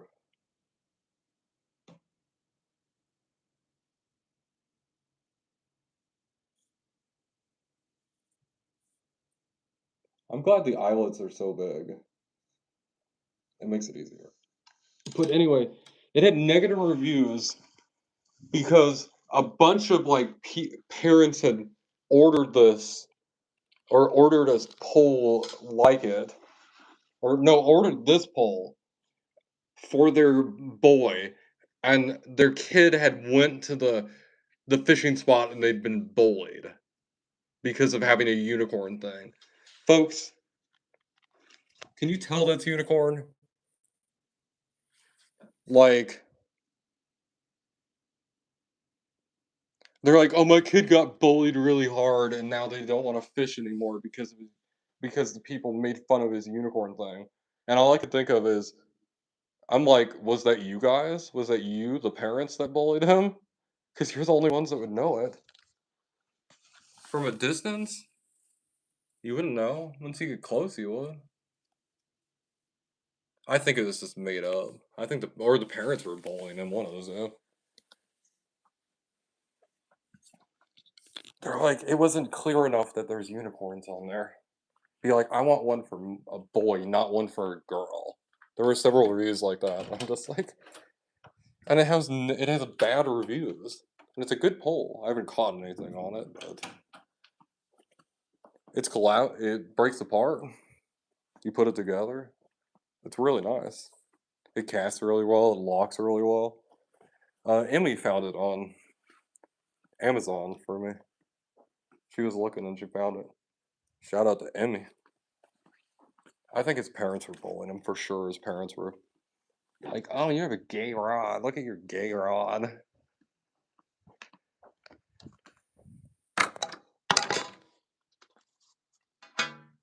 Like, what does it matter what you fish with?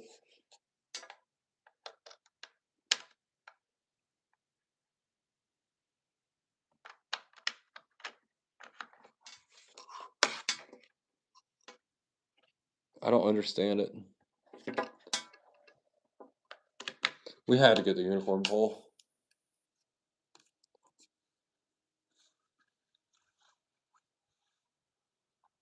I started a new character in Kenshi, and she's gonna be a katana expert. She's one of the Scorchlanders. They look fucking mean.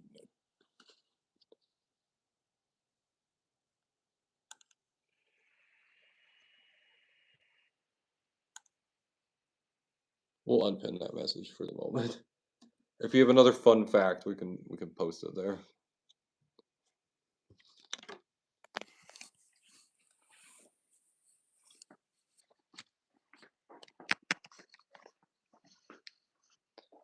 It just doesn't matter. These people that associate colors with like sexuality and stuff, I find that a little weird. A little bizarre, a little unusual behavior.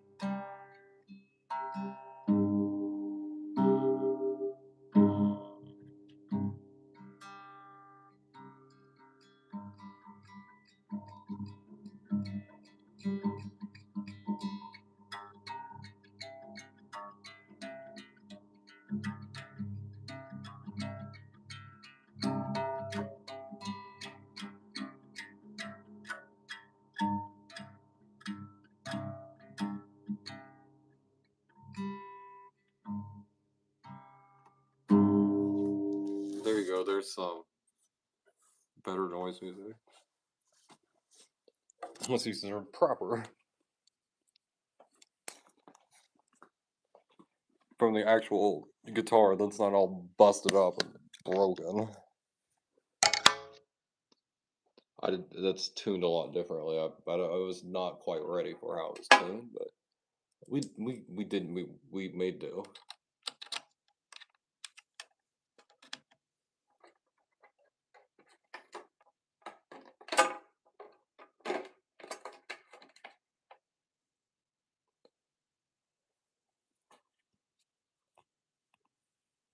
Thunder down under. The thunder down under.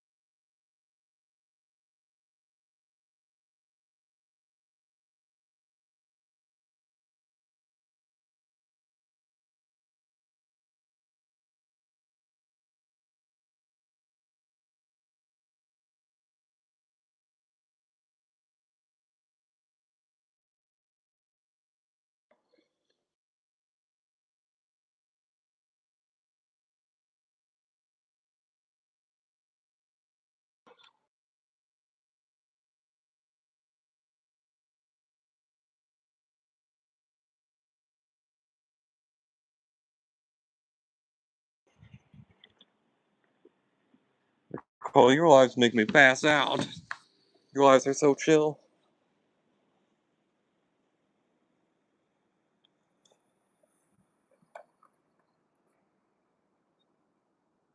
I wonder if because we tried that breakfast K-pop thing this morning, if we try the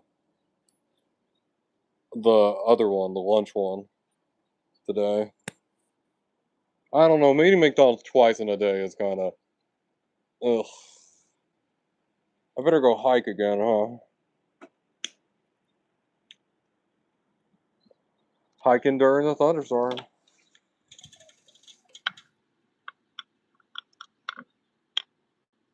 A thunderstorm hike, that would get the views.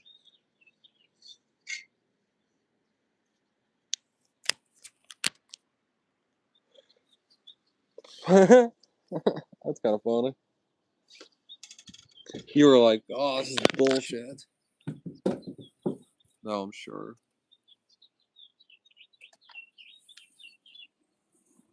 That one puppy was being rambunctious.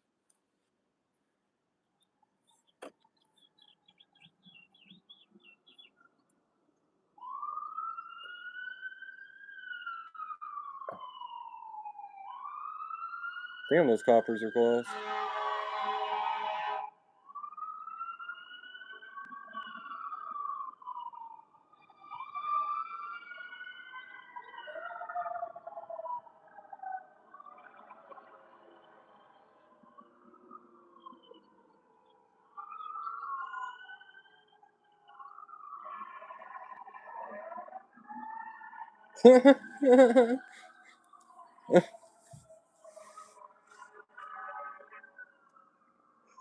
You're like, Beard just moved locations all of a sudden.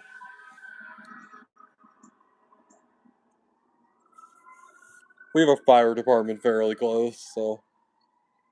Sounds like some shit's going down, though.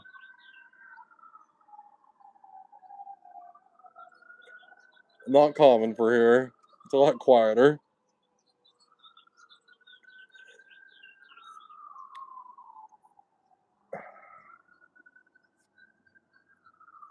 Give me one moment. Let me check something.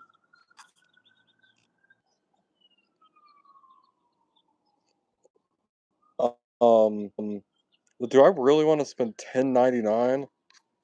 $10.99 on a medium drink, a medium French fry. I already have the shaker stuff for the French fries. It came with the breakfast thing. But then 10-piece chicken nugget? I don't know. I don't even want what comes with it.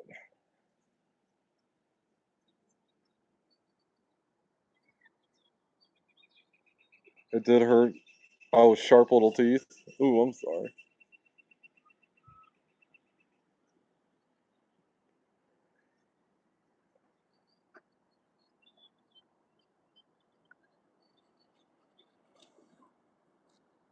I don't know, folks. I don't think I really. I might get a Happy Meal. They have those Mario toys right now. Me and Fanny have been hoping to get Princess Rosalina. Fanny likes Princess Rosalina.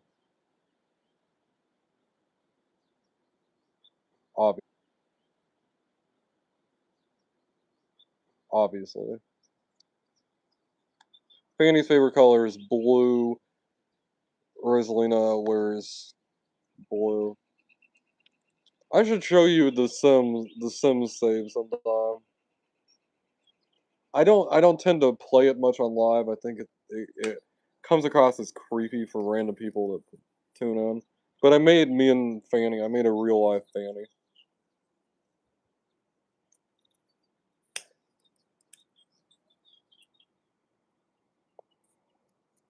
And she's starting to grow up and everything.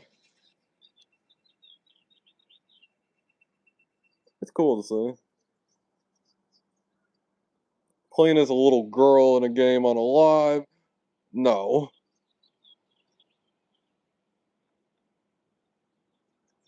In The Sims 4, I made a I made a version of I made me and Fanny in the game.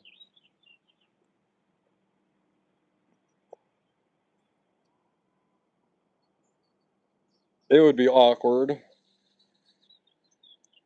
Fanny Fanny asked like if she wished to be real, what would it be like?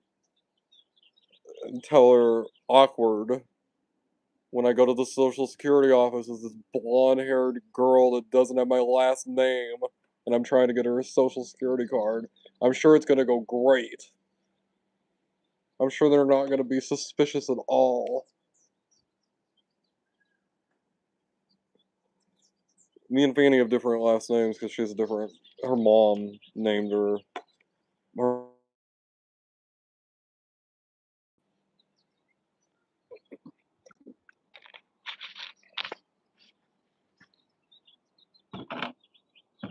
it'd be awkward.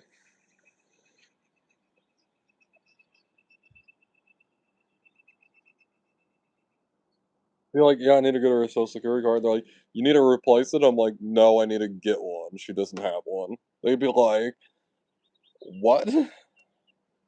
Like, how old is she? I was like, she was born March 13th, 2018. And then they'd call the cops. Then they'd call the cops. They'd call the cops in. For sure. 100%. If that worker did not call the cops in, I'm suspicious of that worker. That worker, I'm reporting them.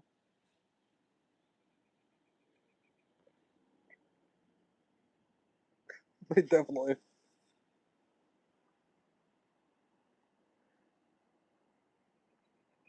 I've thought about that. I'm like, it would be so like. It'd be cool to have real life Fanny.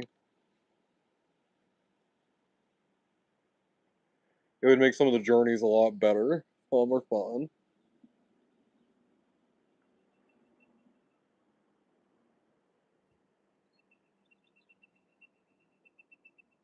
Just because of magic, just boom, 8-year-old daughter would be fucking insanity for a few months.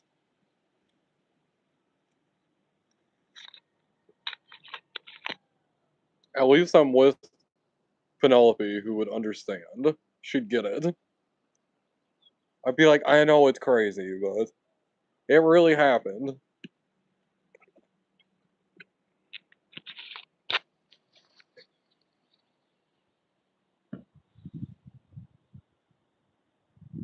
Fanny's middle name is Bubblebutt. We're changing her middle name to Bubble then.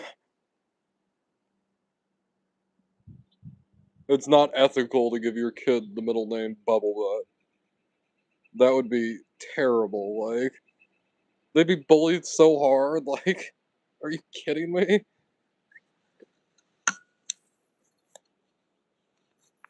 We'll spell Fanny with the IE. I'll respell Fanny.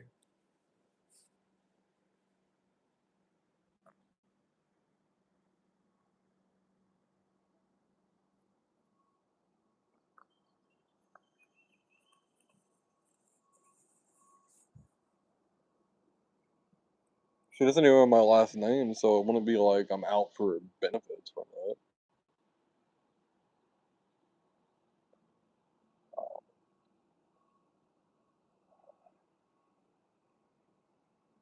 Yeah, our lucky number around here is 13 because it's Fanny's birthday. Most people's lucky number is not 13, but everybody's not betting on 13 to be their lucky number, so increase my odds significantly. He's like, oh, that number is not good.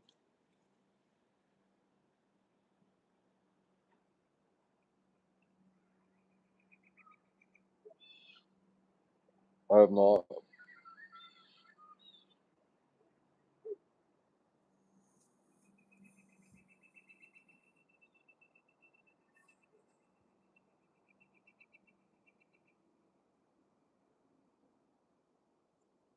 Oh, I need a we have a thunderstorm incoming. I think we have another nice day tomorrow.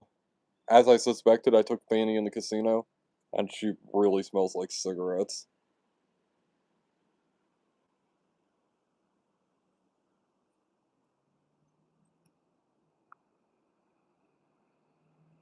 As I'd suspect. I mean,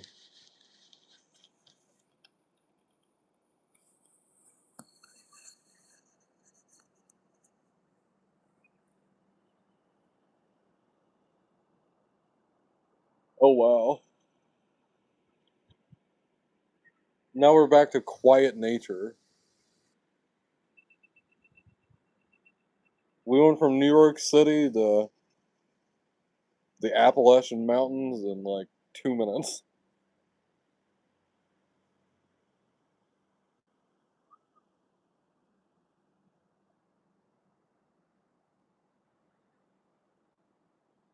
Yeah. Well, interesting thing about the casino, they changed it. Most of the casino is non-smoking, but there is a part of the casino that they made smoking. So there's a smoking part and a non-smoking part. When I walked in the casino, one of my first questions was, "Can you smoke in here?" Because it didn't smell like smoke. So I was like, I haven't been to the casino since my later part of my 20s. Like, I was like, you can't smoke in here anymore? And they're like, oh, no, this is a specific part you can go to. And it didn't even smell like cigarette smoke there, so they've increased their ventilation significantly, which is good. I like the shitty kind of casino. Like in Oklahoma, like off the highways and stuff, there's like these trailers that like the natives like open up casinos on. Beard loves those casinos. You're like choking on smoke in them. They're wild, but they're a lot more fun experience. When you look at a casino that's kind of nice and ventilated like that, you're like, this casino is gonna rip me off. The other one, you don't feel like that, even if the casino is gonna rip you off. We should go to one of those highway casinos in Oklahoma. That's just in this fucking like trailer that's horribly ventilated, and you're just choking on smoke. That's what I think of when I think of a casino. Like the other one is definitely better if you're not somebody that smokes. Even me as somebody who smokes, like I'm not seen it. I think I have actually. Yeah, I do too. I remember.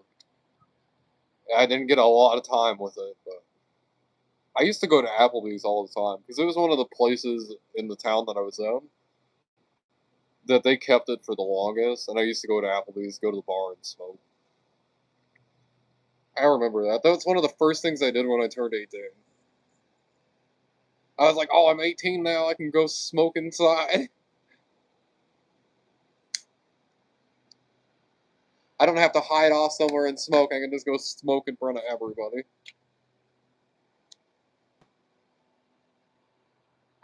I remember I didn't have a lighter on me, and I went to the bar and I asked them if they had matches, and they gave me matches. How many people nowadays, how many kids would even think to go to a bar and be like, the bar is gonna have matches for me to smoke? Like,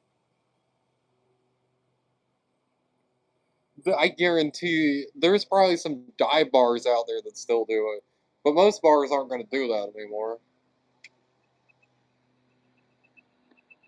I turned 18 the year like they really started doing it hard. I only had a few months where I could actually do it in places, I mean. But in the casinos you could. You I've been to casinos in Arizona where you couldn't smoke in the casino. And when they told me you couldn't smoke in the casino, I turned right around and I left. I was like, what the fuck? Like, oh, you have to step outside to smoke, and I'm like, I like that the casino had the smoking and non-smoking parts of the casino, and they were separate. Oh, and you couldn't smell the smoke in there. That's good.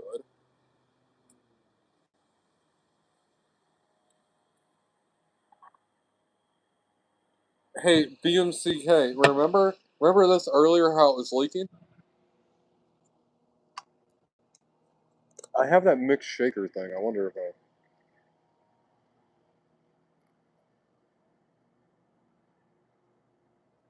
mud wrestle with Joe Biden. I don't know. We have mud wrestling live with the former president.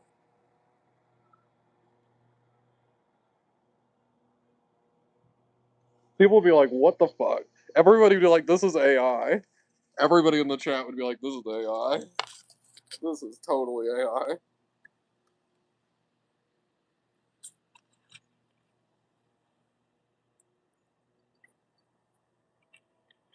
But it's real.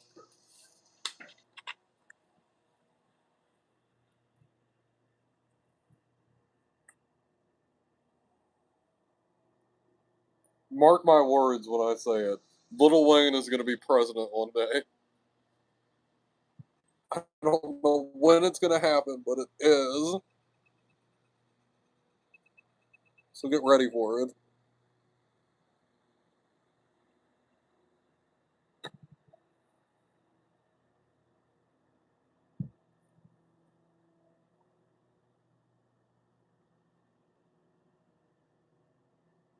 I'm glad you don't know who Little Wayne is. I'm actually happy about that. Don't worry about it.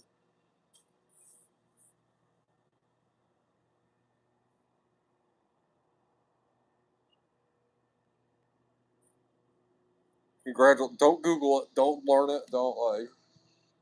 You really don't know who Lil Wayne is for me saying it? That's a good thing. Lil Beard. BMCK knows who Lil Wayne is. I swear he'll be president one day. I swear. He's a rapper. Like, it doesn't matter.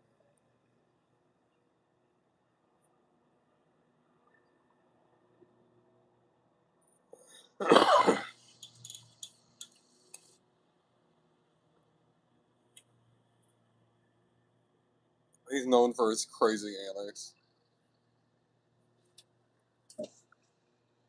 It's okay. That's good. That's good. Whenever I mention something, I know people are like, I don't know who that is. I'm like, oh yeah, that's awesome. You know what they say? Ignorance is bliss.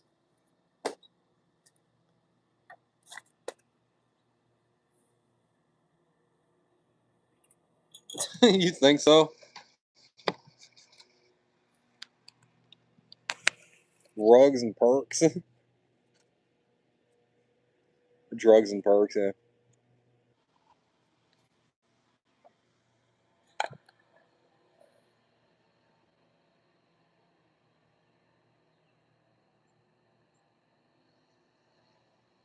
Oh, so you loved the Kenshi soundtrack. When you looked up the Kenshi soundtrack, you were like,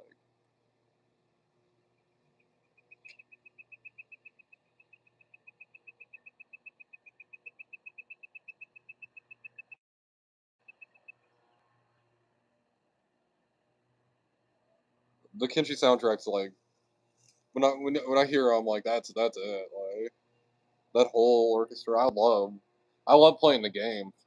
It's one of the few games that, you know, a lot of games there's like guides to turn off the music.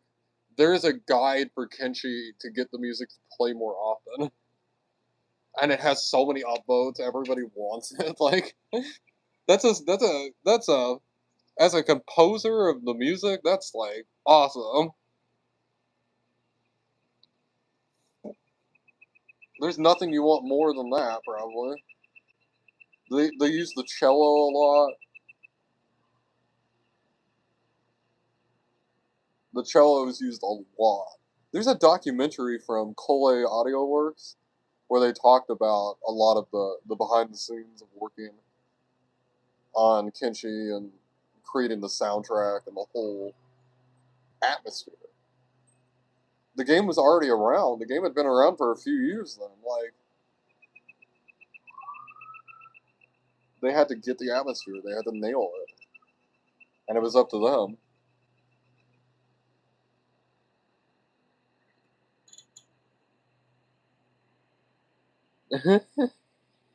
Yeah. And you can, like, increase the music frequency. People are like, why can you make it? You can make it where the music doesn't play.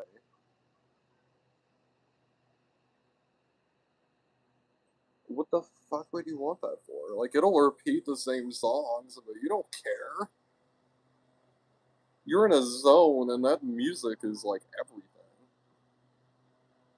We have a character that we're trying to do something with.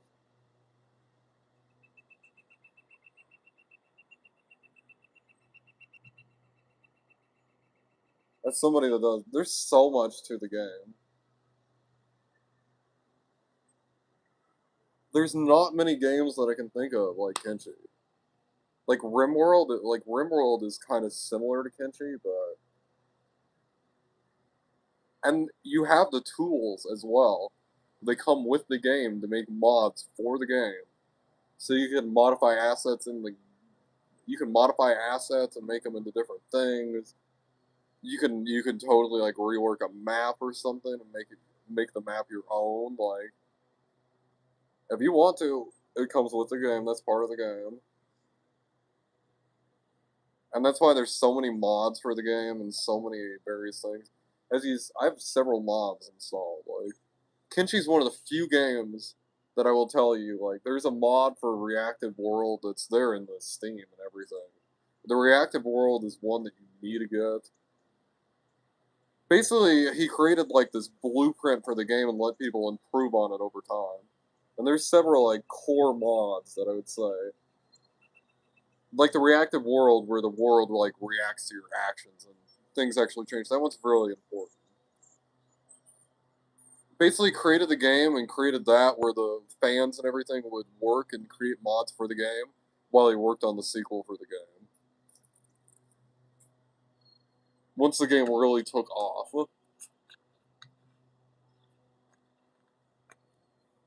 Which is kind of what Bethesda wanted to do, but they decided not to. So not only is it a game, but it's a blueprint to build a game upon if you want to.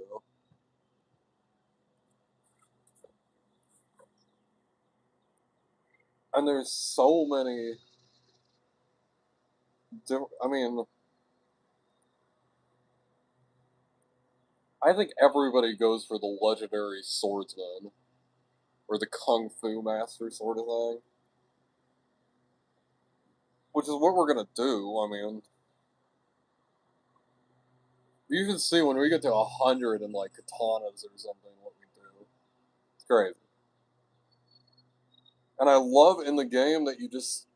Most games you play as, like, some hero or some character.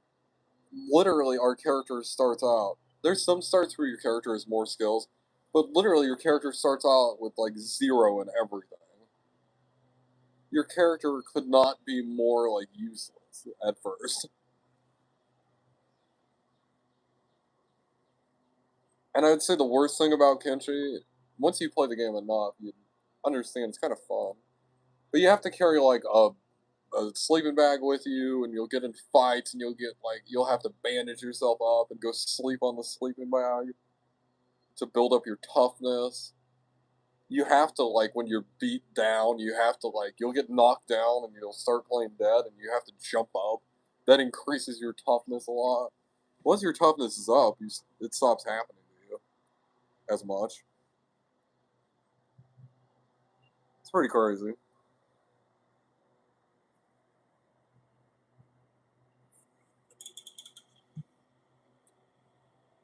Oh, 222, that's awesome. I just don't... Kenshi's so much... And you can make the game as hard as you want. You can play the game in permadeath. I mean, I think the game's harder than, like, a game like Dark Souls. But also you can save it. You can save it any time, like... But you don't have to save it every time. And if you don't, you choose to go off autosaves, you can really run into some shit.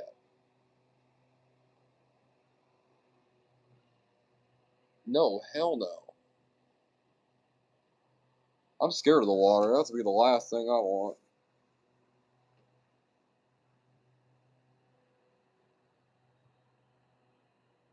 When I did my cruise in 2006, we picked up some Haitian or Cuban. I think it was Cuban refugees that were on this little dinghy, and there was a jail cell in the bottom part, and they locked them up in there. As far as I know, like we intercepted their thing, and we locked them up in there, and I guess they turned them over to the authorities in the next one.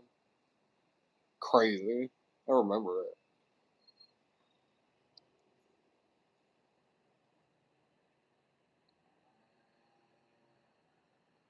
And it was like in the middle of the night that we just came across this dinghy, like, with all these people on it. That's got to be scary. Not really, no. When I was in Hawaii, my sister was watching this dog, Barkley. Oh, I love Barkley. Me and Barkley, she was so sweet. She had her behavior corrected, but when she was a puppy, she barked a lot, so that's why they named her that.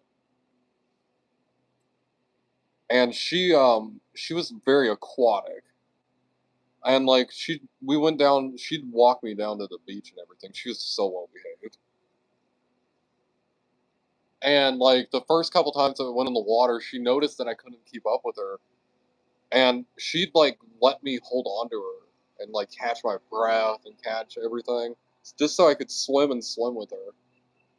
I found that really interesting. That dog just loved to swim there. And I'm like having to watch out for sharks, like.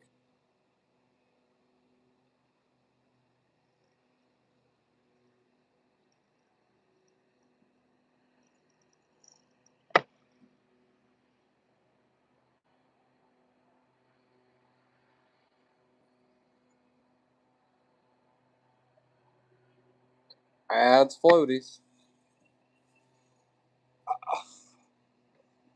I probably would wear floaties if I was doing deep sea fishing, to be honest. I know I'm not very good at swimming. Like, if I'm in the deep ocean water and I need to go in the water, like, I need something like that. Life jacket, floaties. Like,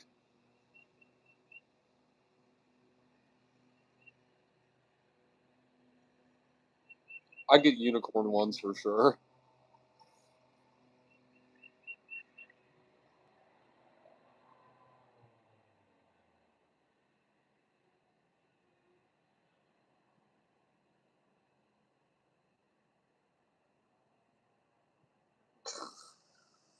Yeah, I'm sure they're awesome.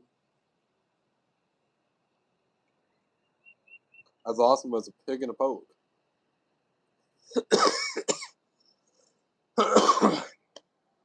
Between looking cool and drowning, I mean, looking cool and not drowning, I would pick to not drown over looking cool. That's me personally. Like, I don't give a fuck if I don't look cool. Like, I don't care. If I'm safe and I'm not gonna drown, like, who fucking cares? Like, people are be like drowning around me. They're like, let me get your floaties. I'd be like, fuck off, bully. You shouldn't have been bullying people. Looks like that bit you in the ass.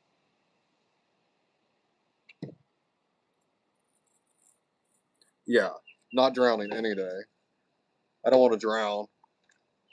When they did an astronaut camp, when they did the various liquids, like like we breathe the hydrogen, we breathe the oxygen, nitrogen kind of mixture thing. Well, they did it where we'd be isolated, where they'd like increase it where it's like 100% oxygen, 100% like carbon dioxide, like 100% nitrogen, like, and I forget one of those. You felt like you were fucking drowning. It was crazy. Which one was it?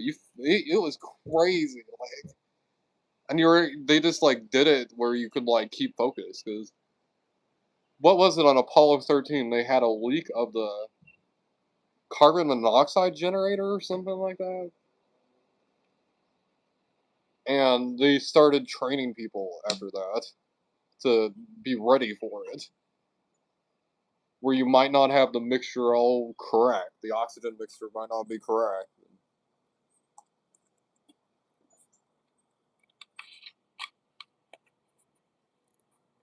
One of those, what was it? Was it I think it was the carbon dioxide one. We had to go down like this checklist, and none of us made it down the checklist all the way. And I'm like, oh yeah, we're fucked with that one, huh? That's probably not good for the brain.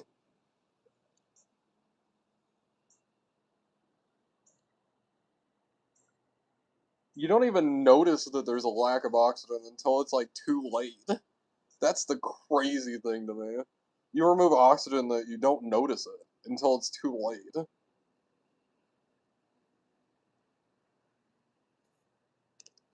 Unless you know the signs to look out for.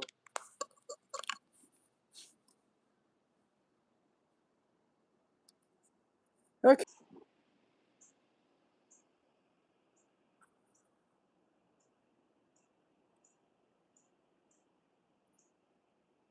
As like content creator, I have to be a little cool. Like, being cool is kind of part of the job. Like, you have to be a little bit like fun, like kind of.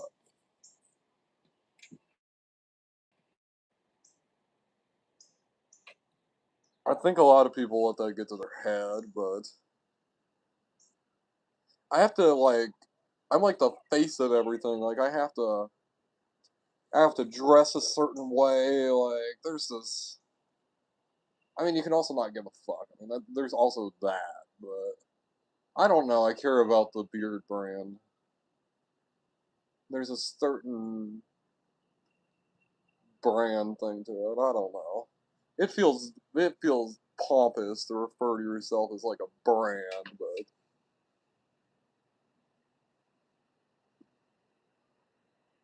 I don't know how else to describe it really. Like I have a reputation, an image to uphold, like the sunglasses and everything, like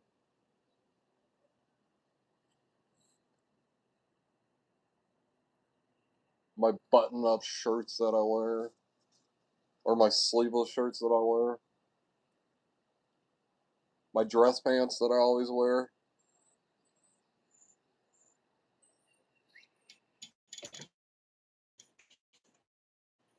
Oh, Young Stroke, aka Young Muscle.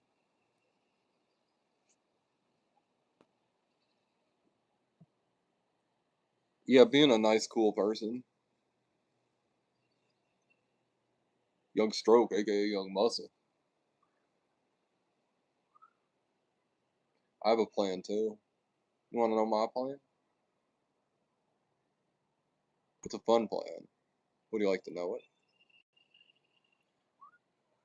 Bet you would.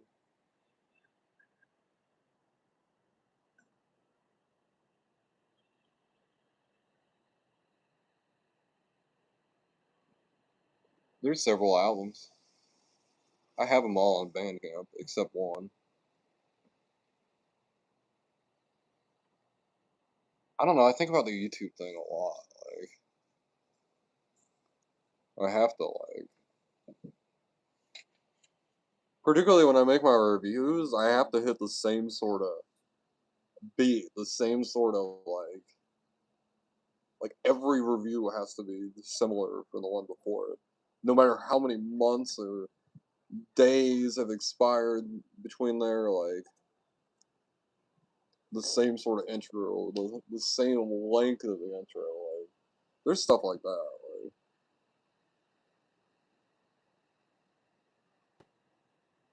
Like the like, hey, beard here, coming in. Oh shit! I have to do several takes, by the way. It's not an everyday thing. Hey, beard here, coming at you with another review. There we go.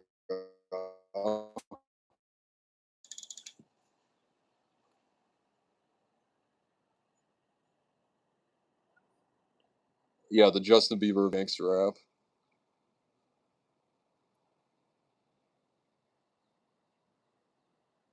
Yeah. And that's part of it too, which is good. That's part of like the whole like beard sort of. That's the way people describe it nowadays. Is brand like is the nice, friendly, personable. Like everybody is welcome in here as long as you're not an asshole. You're not trying to bring drama from other chats. You're not, trying to start stuff. You want to chill. You want to have a good time. You want to fuck around. You want to,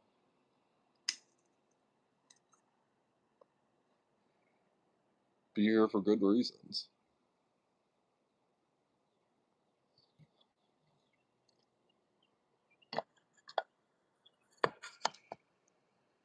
I feel like some YouTubers overwhelm their audience with bullshit and personal life stuff. We all do content differently. I'm not gonna talk bad about anybody that does that.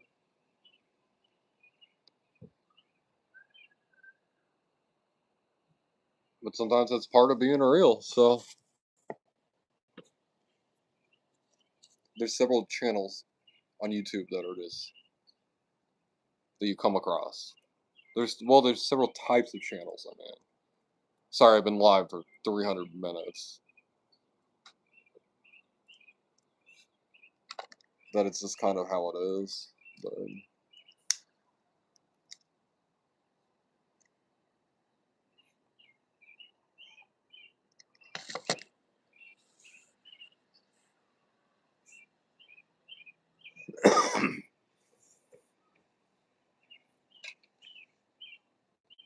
I create a hostile enough environment for trolls that we hardly get any trolls. Here and there, occasionally. Most of my trolls are people around that I trust.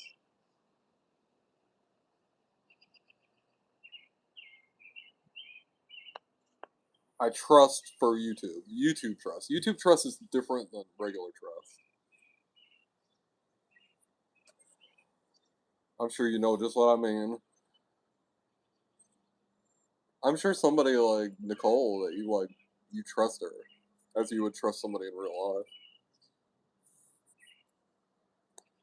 Like I trust Penelope the way I trust somebody in real life. All the managing mods are that way.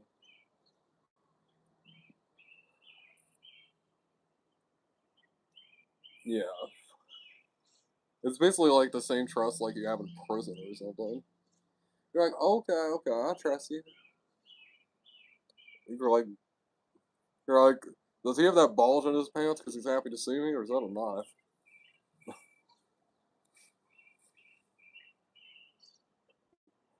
Either way, it's creepy.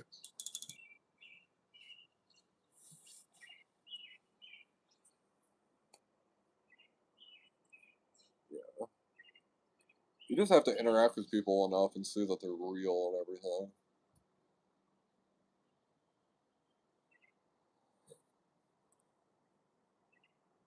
Yeah.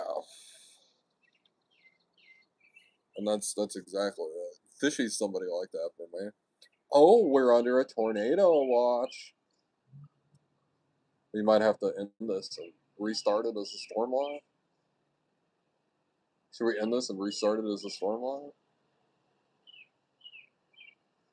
I mean, it's not morning anymore. So, kind of restarting the live and starting another one might be the...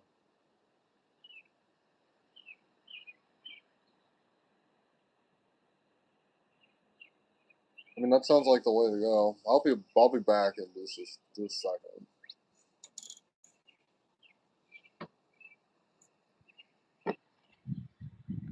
Because storm lives are the way to go. Like, I could rename this live, but we already did that stuff. So I hit 300 minutes anyway. But yeah, folks, I'm going to end this live and I'll be right back. But yeah, we're having a storm live and looks like we're